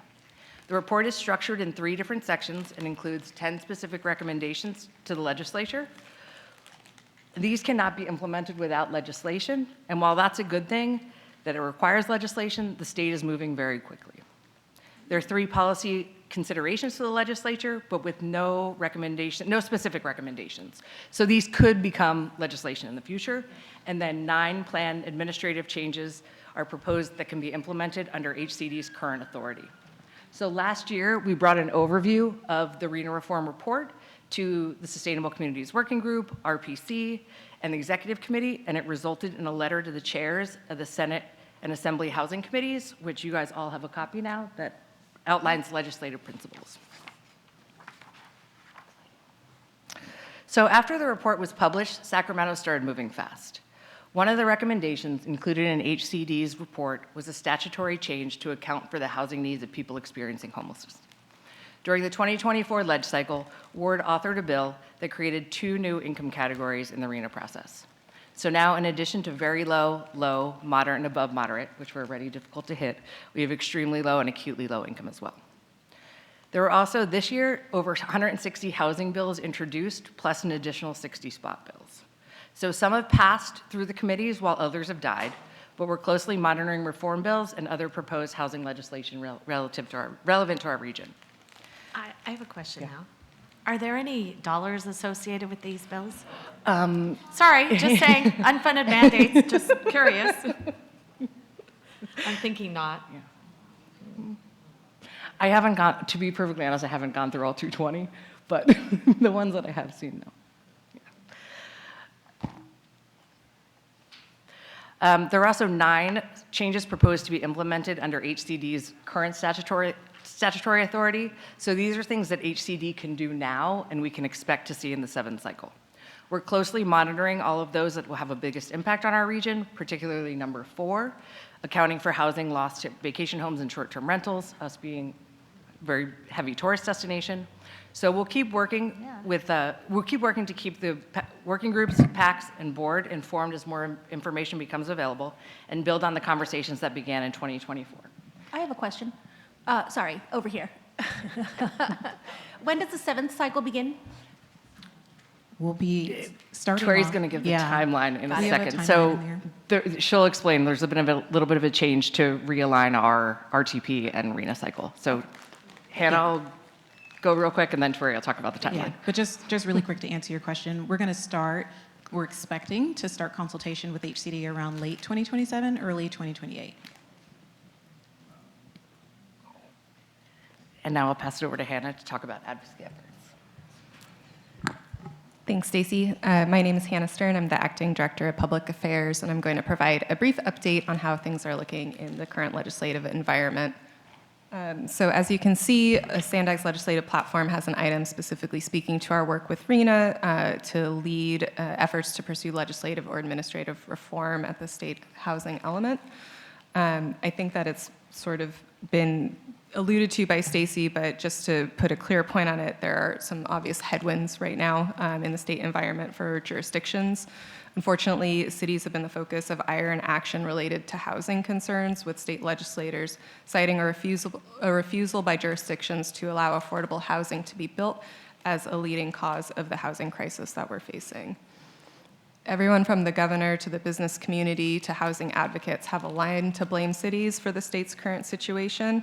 And it's not necessarily a new development, but it's certainly been picking up speed recently as the cost of living crisis in the state worsens and the ability to buy a home becomes increasingly out of reach for many Californians. Can I have a question? Yeah. And I don't mean to piggyback on Mayor Jones, but as I understand it, the issue that they're blaming the cities for doesn't have to do with the fact that it costs so much per square inch in a city to build that you could never build affordable housing. There's no proof that it's our fault, is there? I wouldn't say that there is definitive proof that it is the city's fault. Okay, just checking. Yeah. I'd like to make an observation, and that is, I've talked to a lot of people in this space, and they do point back to May of 2012, which is when redevelopment ended. That is honestly, in my opinion, and many other people's opinion, the root of the housing shortage. Thank you. As Stacy mentioned, there is a large volume of bills that have been introduced this session. I thought that I would highlight the recently introduced so-called fast-track housing package, which was more than 20 bills that, as the authors describe, are aimed at making housing more affordable by slashing red tape, removing uncertainty, and drastically diminishing the time it takes to get new housing approved and built. This package was introduced by a bipartisan group of 16 legislators, including the Attorney General's office, and provisions in the package include everything from CEQA exemptions to tightening up city approval processes. While the unified approach at the state level is a detriment to making progress on housing goals by reducing local control, it is also difficult to find willing authors to run legislation when there is little chance of the bill being passed by committee or being signed by the governor. And that also applies to our own delegation. So how are we responding to this challenging environment? We continue to identify legislative initiatives that align with the letter you have in front of us and our legislative platform and bring those to the board. We advocate on your priorities through meetings with legislators, everyone from the governor's office to our local delegation to chairs of housing committees and other relevant stakeholders. And to Mayor Jones's point about some incongruities in the in addressing the housing crisis, we have had success in pushing back on some of the proposed cuts to housing funding that were included in the FY25 draft budget. There was a proposed rescission of $300 million, or half of the dollars, for the Regional Early Action Plan 2.0 funds, which is a bit puzzling when we're facing this massive housing crisis. But through the partnership that we have with your local jurisdictions and with other COGs in the state who are dealing with this, we successfully had $260 million in funding restored. We've also obtained favorable amendments to SB 233, a bill which would have erroneously pushed back HCD's RENA consultation date with SANDAG based on an error, which we have now corrected. We also continue to work with the state to address the impacts from the bill Stacy mentioned, SB 35, which created the streamlined approval process for infill projects in localities that haven't issued sufficient housing permits to meet their RENA, and SB 423, the second bill that built upon SB 35, which applied it to sites within the coastal zone.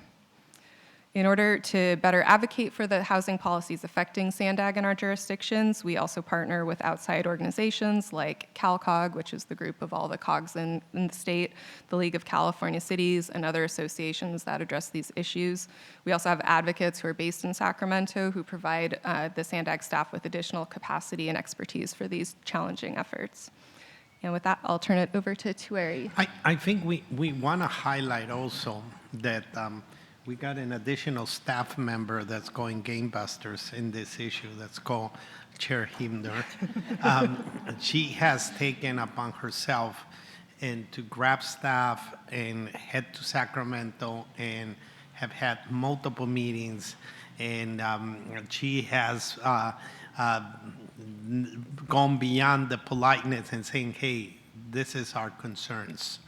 And so I do want to highlight that the chair has taken a extremely active role that has helped us also move forward conversations. I think the board and chair will have to master plan.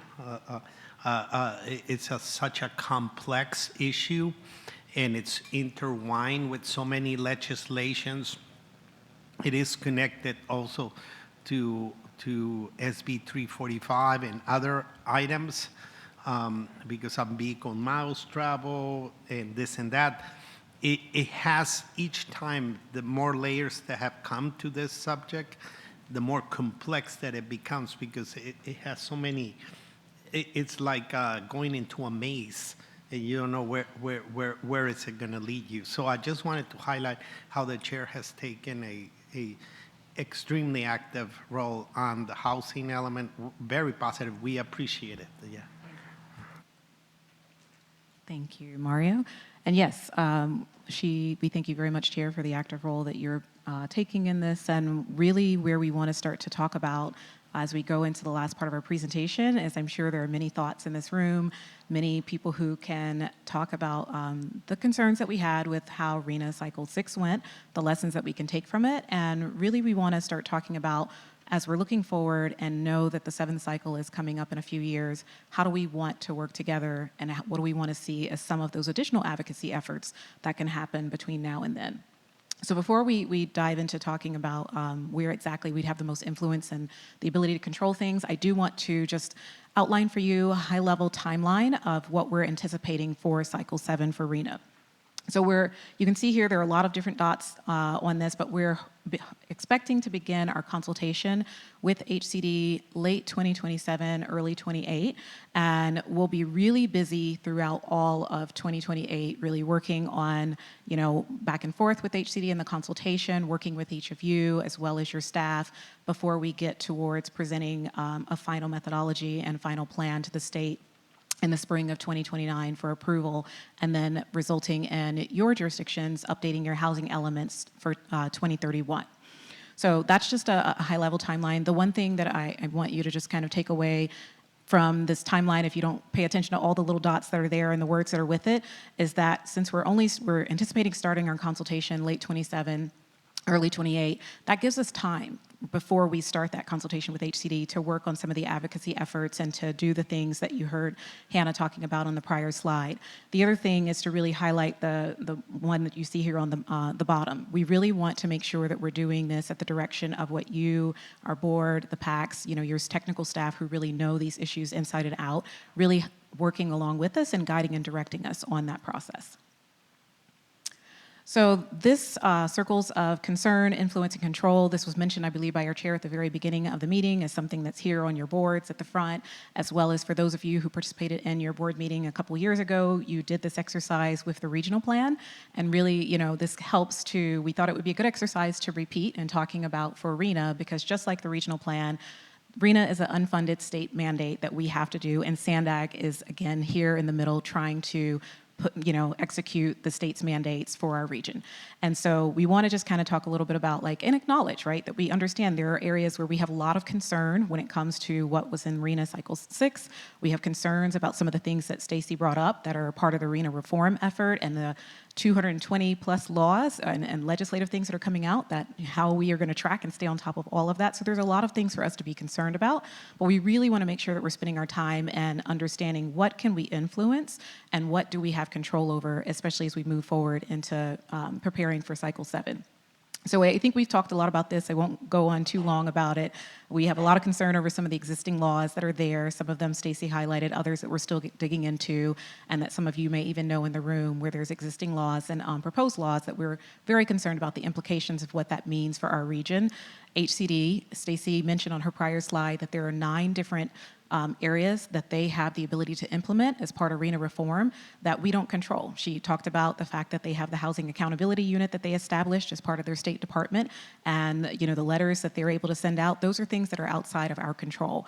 And then we certainly, as much as we might all like to, and was alluded to, we don't control the housing market, and so it's just not within any of our ability to do that. But what we are able to do is we're able to work together and think about how we might influence those legislative policies as well as those laws. Hannah highlighted some where we noticed there was an error in how SANDAG was being reported, so we were able to make an influence and talk to the bill authors about how we wanted to see those changes. We were able to put together a guiding principles and sent that to the housing committees. These are things that, we are concerned about these things, but we are able to provide some influence on how that moves forward. We also influence how we talk about RENA with the public, the information that we share, how we talk about it amongst each other and with our different groups. And then as our CEO Mario mentioned, coalition building is going to be an important part of moving forward with RENA. We can probably do a lot more if we work together with other COGs throughout the state who have similar concerns that we do with how RENA reform is moving forward, with the concerns that they have about some of the existing laws or proposed state laws. Our chair has been, as he said, advocating and already talking with people in Sacramento, working with CalCog to talk with the other council of governments around the state on what we might do. And so this is an area where we want to hear from you on how you want us to continue to move forward with our legislative program and those advocacy efforts. And then the last thing that I'll mention are the things that we control. We do, as the Regional Metropolitan Planning Organization and as the COG, when we're putting together our RENA allocation plan, we have the ability to look at different options on how we do that. There's a sub-regional option that we can look at how we distribute the housing units throughout the region. We also, it's the data sources and the methodology. We acknowledge and know that there were concerns when the 6th cycle and some of the jobs data and different things that were used. And so we're certainly looking for input on the type of data that you want us to use and whether or not you also want us to use things such as publicly available data. So those are the kind of things that you do control and that you can direct staff on how we work on putting together the methodology and how we move forward with Cycle 7. I will say that there's an asterisk noted here when it comes to the methodology. While we do control how we put that together, we do have to remember that Stacy talked about those 5 principles that we are obligated to fulfill when we submit our plan to HCD. So we have flexibilities to do it, but all within, again, those bounds. So you'll notice that's kind of a little bit of a theme when it comes to implementing some of these state mandated plans, is that it's usually within the bounds of what the state has asked us to do. And then the last thing, again, is from an outreach and engagement perspective, how we want to move forward with preparing for Cycle 7, how we want to engage with each other. Also, in prior cycles, for Cycle 6, the last cycle for those who were not here, the board appointed a subcommittee to put together to focus on RENA. And other cycles, it's been where we've worked with your planning staff, who are really the experts in this and have helped to bring forward the recommendations that have gone through Regional Planning Committee and the board. And so that's another area that we control, you as the board controls, that you can direct us on how you'd like us to move forward.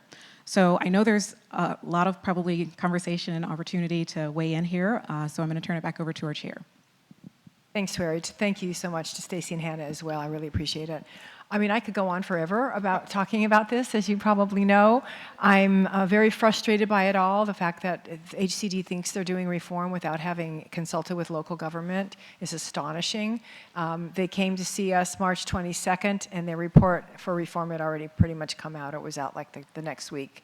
The areas that that the legislature took up as their follow-up to HCD's reform efforts seem crazy to me because they include, now we all have to come up with housing for unhoused folks with no funding. I mean, there's a lack of hearing that's happening in Sacramento. It clearly is a bubble up there.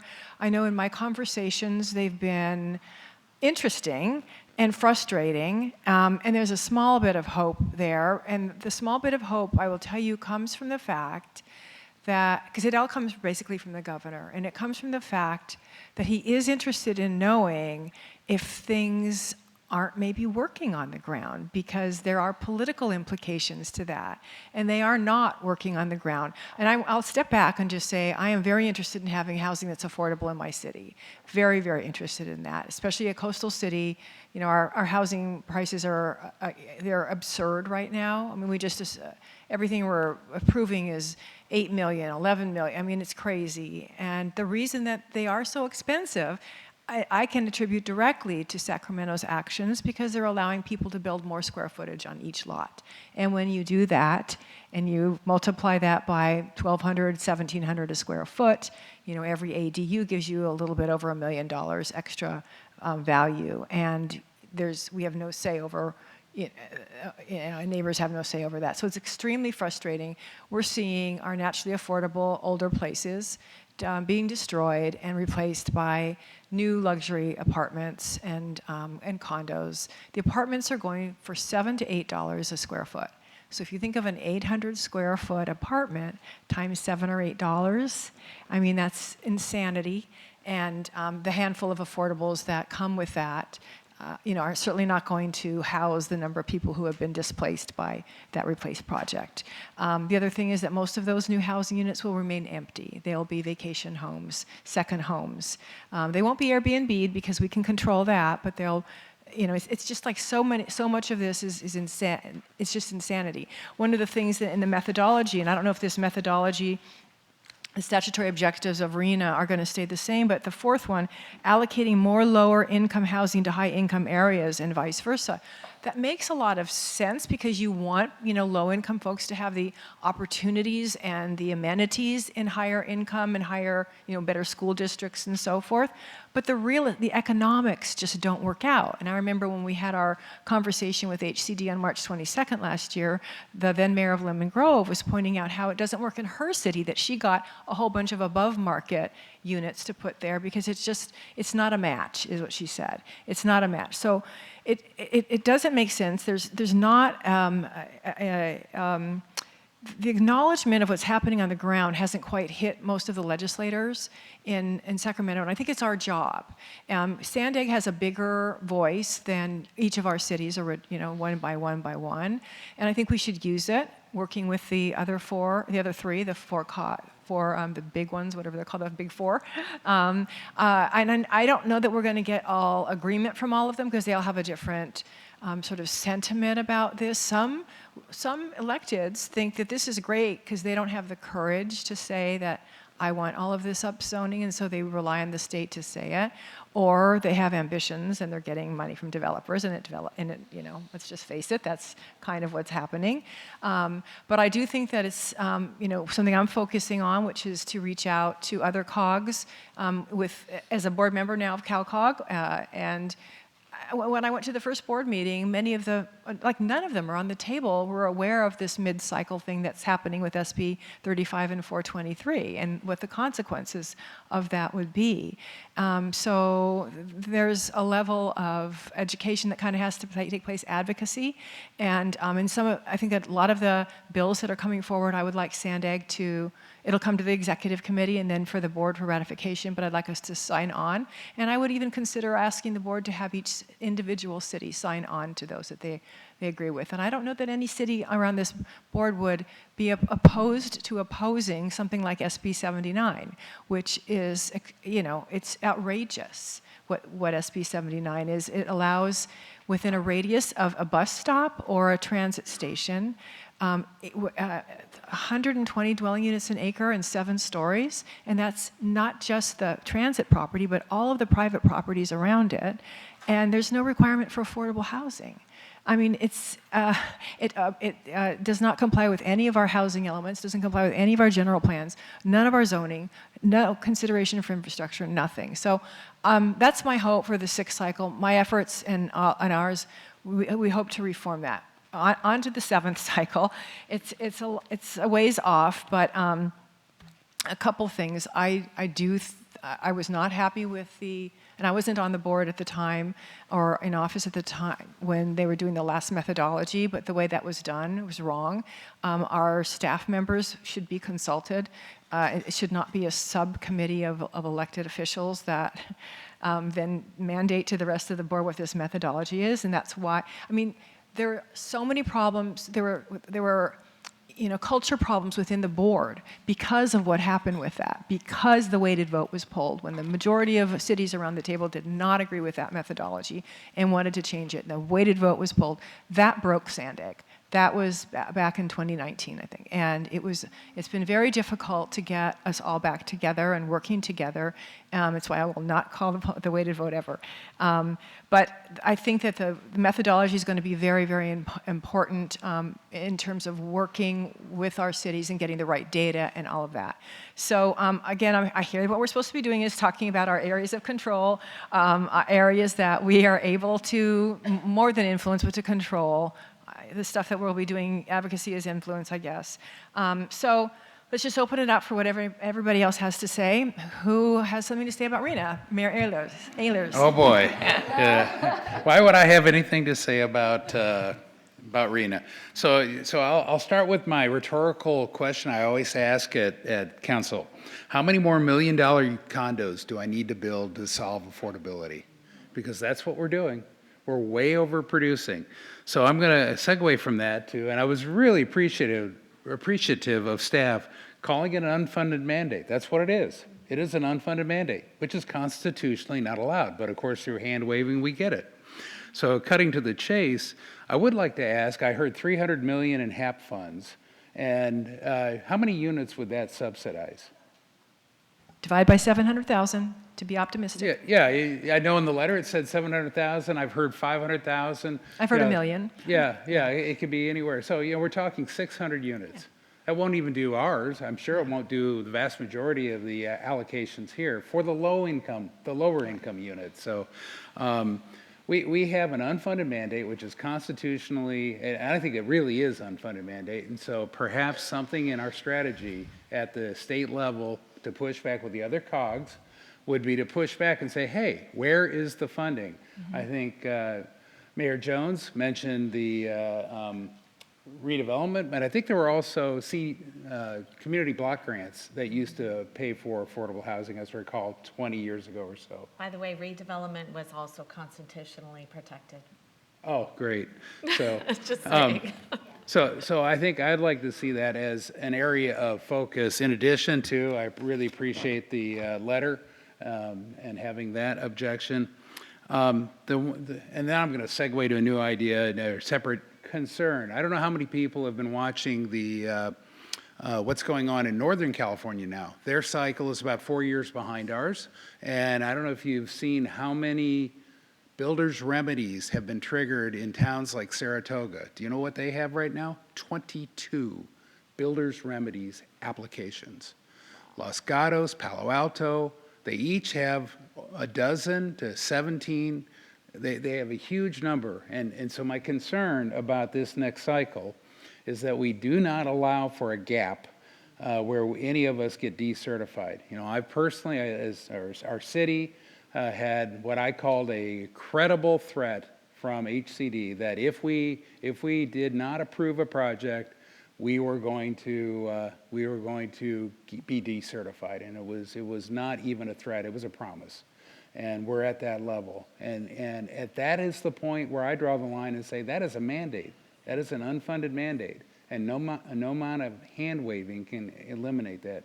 So I'd like to see more of our regional organizations, SANDAG being one,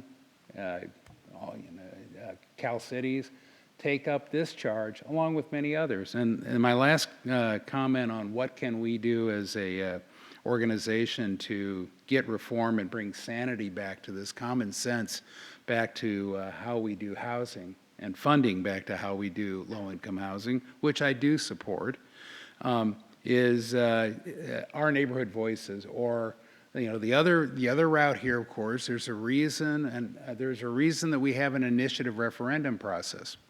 And for those of you that don't know, it was added to our Constitution when? In 1911.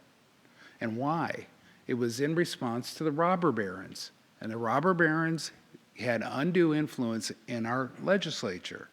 Well, the robber barons were the developers of the time. They really are. They did land development in addition to trains. That's what that was. What we're seeing is history. It doesn't, what is it? It doesn't repeat. Doesn't repeat, it rhymes. It rhymes, exactly. And so I think we're in the same situation where referendum, or I should say initiative, is the approach. Our neighborhood voices seems to be one of the most. I'd like to see SANDAG consider a position on that too. Thank you. Very good. Mayor Jones. Thank you so much, Chair. So back in 21, we supported at the City of San Marcos our neighborhood voices, even though it didn't get on the qualify, or they didn't go out for signatures back in 21. We supported it preemptively because we believe in it 100%. We're one of the fastest growing cities in the county, building a lot of housing. We have almost 11% deed restricted affordable, and we still are behind. Which, when you look around at a lot of cities that have less than 1%, like Oceanside, 2% in our neighboring cities, a little bit less than 2% in Vista, a little more than 2% in Escondido. We're doing pretty good, though we're still behind. And I've got 4 builder remedy projects right now, and I am literally, I'm beside myself. I actually saw Assemblymember Darshana Patel, and I said, hey, we should get like a get out of jail free card for builder's remedy, because the projects that are being proposed in my city specifically are completely ridiculous. I have one that is 160 units with 40 parking spaces, that is in the middle of a lower income area where my poor, and it's a very hardworking, working class, Hispanic neighborhood, and they have no idea. They're all single-story houses, and to have a 6-story building next to them, I'm freaking out for them. But the fact that we have zero say in these projects is completely ridiculous. We've got to get Sacramento to listen to us, and I'm actually very disappointed in Catherine Blakespeare specifically because she forgot where she came from. Oh, yeah. She came from a local jurisdiction, and now she's gone up to Sacramento, and she's forgetting about the quality of life of our communities. I don't care what they do in another community. If they want to do it, fine. But as a mandate, I'm completely against it. And we've got to figure out collectively as a county how we fight this, because it is completely unjust and it's destroying our communities. And one other thing that I would like to bring forth or discuss is, and I don't know how this fits in ADU or in the mandates, but I have a current 100% affordable project that is potentially looking at adding ADUs to every single parking space that's available. And so then where do those cars go? So it's all of these projects that are happening for the good of the communities and the good of our folks that need affordable housing. I don't really feel like that's any good quality of life personally. So I think as a body, we really need to take this very seriously. And, I think all of us have builder's remedy projects that are really threatening the quality of life of our communities. And we need to figure out how to band together and make a difference, because we are a big region and we do have a big voice. But we can't just sit back and not do anything. We really need to fight this very hard. A couple follow-ups from the two of you who just spoke. Yeah. We basically cities have no due process with HCD. That was taken away from us. Can we have our legal look at that? I mean, how can this happen? And then the other thing is unfunded mandates. I mean, there is something that says that that's unconstitutional. Can that be looked at too, to see if there's some sort of something that we could do? My city is 12 attorneys per square inch, and many of them have said that the unfunded mandates are completely unconstitutional, and this is definitely an unfunded mandate.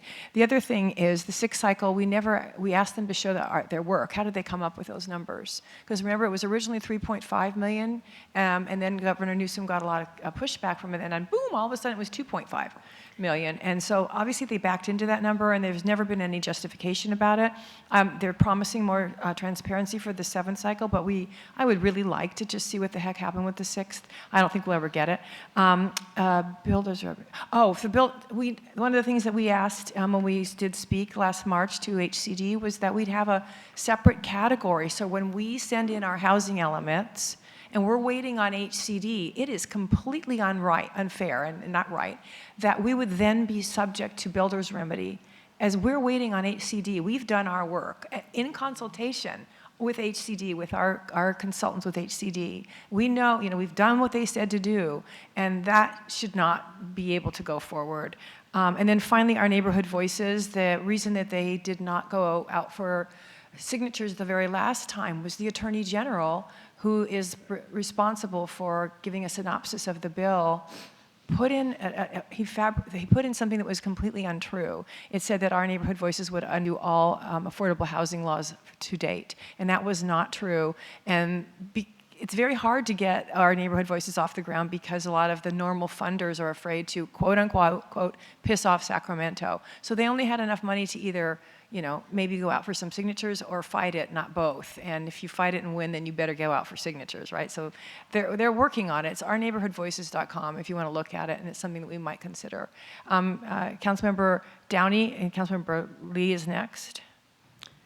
I have a couple of points. Coronado, like everybody else, was sued, and we did the dance for quite a while with HCD before we got through.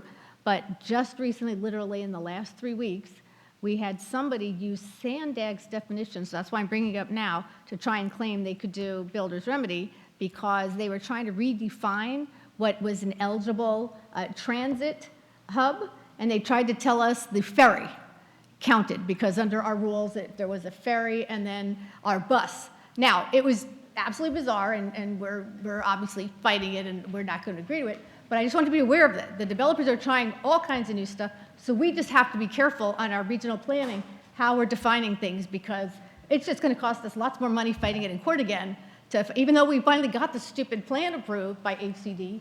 And then the other thing I just wanted to bring up, for those of us in the coastal zone, anything we tried to do, the Coastal Commission has to approve. They want us to amend our LCP.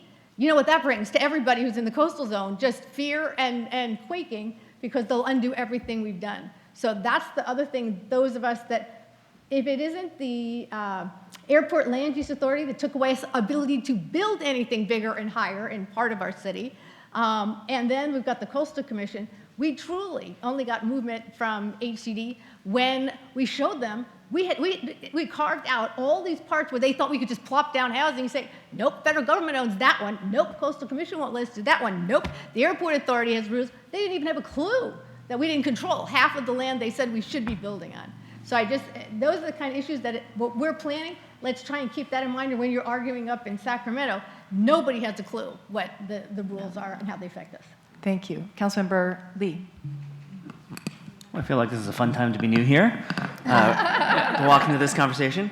Of course, I chair the Land Use and Housing Committee for the City of San Diego, so that might lend to an interesting perspective.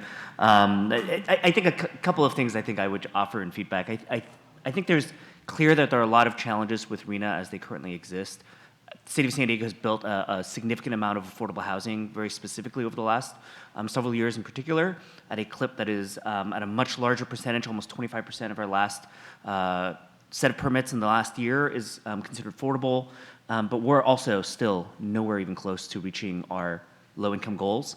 On the moderate income side, I think a constant discussion that we have with planning, and frankly, it's very hard to translate this to the community, is that moderate income housing is very hard to designate and to very clearly identify as moderate income unless it is very specifically deed restricted as such. So if someone builds a naturally moderate income unit, there's nothing that, no one's checking a rent amount to determine whether that is the case.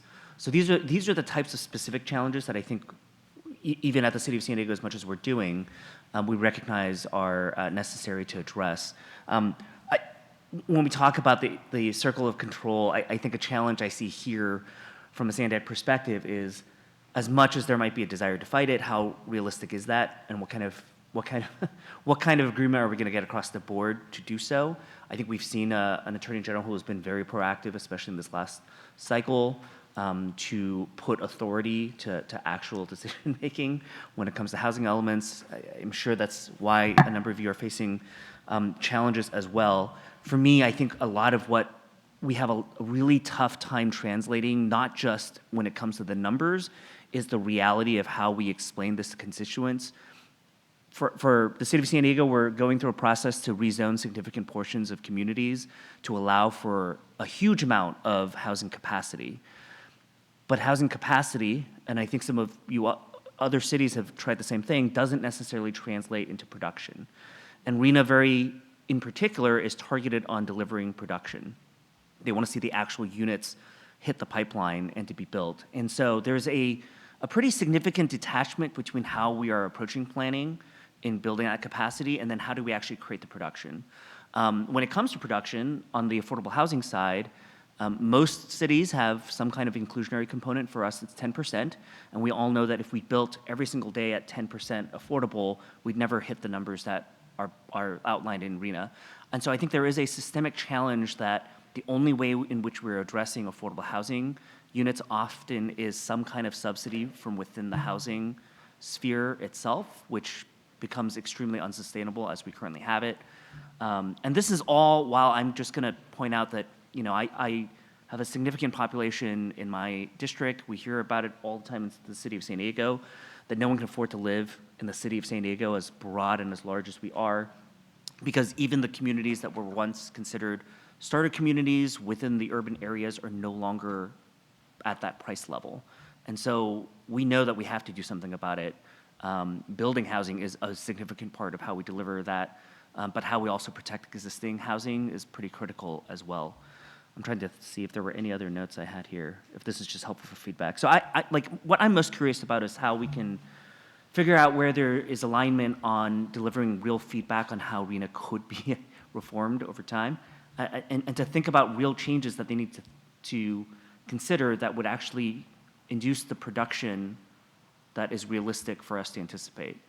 Otherwise, the disconnect is impossible to describe. I mean, when we take a change in a community and a zoning change that media is going to report as doubling the population with the community, and yet in the next 10 years, we're only going to deliver about 10% of that capacity, we're not going to win that argument. At the end of the day, it also won't hit our RENA numbers. And so what I'm most interested in is actually figuring out how we align the objectives so that we are reaching the goal, which for me is to deliver more housing, and to ensure that in doing so, we do it in a way that might actually ultimately allow affordability to still be a huge priority. So to both and you on this, in agreement with you, there's two ways to get affordable housing, right? One is for us, it's the inclusionary policy that we have. It's pretty much all we have. The other is to protect existing naturally affordable, and we don't see any efforts going in that. And those are the ones that are the most vulnerable to being purchased and torn down and then built, at 100 units with only 10 of them being affordable. So I would, love to see a legislature about giving tax, incentives or something to the owners of older homes, older apartments or whatever, condos, so that they remain that way. Maybe they're upgraded, they get a little bit, put some nice countertops, upgrade the bathroom and kitchen a little bit, but they remain affordable or at a certain level. So it's not up to the $7 to $8 a square foot that we're seeing in my coastal community. Maybe it's $4 to $5 in other communities, but it's still way more than the $2 to $3 that we used to see in the older existing particular, units that we have. Yeah, thank you, Chair. And can I add to that? Because I don't want to pretend to be able to speak for each of your experiences, because it is going to be different. But there are areas in my community, in my district in particular, for example, that if we're going to be putting housing, that's where we should be putting housing, right? So I have a section of University Town Center right next to UCSD, 20-story buildings as they exist already. If it were to make sense ever to connect economics and jobs and housing, that would be a very obvious place to do so. But we have the same challenge of how to deal with the existing naturally affordable housing there. And so we don't want a scenario where nothing gets built where it should be built. But we do also want to ensure that from a displacement standpoint, we do protect folks that might get displaced and have opportunities there. And it's, at the end of the day, a numbers game to some degree, right? If we're going to build 1,000 units where there used to be 100 and 100 of them will be deed-restricted, I might actually be okay with that. But if we simply lose all of it without accounting for the folks who are there, that is a true challenge. It's pretty frustrating. So here's another idea for folks, and that is in the seventh cycle, do we look at this as allocating our housing units to sub-regions instead of city by city? That's a concept that's been thought of. Stacy? I'll have to do a little bit of a deeper dive, but the sub-region option is 2 or more contiguous jurisdictions that come together, and they still have to fulfill all 5 statutory objectives. So we'll have to look a little bit more into it. How those numbers are allocated is based on a similar period in the RTP, based on like projection of population or projection of households. But when I've spoken to HCD about it, and they've been very kind of unclear and haven't given much direction, although in their RENA reform report it says they're going to be giving more direction on the sub-region option. They were like, you just need to be very careful if you guys look to do that, is that within each jurisdiction it still needs to fulfill those statutory objectives. So they're making it a little bit not like, Again, we'll have to do a little bit of a deeper disconnects, dive. Right? We're trying to make Yeah. it so that our region makes sense, so that Yeah. we're actually building the housing that's needed at the price level that it's needed, where it's needed. High income may not be needed in Lemon Grove, right? Low income may be desired in the coastal cities, but it's economically infeasible, right? Without a ton of money. Like, I figured out that just my bottom 3 categories, we'd need $500 million. In my tiny city, we're 109 times smaller than the city of San Diego. And it's tough. So anyway, yeah, thank you. Let me go to Luz, then Joel, and then Esther. Thank you very much, Chair Huebner. With all due respect, I do have to speak about maintaining an imbalance. I'm speaking from the city of National City, a city that is already probably the densest city in the county. And, due to the idea that there is a lot of public transportation already available in the city of National City, well, now we are, now building even more density because of the laws that now say, there is provisions that developers can now build more density. They have, they can use whatever incentives the state of California allows, build no parking for these affordable gigantic buildings, 7 stories, because the idea is, folks can hop on the trolley or take the bus, and they don't have to provide parking spots for these multifamily units. And honestly, that sounds ideal, but in fact it creates a gigantic imbalance, and it maintains that imbalance. So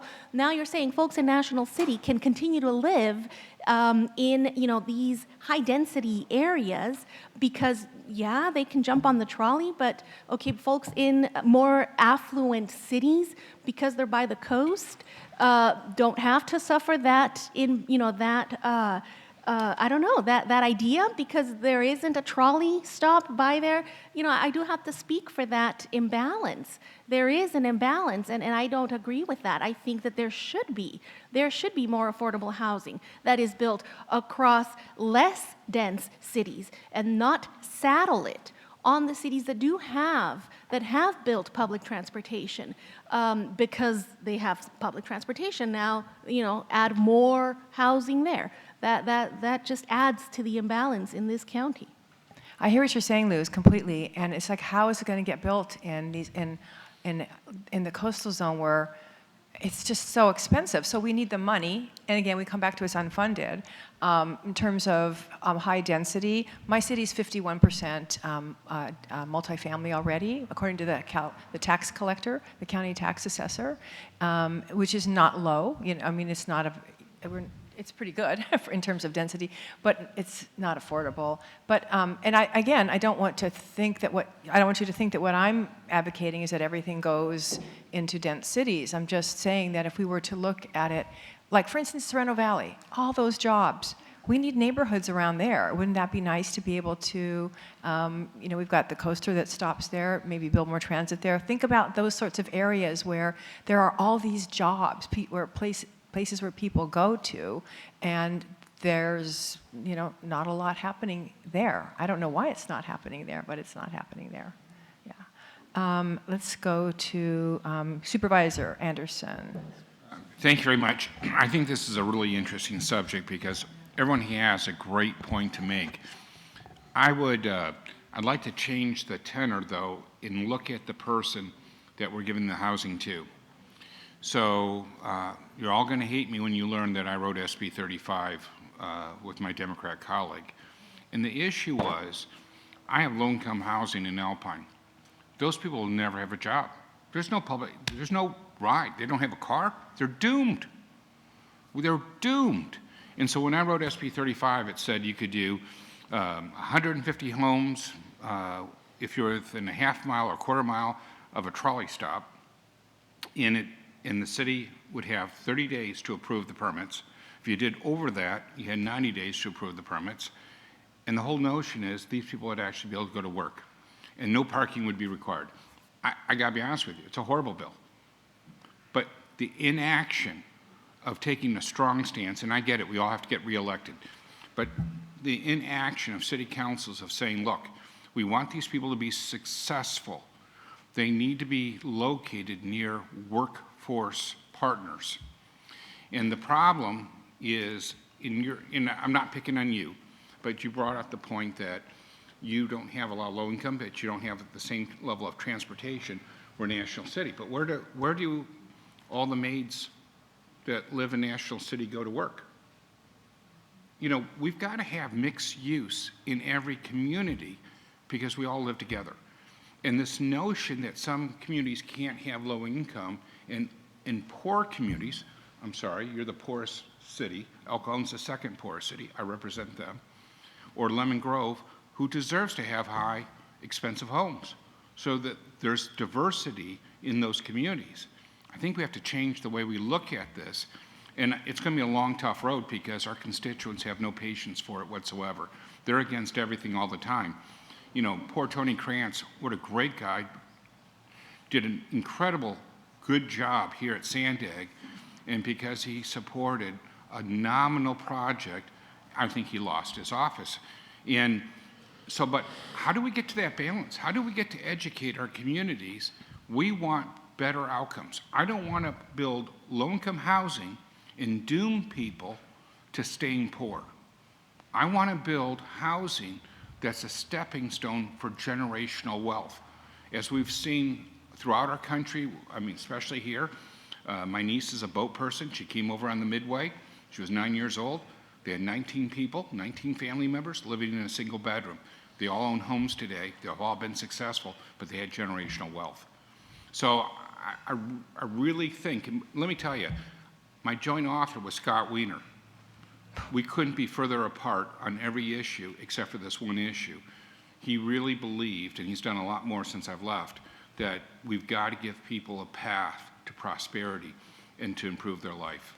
So I apologize if it came across as if I'm saying that I'm against it, because I am not. We have built a lot in our city. No, please don't take it that way. Yeah. And I didn't, you know, I'm not trying to be offensive to anybody, but this is such a sensitive issue.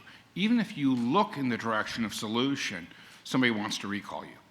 Well, but and that's, you know, that's my point. Yeah, but the point of what I'm basically saying is we don't have the money to do it. And so if we don't, and so there's punishment that comes if you don't do it. We don't have the ability to force landowners to build, and we don't have the ability to force landowners to build what we want them to build, which is, you know, a lot more affordable and a lot less high end. And our hands are tied because of Scott Wiener and others up there who are taking away our ability to negotiate with developers, which we used to have, and say, look, we would like to have a higher percentage of affordable. Can you make the place a little bit more livable with some decent architecture and maybe a tree? Things like that. And now we can't do that anymore. So I just want to make sure that nobody thinks that I'm saying we don't want to build it in the coast. Well, I'm happy to. I just also don't want to lose my I only natural. did one bill joint authored with Scott Wiener, so I cannot be responsible for how he acted. I'm forever going to after I hold you left the responsible, legislature. Joel. That's it. You're dead. Mayor Sanchez. Thank you. In Oceanside, we have always been more of a working class community because of the base. We had early on, the Latino community began like in the turn of the century, 1900s. And it's a barrio that even if you make it, you tend to stay because of all the cultural, familial, community sense of place. And what density bonus is doing to us is we are losing our affordable housing,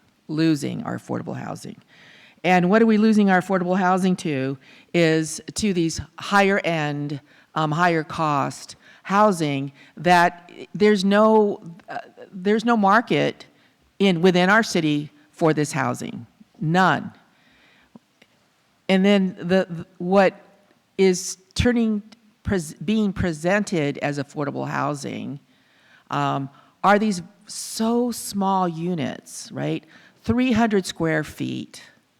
I've never seen anything that small. We have a project right now, 177 units, 8 stories of 300 square foot with no storage, less than half parking. Yes, it's in the downtown, over $2,000 a unit, meant for 1 or 2 people each.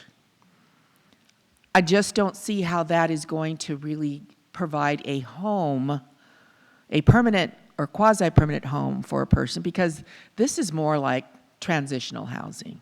I'm here for a little while, let me see how long I can, sign up for a lease.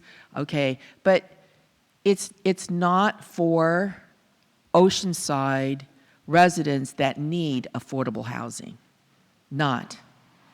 And then the kicker is that we finally did pass 15% affordable. We have zero authority over that 15%. So we can't even get our housing department to suggest, hey, these are the folks on the list who are looking for affordable units. The owner, developer, whoever it is, gets to decide who goes in there, and it doesn't have to be Oceanside residents, right? So our needs for affordable housing, they don't move. Yeah. They actually go up. Yeah. And these unlimited waivers, we're going to have to pay for those impacts at some point, the city. So really, it's transferring all those costs, impacts to traffic. You don't even get landscaping, so of course we have to build, we have to do the trees. All of that gets transferred to cities. So the cities are doubly effed, or maybe even triply. And this has got to stop. This is really, really crazy stuff. So the idea that now they can just build in the barrio, right, and displace so many generations of people who have been in the east side, my neighborhood. But there are other places, Carlsbad, Solana Beach. La Colonia de Eden Gardens, yeah. The first colonia, right? Yeah. Mm-hmm. Going to be gone in a few years. Yeah. And that is really tragic. That is really what we're looking at in terms of the future if we don't do anything other than, well, how low do you want me to bow to you? And that is what Sacramento is doing to us. So I get that, yes, we have to build affordable housing. We did it much better, and Rebecca's right, with redevelopment, we actually had the funding to do it ourselves and do a good job of it. Now we're not even, and we used to have an in lieu fee. Right. In lieu of And now we don't, because everybody's building on site. They don't get to tell us who's going to be moving in. We do have our very first project downtown of apartment buildings, because apartment buildings is, that hasn't been really the thing that everybody wanted. I mean, as far away as Oceanside is, of course, in other cities like that, with 60% plus driving to get to work and back, right? Maybe that'll change in the future, where you can work from home. But right now, we're still dealing with that. It's not even half full. The first big apartment building downtown. And yet, we've approved all of these. There's no market for them. Yeah, that's There's what we're no saying. market. That's what we're saying, Councilmember Molina, is that some of these things just don't make sense economically. We're not saying we don't want it. It's just like it just doesn't, pan out. Councilmember Mendoza. Thank you. So kind of piggybacking on what Mayor Sanchez was saying, and I appreciate in this letter the paragraph on preservation of affordable housing. I started working in downtown San Diego in 1981, and I watched and this was all done with redevelopment, a lot of money, a lot of it, but I watched as like one residential hotel after another has been torn down over the years, and as recently as 10 years ago, the San Diego Hotel, the Pickwick Hotel, the YMCA, or if they weren't torn down, they were turned into luxury housing. And developers were only required to give the existing tenants a couple months of rent, but not rent in something they could afford, because what happens after the 3 months is up of the rent that they got? They can't find a place to afford. Definitely not a place in downtown San Diego. And this is how, and then we wonder why we have so many homeless people. So I once suggested to an assembly member who now is the mayor of San Diego, that what we should require developers to do is, if you're going to displace someone in a low-income unit, that you're going to provide a comparable unit for that person to live in, either in the development that you're proposing or another existing development. And of course, the answer was, well, if we do that, we'll never have any development at all. But I disagree. I think we need to seriously talk to our legislators about creating a solution to all the people that are being displaced by the destruction of affordable housing to create luxury housing. And it's not just happening in downtown San Diego, it's happening all over San Diego County. So that's just a thought that I've had for many years. Thank you. And they wonder why the housing crisis is getting worse and worse, right? Council President LaCava. Thank you, Chair. Probably echo some of the comments I've heard already. So I come from the housing industry. I consider myself to be pro-housing. I think I voted for every piece of legislation, almost every piece of legislation. A few things I didn't like at the City of San Diego. I think the overarching comment I want to make is the conversation with the legislature is that it's not working. What they're doing is not working.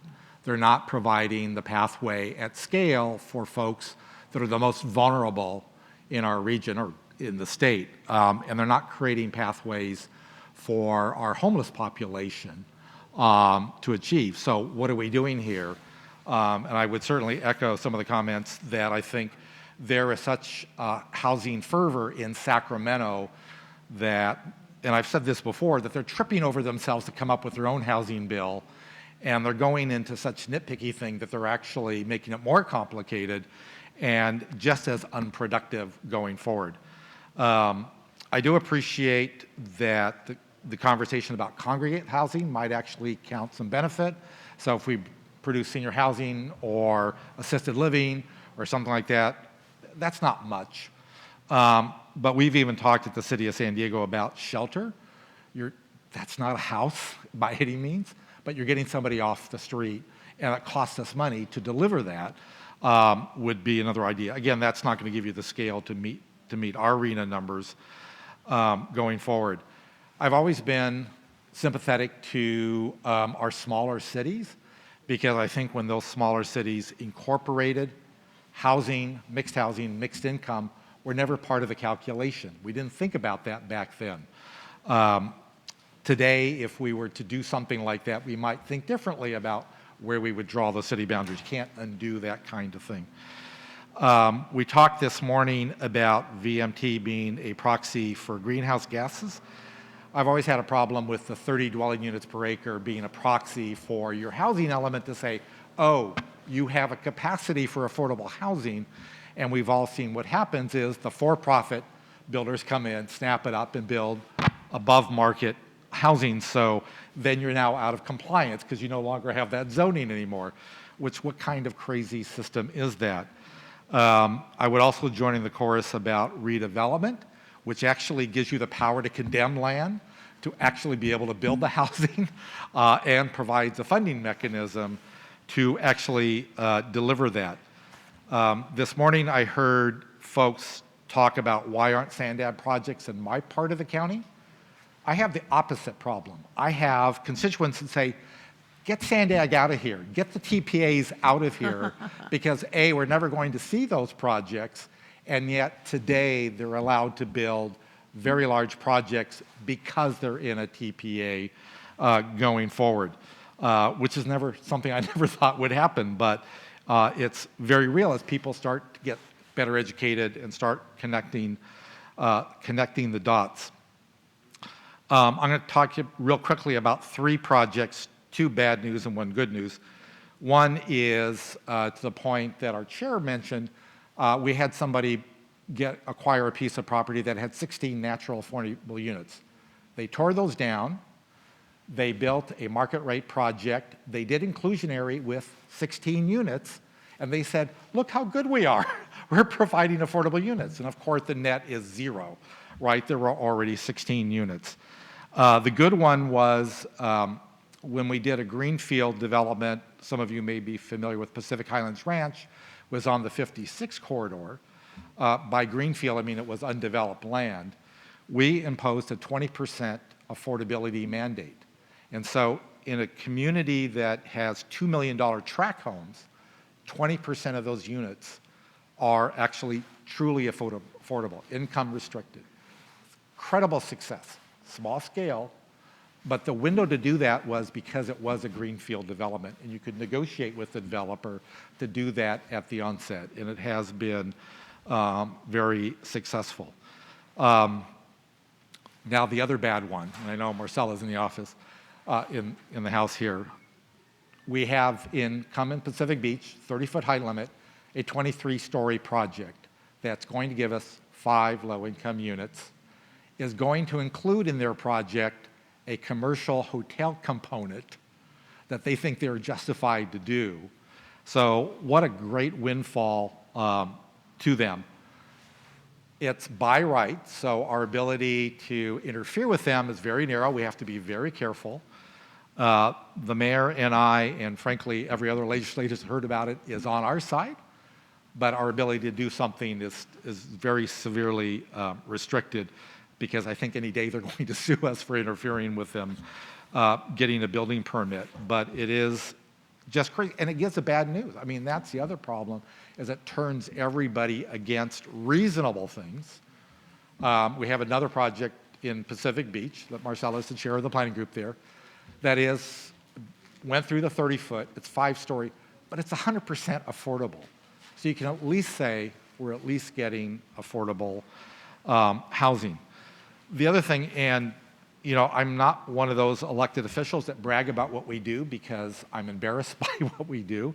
Even though we work very hard, we've stripped every limit on density we can across our city. We've streamlined the permitting process. And as everybody has so eloquently said, we don't build housing. I can't stand on the street corner and hand out building permits because it does, you know, people can't make their projects pencil. I get yelled at because there's no affordable housing in La Jolla. You put an affordable housing project in front of me, I will support it, but you can't make a project like that pencil. So what do we have? We either have projects that essentially require 100% subsidies, or the incentivized, and the incentives are not working at the scale we need, or they're being abused left and right, like the 23-story project. And Councilmember Lee is correct. We've certainly got a lot of units that has tapped the capacity that our region has. And so while I'm very excited about the Midway project that some of you may have heard about, where the sports arena is going out, biggest affordable housing component, 2,000 units, it's not going to add to our yearly production because, again, we only have so much capacity through tax credits, what state fundings, federal funding, what little gap funding we can provide at the city level. And until, I think that's to me where the unfunded mandate comes along, is that we can't build them anymore. Nobody can make their project pencils. And as someone who came from the industry and did a lot of pro formas over the year, I certainly get that. But to me, the bottom line is it's not working. And I'll close with this. The one thing I've always been fascinated over the years is we're working very hard to make housing more affordable. When you read the newspaper, house prices are going up fast in San Diego. That's good news. No, it's not. And the one I think either today or yesterday's paper, San Diego's housing prices are rising slower. Bad news. It's like, no, that's what we're trying to do.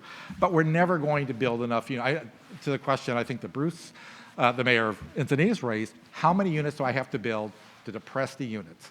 And I can tell you, one of the poster childs that people would bring out was Seattle, the home of Amazon, a lot of others. They went crazy with their density. They just said, we're going to jack everything up. And for a short period of time, housing went crazy in Seattle. And then prices started to drop. And you know what happened? Developers stopped building because their projects didn't pencil anymore. And that's what inevitably will happen is I'm going to build a project because I'm in it for profit. Nothing wrong with that. But if I can't build it for profit, I'm not going to build it. So if we depress things low enough, you won't get those projects built anyway. So, you know, I'm totally on board with what the goals are and what the values are. Totally on board what Supervisor Anderson said, but that's not working. On a tiny, tiny scale, we're helping a few people, and that's a good thing for that individual or that family. But at the scale that we said we're trying to meet, we're not getting there at all. And so, hey, Sacramento, you want to do something that actually works. Maybe it is bring back redevelopment. Maybe it is going to, and the mayor would hate me saying this, but it's to go more of a regional approach because our coastal cities, our smaller cities are just too small. They're just never going to be able to get there. As much as I would like to, I don't want to concentrate everything in National City. I don't want to concentrate everything in districts 4, 8, and 9 in the city of San Diego. But that's where the land's cheap enough that people can actually do. And I've always had that other question that I've been afraid to ask, but I'm going to put it out here, which is we actually adopt either general plans in our small city or community plans in our bigger cities that actually do EIRs that said to support this kind of density, we have conditions, we have mitigation measures. No one talks about them anymore. You don't build the roads, you don't build the libraries, you don't build the parks. Just name your typical public amenity, fire stations. Those aren't having to be built. So aren't we violating the environmental document that goes along with that? I know nobody really wants to talk about that because that's a whole other can of worms. But I want solutions that actually work, that actually deliver, that gives the path to success. And we want to talk about reforming liability for condominium projects, because that's how you build the general wealth, is the for sale product, not the rental market, which is all we seem to be able to build. And now I will get off my soapbox. Thank you. These soapboxes are hard to get off of, aren't they? I had a question. Oh, in terms yeah. of? And then I'm going to go to Mayor Jones and then Mayor Yeah, Ehlers. Just a quick question. Yeah. Yeah, quick question. Are we able to get legislation to require that whatever, set aside 10, 15, whatever, 20%, oh, wow, that would be great, that the housing authority within that jurisdiction, the city, be the one to, getting people in there, in those So, units? I got the Because I understand question. it's HCD's rule that it's basically. My understanding is we have told developers, you need to ask, your first priority We've is asked. Solana Beach. Okay. We've asked, they said no. We've noted that, we'll get the answer. Thanks, Okay. Mayor Sanchez. Thank Mayor you. Jones?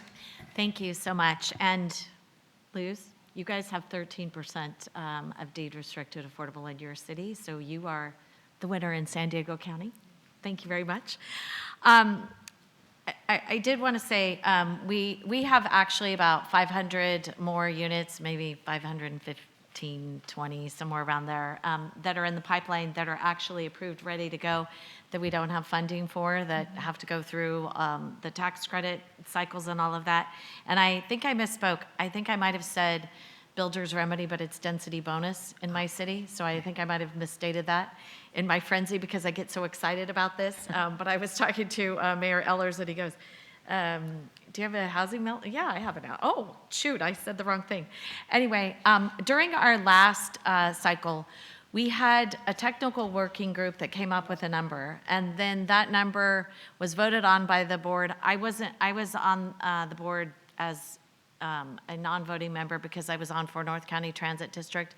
It was a lower number originally, and then it came back at the higher number because actually it was the city of San Diego, Mayor Faulkner, that had said, well, we need more housing, and so let's go with the higher number, which was what the state had actually suggested. I am hoping, and this is a question from staff, I'm hoping that we are going to be able to take what our city's technical working group, I don't know the name of it. I thought it was called TWIG, but then I saw something else. Okay. Oh, okay, they changed the name. Okay, so the TWIG group, that whatever they tell us, that we get that number, and if it differs from the state, that this board actually sits down and says, you know what, we know we didn't meet our last arena number because we're not even going to come close. I know I'm not going to come close. I was allocated over 3,300 units, which is crazy for a city of my size, even though we have a lot of development going on.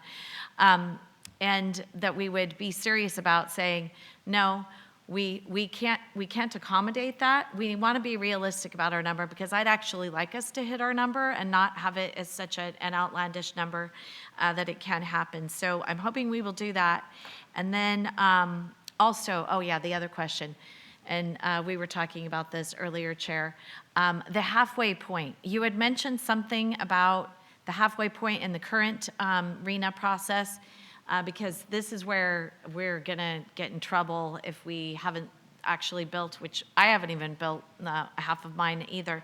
So could you explain that a little bit more to everyone and to me, because I didn't catch the date on that. Well, the date is up, there's a little controversy about the date, so we're looking at the date. Right. But basically, if you haven't built 50% of your reallocation in one of the categories that you have, then everything thereafter that's a multifamily unit project is streamlined. And streamlined means no public participation, no voice over the counter, lack of democracy. Stacy, would you like to add anything to that? Yeah, just a little bit of clarification. So currently with SB 35, everyone is subject at the end of the fifth cycle. So currently, what HCD is basing the determination on is the end of the fifth cycle. They look at it twice. They look at the end of each cycle and the middle of the next cycle. Okay, so the end of the fifth. End of the and none fifth. of us here, you already said, nobody in the region made it. So you're either on the list, if you did not make your above moderate. You didn't. If you didn't make your above moderate, hold on, there's two levels. If you didn't make your above moderate, a development with 10% affordability or above is eligible for streamlining. If you didn't meet your low and very low, it's eligible at 50% affordability and above. And the crazy part about that is, you know, back to, someone said it earlier, and I think it might have been Vice Chair Luqadda, we don't actually build the housing, it actually is developers. And so for us, it's so frustrating because we're held responsible for what someone else is See doing. that circle of control? So, yeah. We don't have it. Right. Yeah. Mayor Ehlers, and then we're going to do a couple follow-up action things that we're going to do. It's too bad Council President Luqadda is not here, but he said that RENA is not working. And if you're talking about, for me as a mayor, absolutely. It's a completely failed process. If you look statewide, if you talk to the Our Neighborhood Voices people, you'll see that we're achieving about 5% right now at halfway through our RENA cycle. We're at about 5% of the target. But however, I would counter, it is working for somebody. It is working for the builders and the people. So in Encinitas, for example, we did the R30 zoning, which is the default density, which is presumed affordable. And 12 out of 15 projects, fully 80% of them are well on their way, approved, or actually being built. So we've had a land rush, a gold rush, because it was so lucrative near the coast. So the problem is, and I am absolutely not for pushing it elsewhere. I am for getting a process that works. RENA is broken. It's completely broken. It is enticing people to, and it's not just RENA. It really, I could go SB 35, SB 9, SB 79. We are overbuilding, certainly in the more lucrative markets, Solana Beach, just many of them around here. We're overbuilding above rate. We're building 6 to 1. We allow 6 units, 6 market rate units, in order to get one affordable, one deed restricted affordable. And so as a result, we have way overbuilt all of our above moderate, and that is just not working. But it is working because it is working for those developers because they're making tens of millions of dollars.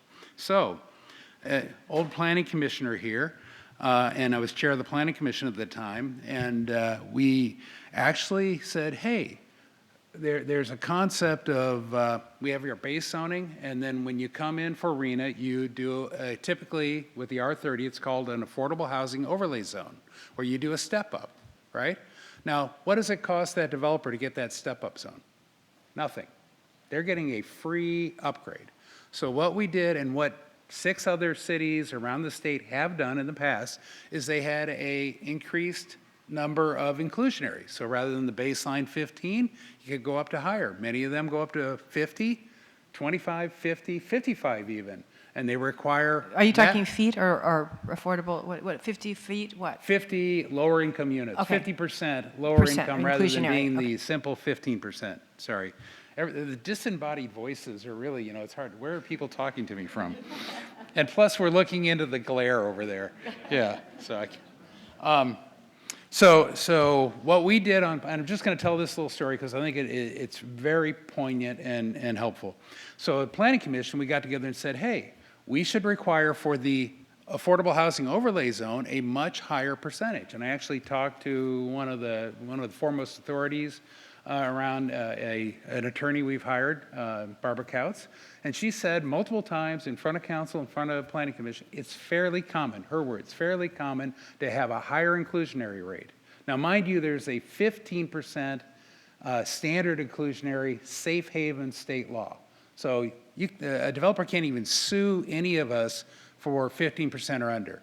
And so we're talking about going above that, and we were proposing going up to the 50%. And our planning commission, I was chairman, sent that to our council. Our council flipped, went right back down to 15 and made it a free upgrade. And I will note that the former mayor, Catherine Blakespear, now senator, was the mayor at the time, and that Tony Kranz, Joel, was on council and voted to reduce it, to give the free giveaway to the developers. Why? I don't know. We had a perfectly good solution to reduce the overproduction of above moderate and increase the production of affordable.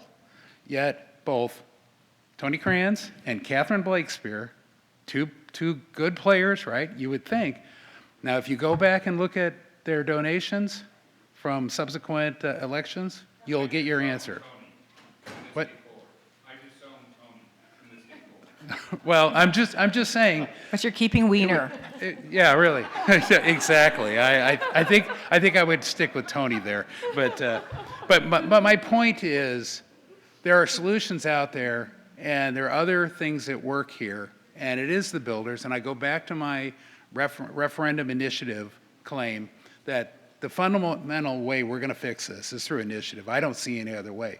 We have a legislature that has begun feeding on it, and we can't wean them from it. So, but we need to push for everything we can. We need to fight at every level, and we will win in the end. So this is a topic of great interest, and we have talked about it through our break and through the next item a little bit. So is that a burning comment, Councilmember Lee? Yeah, just one last thing, because Yeah. you mentioned this that I think just feedback-wise, when we're thinking about advocacy, is that at the end of the day, tax credits and other incentives are a role in wherever the state can offer that. The fact that we have RENA set as what it is right now, while the incentives to build affordable have come off the table in many cases with the budget, is a challenge. So I do think that's one advocacy area. And then frankly, at the federal level, we do have to think about where HUD plays a role on this at the federal level. Yeah, we have an affordable project, 100% we can't get funded. Yeah, exactly. Yeah. That is the challenge that we've got. Yeah. So. So we're going to continue this conversation at the executive committee, next executive committee. We're going to hope to bring in the League of Cities to pressure them, because they seem to be very bland on their purpose, which is to ensure local control, but they need a little push. So let's give it to them, a little push, and encourage a partnership with them so that we can make this process work for the people who need affordable housing, not just for the other side, as Mary Ehlers would say. All right, so we're going to take a 5-minute break. So stand, walk around, get some snacks, and then we're going to be back here at 3:45.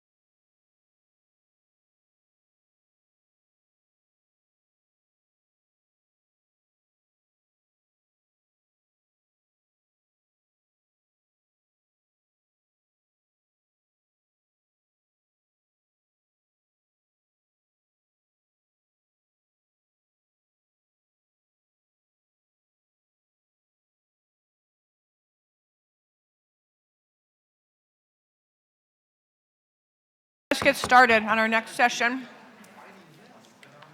Please take your seats.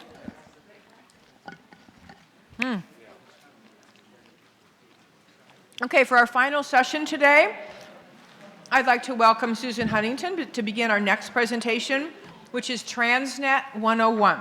This will be a helpful primer and refresher before our conversations tomorrow. Again, I want to encourage the board members to please raise your hand if you have questions during the presentation. Susan. Thank you. Thank you very much. I'm Susan Huntington. I'm SANDAG's Director of Financial Planning, Budgets, and Grants. I have been working in the Transnet program since 2005. I was hired at Caltrans to help do the financial planning and oversight of the I-15 managed lanes, and I've been working in delivery and implementation of the Transnet program ever since. The presentation here for you today is to look back, looking at the history and the achievements of the Transnet program and why it's so critically important to our region. I'm going to go over what Transnet is and what it is not. And like the chair said, this presentation is going to lay the groundwork for tomorrow's presentations on the current status of the Major Corridor Program, the financial reality and upcoming challenges of delivering all the projects in the expenditure plan, and how project scopes may have been adapted in the regional plan to make current state and federal guidelines. So going backwards, what is Transnet? In 1987, San Diego County residents approved a 20-year transportation program for Transnet to fund a variety of transportation projects, public transit, highway, and local streets and roads programs. That program was from 1988 to 2008. In advance of the expiration in 2004, 2/3 of the voters in the county approved a 40-year extension of Transnet. SANDAG leverages the Transnet funds with state and federal resources to improve the region's transportation infrastructure and tackle growing congestion. So what Transnet is, Transnet dollars represent a relatively stable funding source for financing critical programs and projects in the region. This is a reminder that Transnet was never envisioned to pay for the entire cost of projects and programs. Transnet is for SANDAG in the region to leverage outside funds. It's a piece of the funding picture, not the entire source for funding. So going back to 1988, the original 20-year ordinance brought in $3.3 billion. It built and upgraded 60 miles of highways, added trolley, provided coaster commuter rail, expanded buses, and other local streets and roads improvements and bikeways. So some of the big projects that you'll note here, the Route 56, the scope of that was to update the city arterial to a 4- and 6-lane freeway between I-5 and I-15. State Route 78, the project was to widen the freeway from 4 to 6 lanes between 5 and 15. And then this is how we help to fund the trolley extension from Old Town to Jack Murphy Stadium through Mission and Fashion Valleys, and then finally the trolley line east to La Mesa. It's hard to see on this map, it's kind of far away, but there are 3 light green segments that were carried over into the Transnet 2, and I'll go into those projects as well. Those were lockbox projects on the 76, the 52, and Midcoast.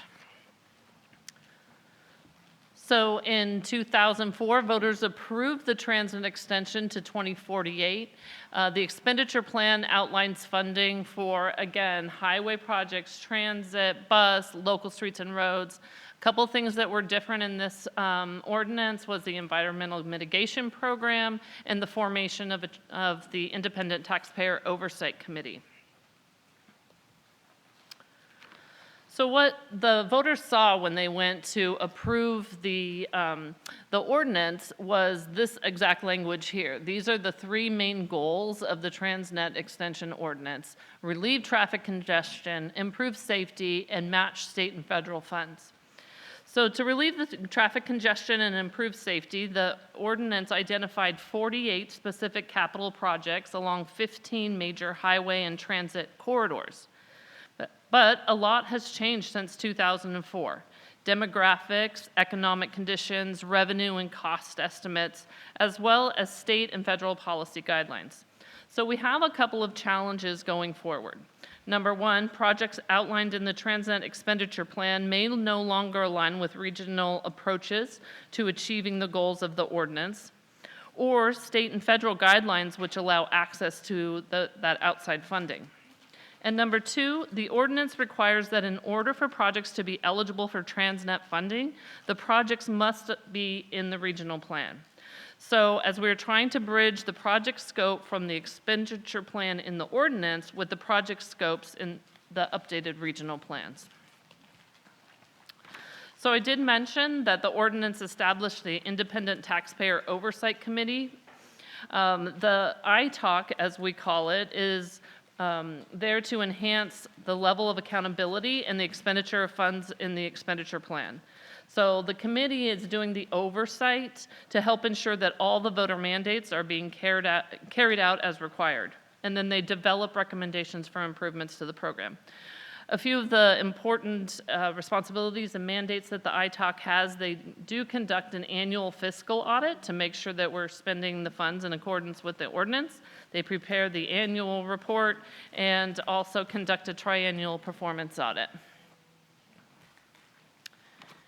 If there's one thing I want you to learn from today or take away from today in regards to Transnet is that this is the flow of funds for Transnet.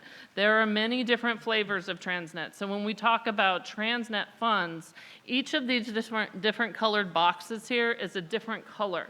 And we have to allocate the funds based on this flow of funds. So this is what we're always going back to, the flow of funds for Transnet. This is what the annual fiscal audit makes sure that we are complying with. So the revenue that's coming in is being allocated according to this flow of funds. You can, as the board, with 2/3 of your vote, change this flow of funds. There is that possibility. It would be a 2/3 vote, or it would need to be a vote of the people. So I think, Susan, and this is one thing that I had mentioned before, early on, look at all the boxes, because sometimes when the team goes and asks for some action item approval to the multiple policy advisory committees and to the board and the executive committee, sometimes the team may be going and talking about a discussion of the major corridor transit operations, or may talk about major corridors takes a lot of the conversation, or sometimes the grants and the local street formulas that are just pass-throughs to the cities. If I'm saying something wrong, Susan, correct me. So far, so good. Yeah, but it is very confusing when the team goes, and it's not their fault, but just being so many boxes that the board could lose, focus, that sometimes when we're talking about a major corridor project, EMP, subject, you look at it as the entire Transnet package. And so there are different boxes within Transnet. There are, let's call it locked boxes, that are very specific for those purposes that they're labeled there. So we wanted to put that out there and clarify. Can we get a copy of that slide, because it didn't appear? Just going to say, I think, Susan, do you want us to draw it in? That's the point. No, we'll get it for you. For sure. Absolutely, absolutely. I'll also highlight for you, so at the top we have the admin, we have the ITAC money, and then we have the bike ped and neighborhood safety program, and then comes down to the net annual revenues.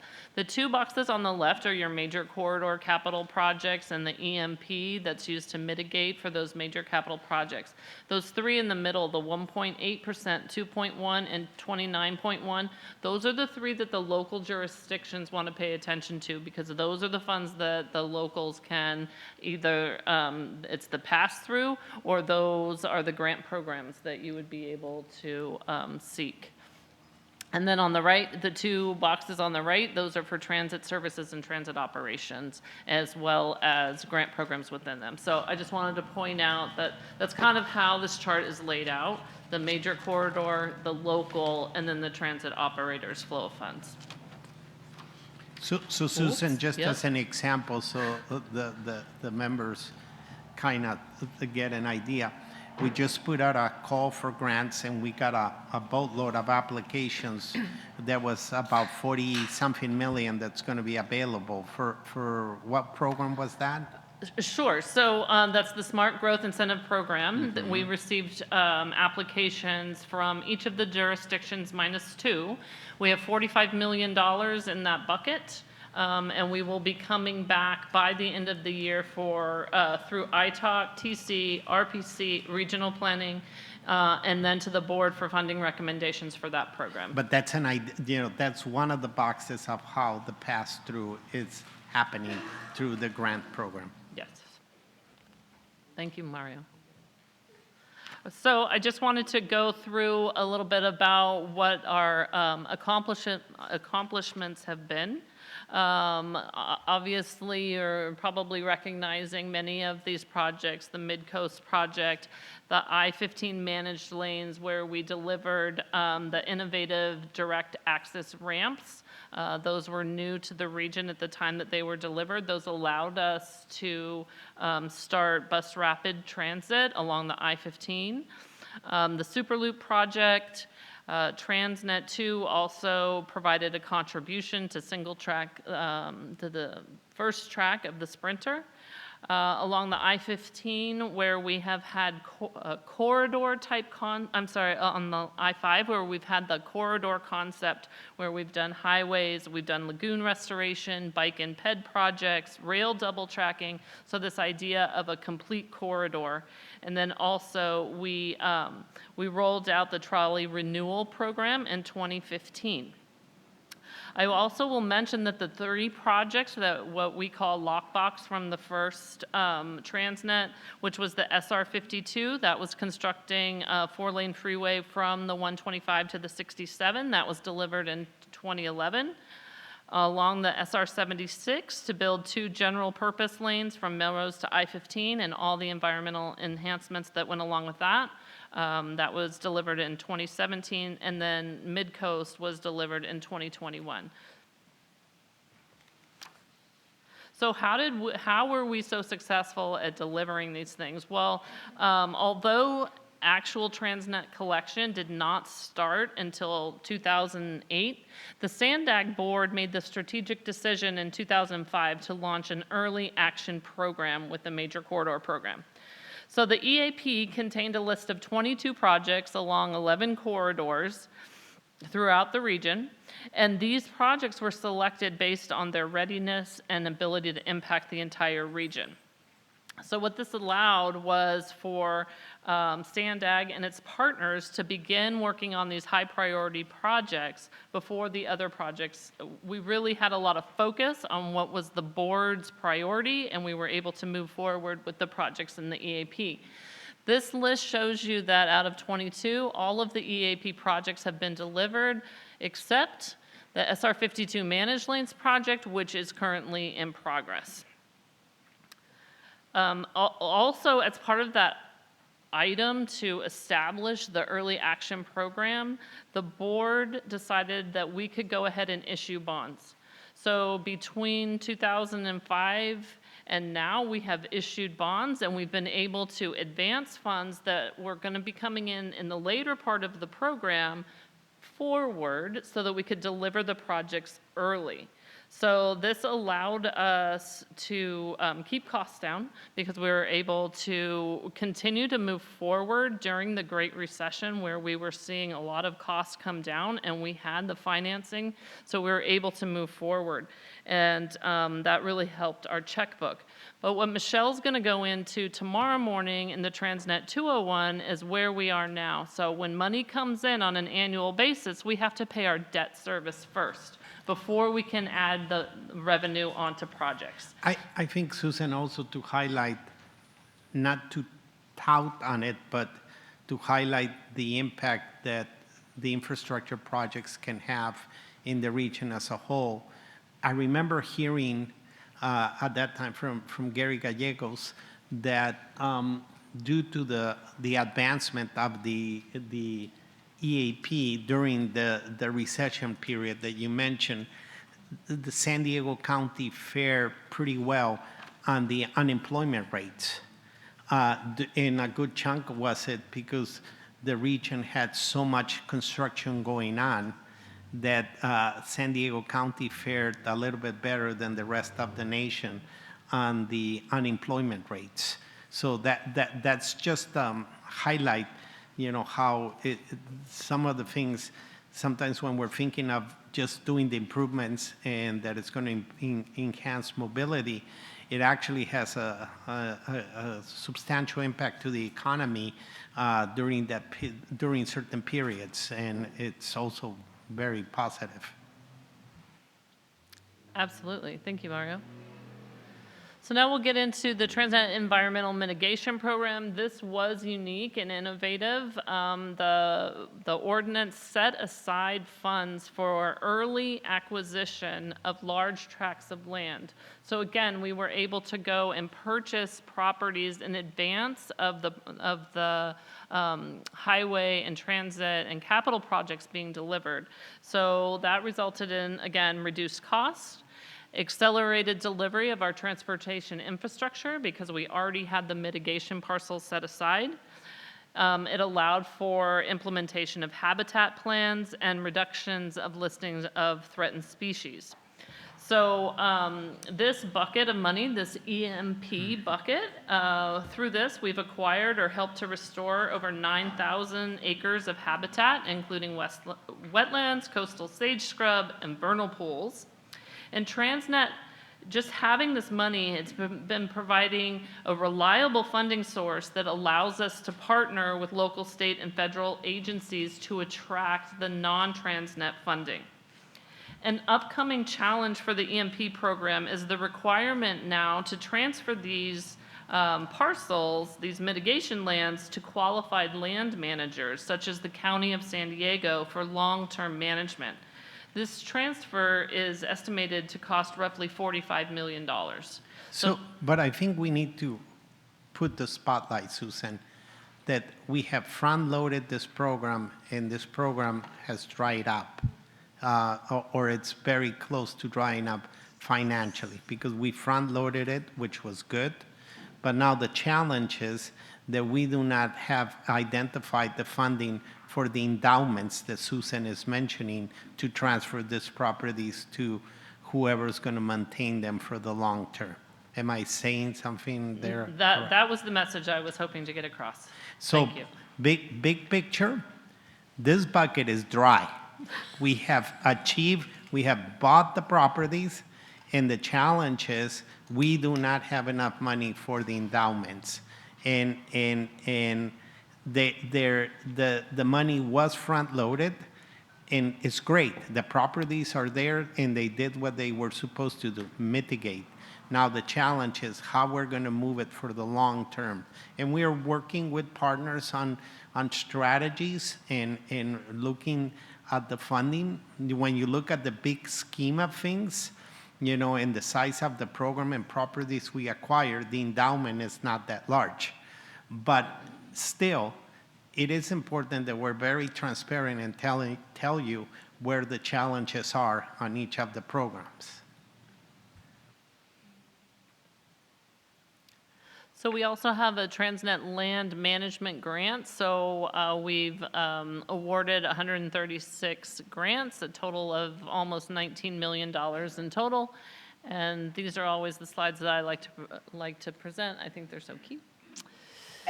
The next program is the Smart Growth Incentive Program. So this is the grant program that Mario and I were talking about just a few minutes ago regarding the $45 million that is going to be available in Cycle 6 Call for Projects. So the Smart Growth Incentive Program funds comprehensive public infrastructure projects and planning activities that facilitate compact, mixed use and transit-oriented development and increase housing and transportation choices. So the local jurisdictions are able to apply for this funding. Since 2009, nearly $60 million in Transnet funds have been distributed to the cities in the County of San Diego. Obviously, this is a very overprescribed program, meaning the total amount requested in this grant program always far exceeds the funding available. The next bucket, the next color of money, 29.1% of the annual revenue is passed through to the local jurisdictions in the county, and it's based on a formula. 2/3 of the population, and then 1/3 of the formula is related to the maintained miles. So in FY26, you'll see next week when I present the final budget, $133 million is being passed through to the local jurisdictions for use in capital and in maintenance on the local road system. And then we have our transit operators. This is money that goes to the transit operators. 16.5% is going to the transit operators. 94% of that color just gets passed through, and that goes straight to the transit operators. And then the next two, the Senior Mini Grant Program and the Specialized Services for Seniors and Disabled, those are competitive grant programs that are run through SANDAG. So in terms of this bucket, in next year, this and the next, which is the 8.1% that goes to the transit operators, they'll get $100 million, is currently budgeted in FY26. So the 8.1%, sometimes you'll hear it referred to, this is the transit operations for capital projects that were built with major corridor funding. So that includes, so we use major corridor funding to build the super loop, and so now we send money to MTS to operate that route. And currently, this bucket supports these different routes: Superloop, I-15 Rapid, Mira Mesa Rapid, Mid-Coast, and others along the trolley. Susan, does it support it 100%, or is it just a support of a partial support of the full operations? It's this money is meant as a partial support of the operations. Absolutely. So that's a point of sometimes conversations with the operators, and I think Councilmember Edson kind of brought up a little bit the subject about the cost of operating the transit systems, and it is sometimes hard that we are looking into more rapids, and they're being requested, and it's good, and we want to get them there, but it will require also the transit agencies tell us you're not providing us enough for this new service to help us operate it and maintain it. And it's a little bit of what Ann mentioned also from a transportation system that on the highway system that they're the owner operators, and when it gets passed through both either to a transit agency or to the state highway department, those agencies are responsible for fully funding the operations. We provide a portion with this formula amount, but it's not the full amount. So it's a conversation that will continue in the region, and I just want to put a spotlight on it. Can I ask a question here? Is this where, if we were to extend the Youth Opportunity Pass, would it come from this 8.1%, or does that come from something else? So the Youth Opportunity Pass is not paid for with Transnet funds. Okay. This is only for the corridor projects. This is only the Transnet funding. Tomorrow, Michelle and I are going to talk about all the different kinds of funds that the rest of the programs and projects that we use in the region. But Transnet is not the source of funding for YOP. Good, because there's not enough of it. Yeah. Well, there's not enough of any of the funding, so. That's the bottom line, I guess. Okay, all right. So similar to how the board created an EAP with the Major Corridor Program, they also created an early action program for the Transnet Bicycle, Pedestrian, and Neighborhood Safety. BPNS is kind of what we call it. And that EAP program was about 77 miles of new bikeways designed to enhance neighborhood connections to schools, shopping centers, parks, transit centers, and other regional destinations. As of the end of FY24, the total bikeway program funding was $489.5 million for those 77 miles. Now, the board had approved $200 million for the bike EAP, and so far we have expended or are programmed $191 million. But that $191 million really helped to leverage almost $300 million from federal, state, and other local resources. So having that Transnet BPNS funding was fundamental to our success in competitive grants at the state level, the Active Transportation Program. Susan, is this the one that we have been having conversations of eventually bringing to the board the possibility of having a grant program for the cities to implement their bike programs versus SANDAG implementing it? Absolutely. So that was my next bullet, Mario. I'm sorry. I guess I did good at dry run, you know what's coming.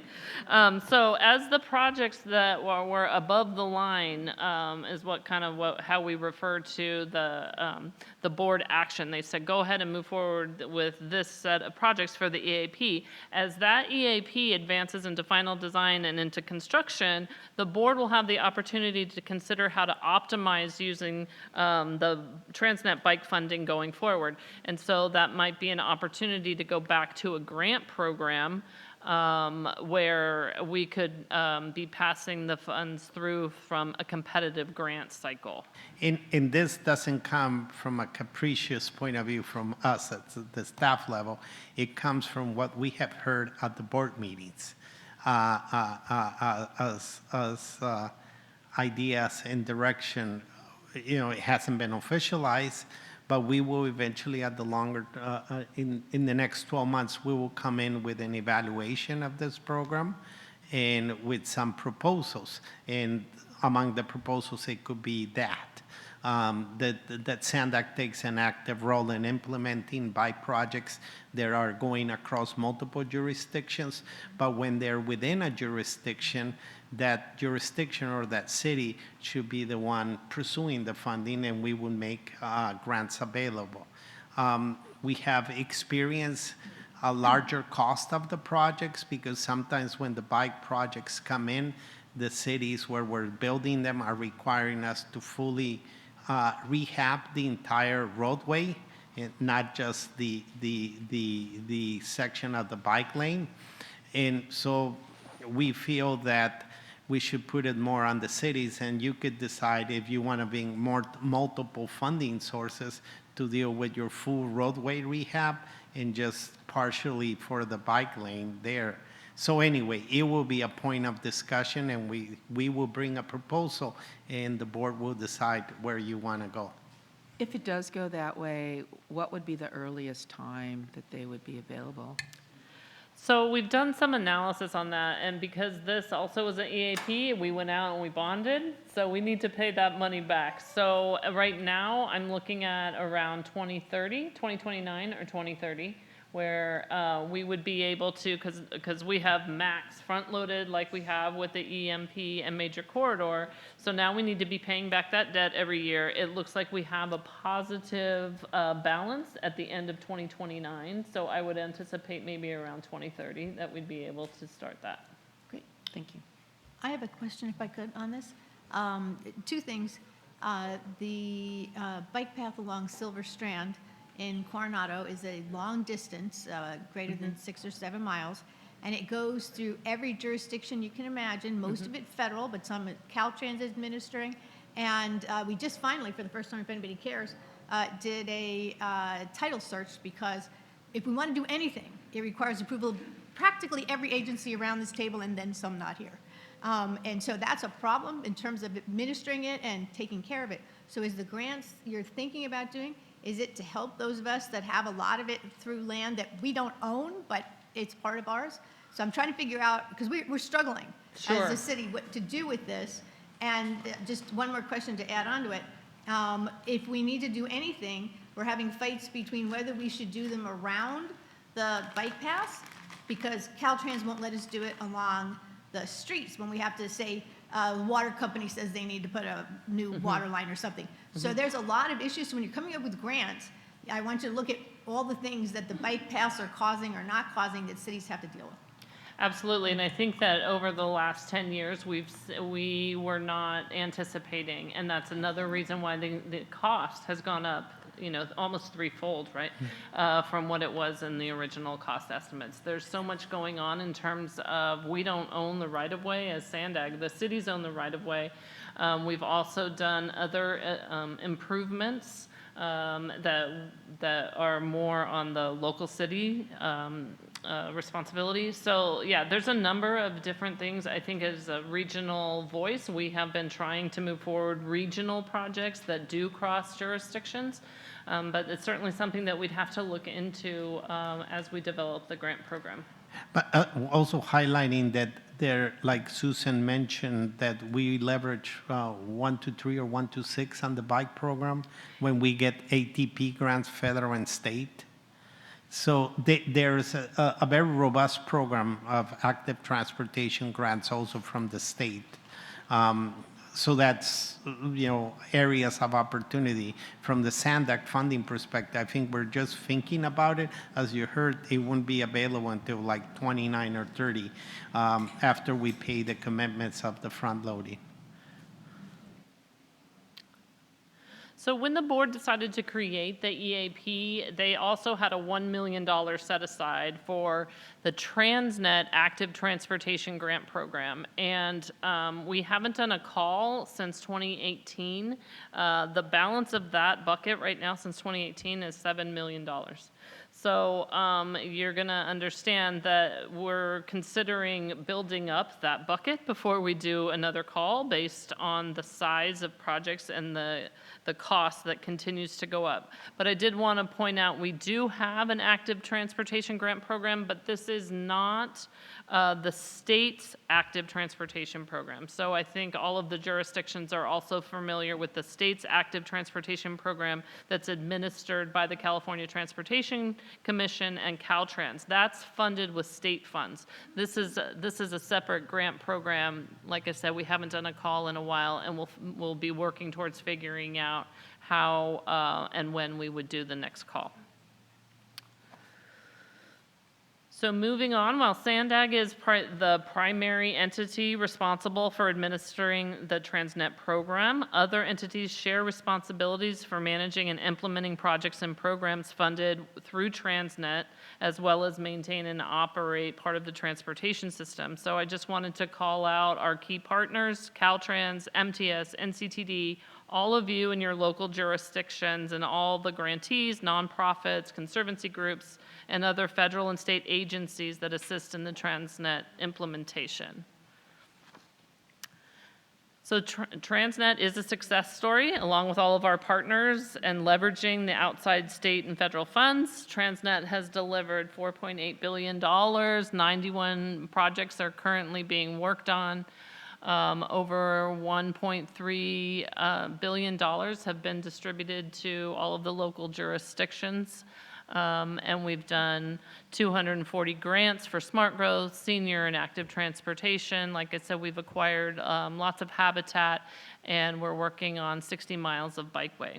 So circling back to those original goals from the ordinance in terms of relieving traffic congestion, certainly the projects that we have invested in are connecting people and mobility around the region.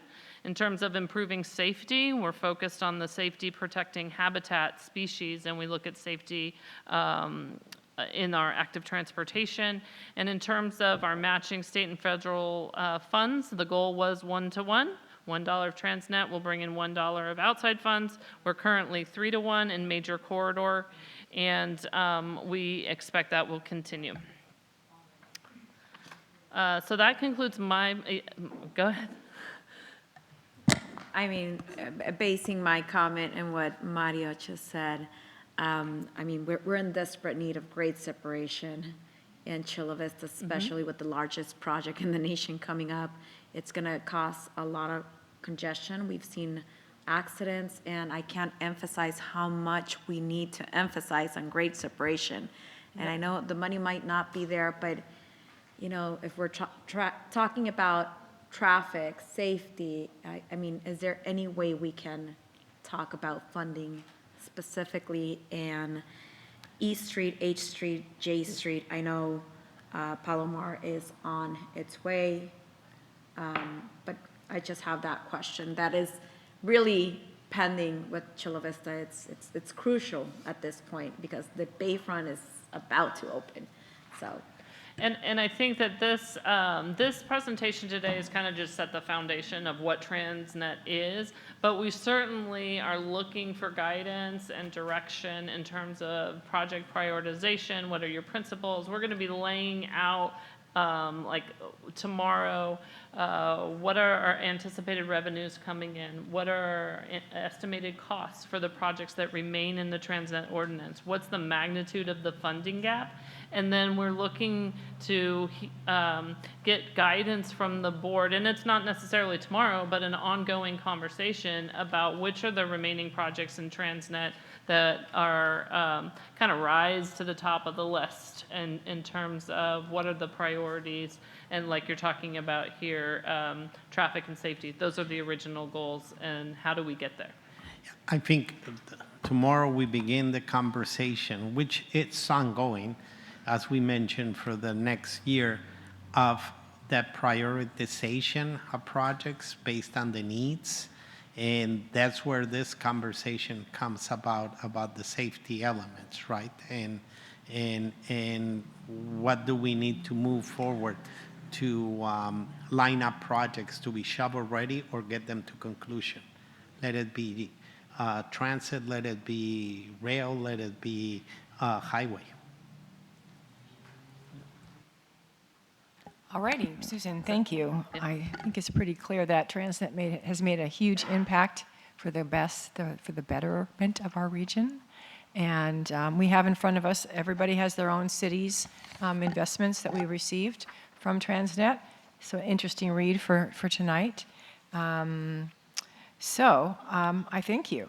So where are we now, my little list here? I think, does anybody have any comments, any observations, any questions of Susan or anything on this topic? I have one question. Yeah, Mayor Minto. Sorry, I just thought of this. On the bike programs, is there a way to capture over time the reduction of people driving cars versus riding bikes for regular transportation? How do you capture something like that? Grace, I don't know if you want to jump in, our Director of Data Science. We do have a State of the Commute report for Transnet that is on our website that talks about congestion, and I think that's more along the lines of the data that I'm familiar with. Maybe, Grace, you can talk about mode change. Yeah, hi, Grace Mino, Senior Director of Data Science and Information Technology. We have a few dashboards online that will show some of the bike projects, the data on the bike projects. Our annual State of Commute report comes out every year where it talks about additional bike lanes that we've built. And then we've tracked a bunch of different data sets of bike usage as far as how much is being used. And so was your question more about how it's reduced vehicle miles traveled? I think that would probably be more appropriate because I know that I see a lot more bicycling as far as recreation. Right. Except for, David down there who rides his bike like a maniac for everything.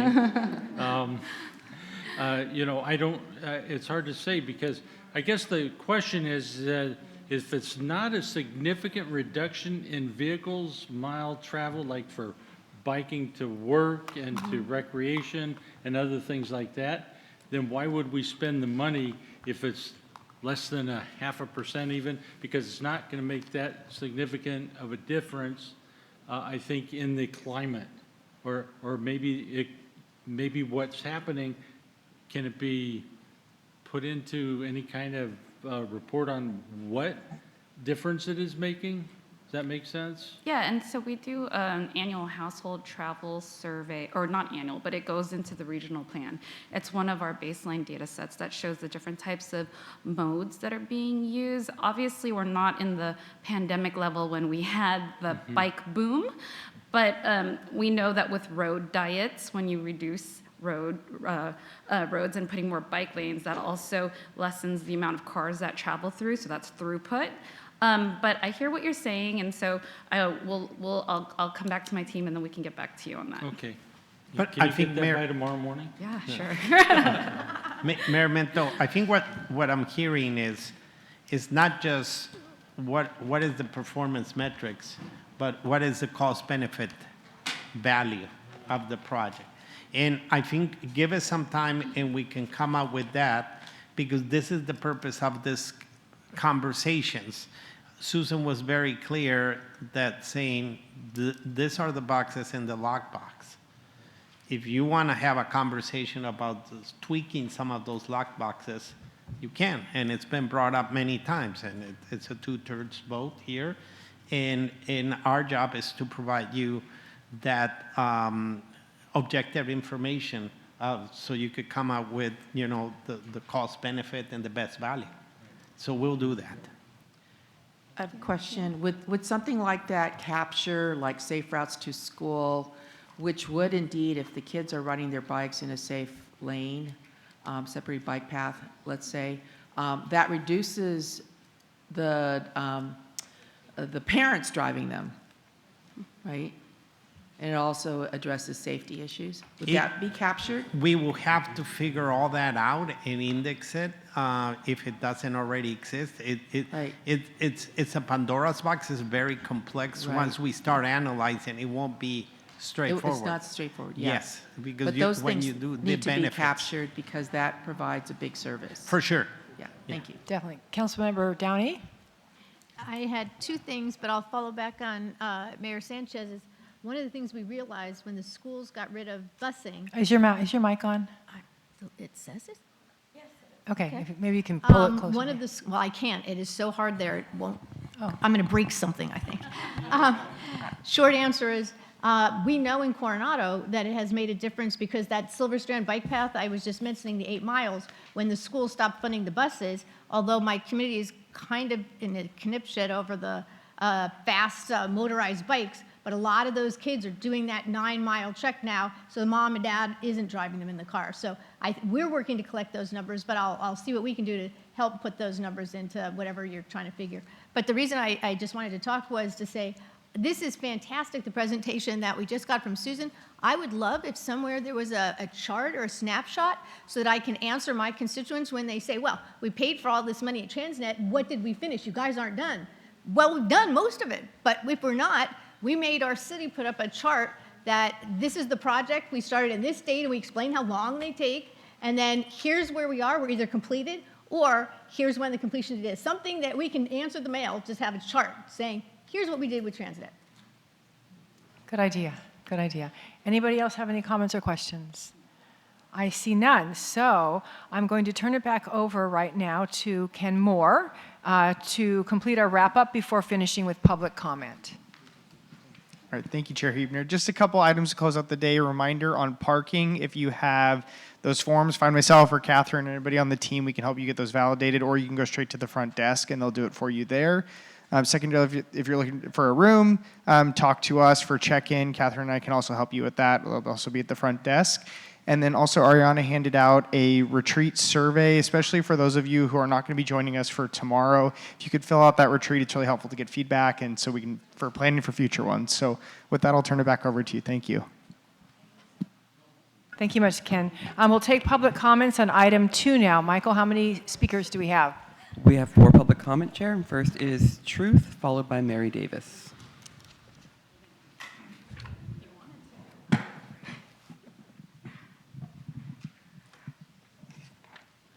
All right, East County would have had an on-time quorum, by the way. And there is no green line to Santee anymore. Let's see, you all can have a piece of the pie right up until there's no pie left. Who decided rapid buses are the priority?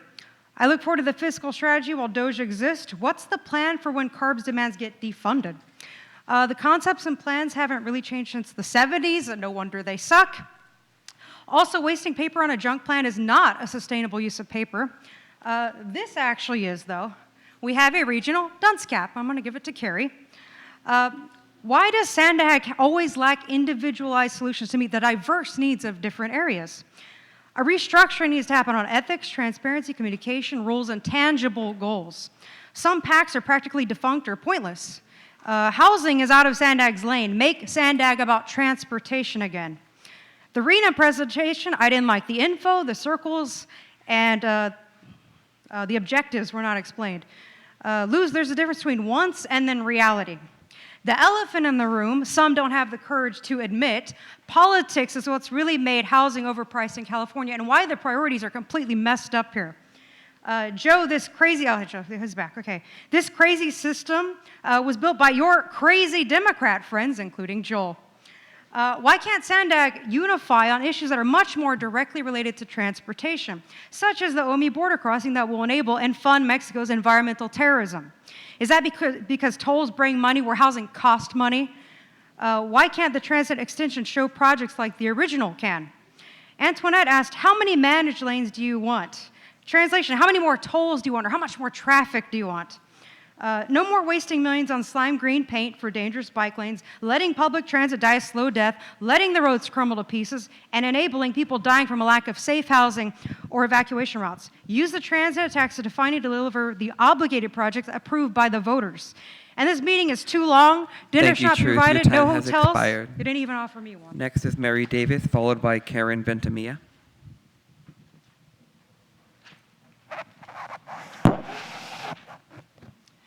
Hi, good afternoon. Mary Davis here. Thank you, first of all. I want to publicly thank Chair Huebner for your pragmatic and diplomatic leadership. I feel that a weight has been lifted from this chamber, and so I do publicly thank you for that.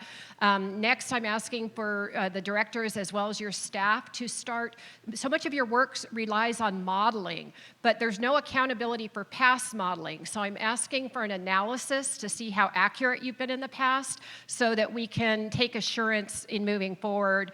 Next, no offense to the young man this morning, but I'm here on behalf of the thousands of rural residents who are pro-car, and we say do not touch our freeway dollars, particularly in light of the Transnet ballot language where you enticed us to vote on that, listing projects that have yet to materialize. Less environmental projects, more real infrastructure. Again, no offense to North County, but it's hard to watch beach sand replenishment, SANDAG dollars going to that, while my friends and neighbors are crashing on a daily basis, getting rear-ended at 67 and 8. Please add that project. One best case study for political will is 125, and that's a compare and contrast between 125 and 905 that got done in about 10 years, and 94 and 125 that's been languishing for decades. Please prioritize that. Lastly, for instant greenhouse gas reduction, you could require all cars coming across the border to be smogged to California standards. That would immediately give us a reduction.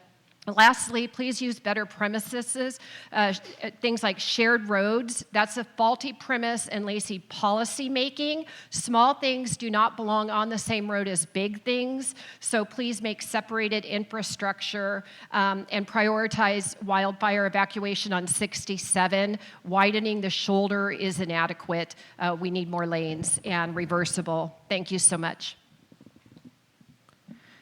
Thank you. Next is Karen Ventimiglia, followed by Marcella Bothwell.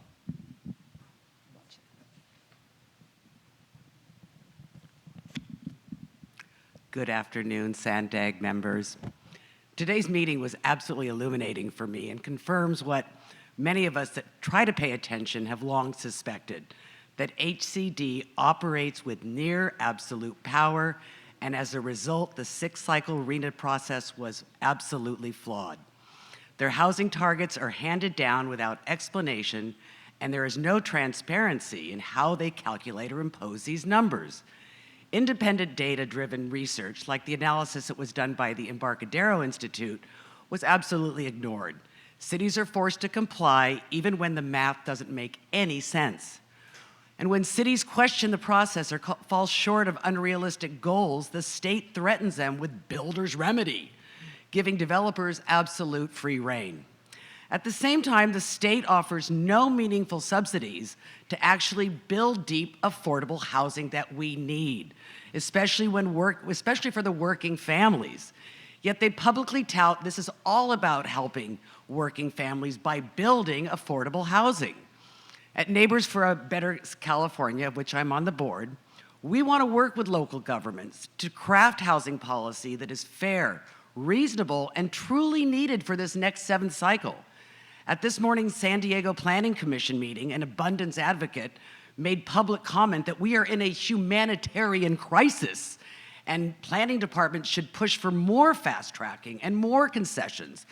But the rhetoric doesn't meet the reality that they're really pushing for market rate micro studios that boost their profits, which I don't begrudge developers wanting profits, but they're not helping families that are being priced out. This rhetoric is being used to override local voices and common sense, while the real crisis, the lack of deeply affordable family-serving housing, remains unaddressed. We have a governor and we have an attorney general who are disconnected from the day-to-day realities. Thank you, Karen. Your time has expired. Thank you very much for your time. And our last public comment is Marcella Bothwell.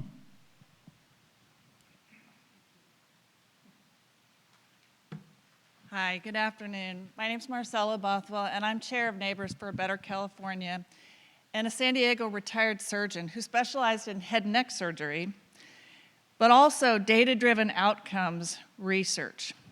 In every paper published, I published the details of its methodology to ensure transparency, because other surgeons used my research for planning their cases. Lives depended on it. In surgery, flawed methodology harms patients. I'm alarmed that the 7th cycle RENA numbers for 2029 risk harm not just to one patient, but to an entire region with bad data. Do we have a housing quantity problem, or do we have an affordability problem? The 6th cycle 2.5 million number and the 171,000 units for San Diego County exposed HCD's flawed methodology. Allocations relied on seasonal or double-counted job data, inflated targets, and ignored land constraints. Karen mentioned the Embarcadero research, and similar studies showed how the state metrics distorted housing goals. Even the 2022 state auditor's report criticized HCD's unverified inputs, noting errors in multiple regions. Every journal article I published shared its methods. HCD hides theirs, masking flaws. In research, opaque or redundant data undermines trust. HCD's RENA numbers should be no different. SANDAG must challenge HCD's faulty data at the state level, not just comply blindly. Thank you, Marcella. Your time has expired. Thanks. Thank you very much. We do not have any continued non-agenda public comments, so this meeting is adjourned until our sessions start tomorrow at 8:30 a.m. And today we'll see you outside at 6 p.m., those of you who are staying.